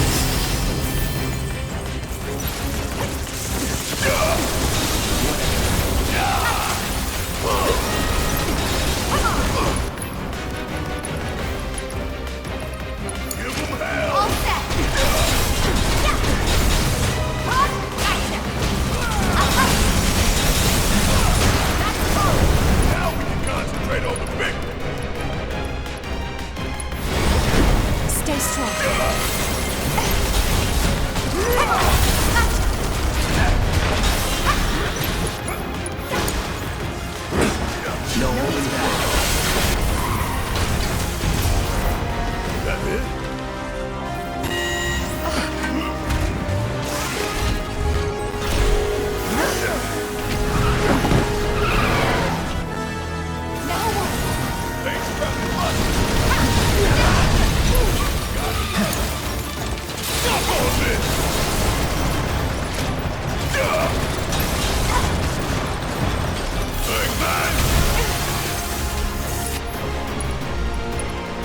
What you doing now?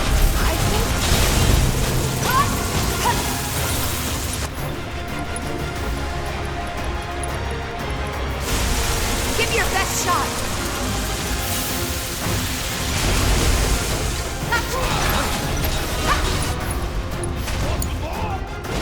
Here we go. I've got you covered.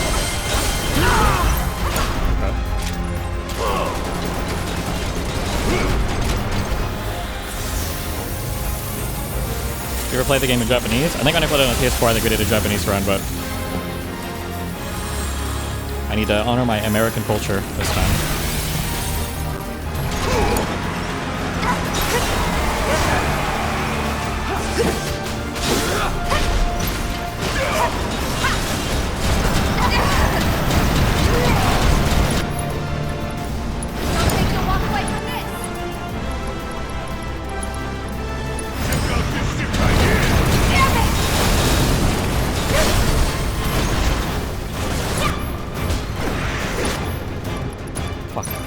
Oh my god, I just did it on the wrong thing. That's okay.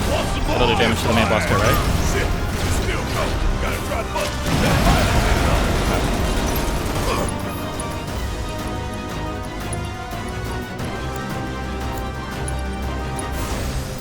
Ain't done yet.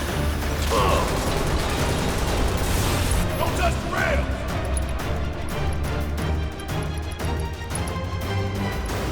Should I target the pilot?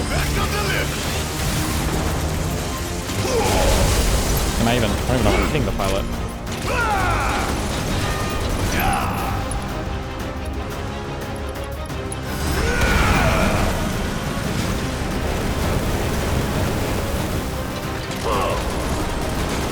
Want some more? Bang, bang.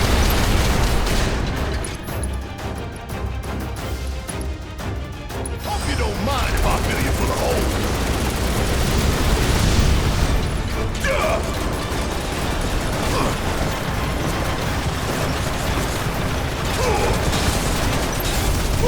Gotta love it. Duck over there. Come on.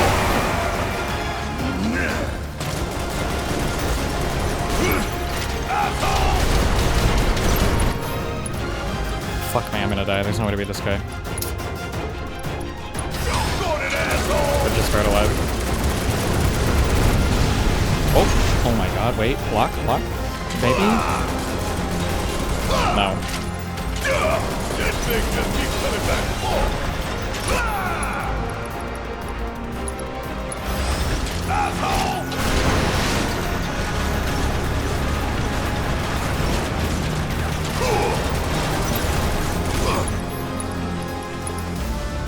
Here it comes!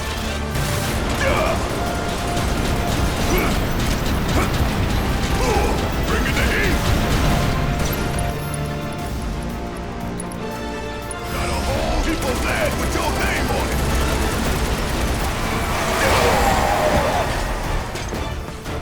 Not this shit again!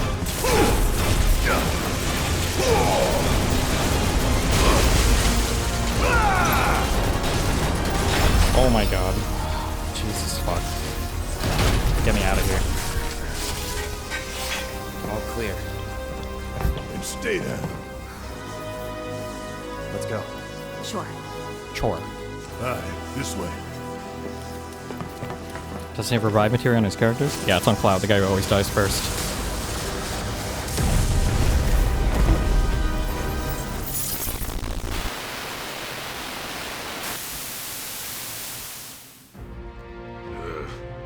This won't do. Sir, analytics reports that the feed went down after an anomaly was registered during the test. An anomaly? Or an excuse for your failure to properly prepare the armor? No, sir. All modules were confirmed fully operational. It's far more likely, given the circumstances, that the sensors were overloaded.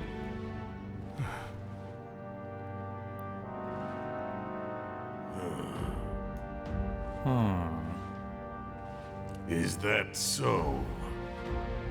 All the sensors in Section E are inoperable.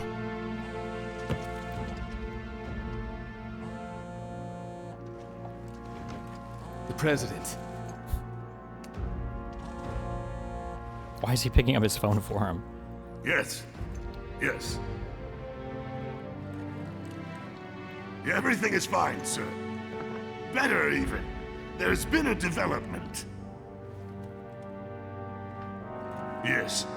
Understood, sir.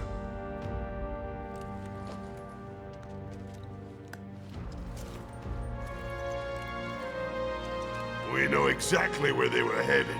If the armor is intact, then you'd best determine the nature of this anomaly soon.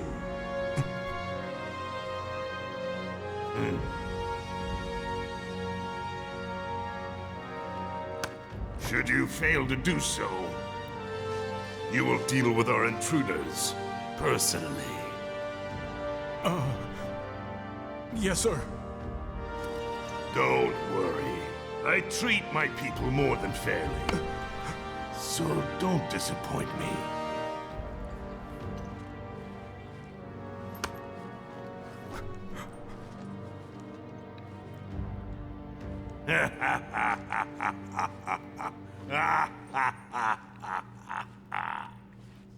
Wow. The passage is beyond these shipping containers. Let's slip through them. Talk about a tight squeeze. You okay? Yeah.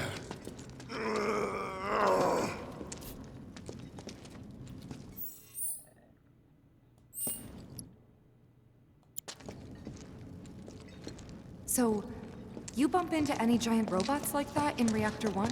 Yeah, except the bastard looked like a scorpion.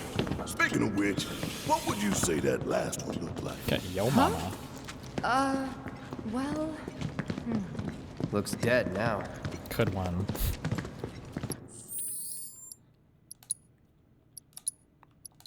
Is that the chapter? What? Lo and behold. All aboard.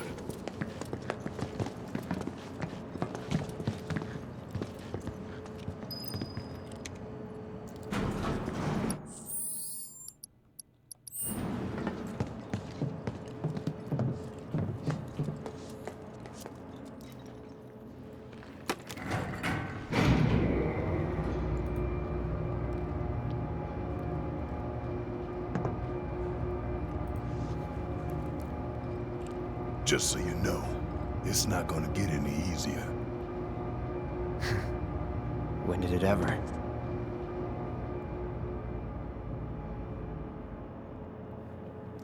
That's life sometimes.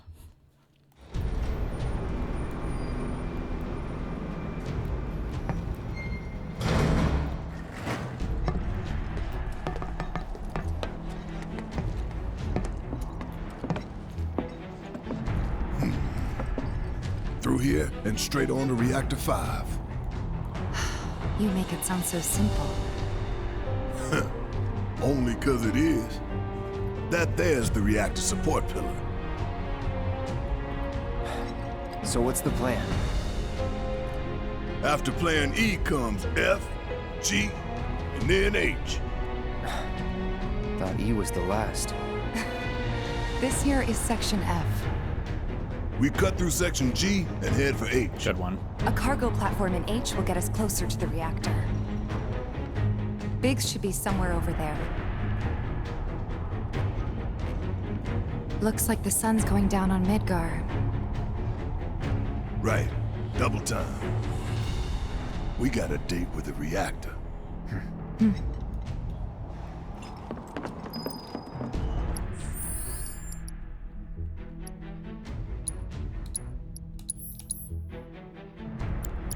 Good job. Okay.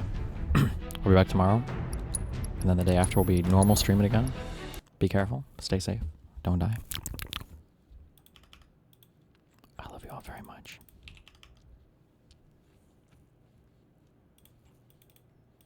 One last clip.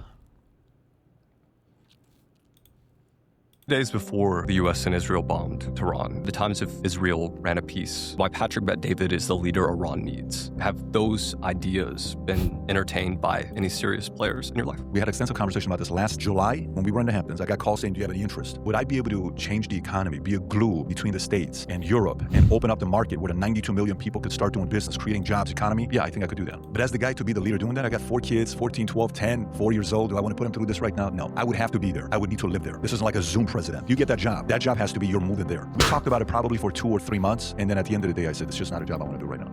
30 days before.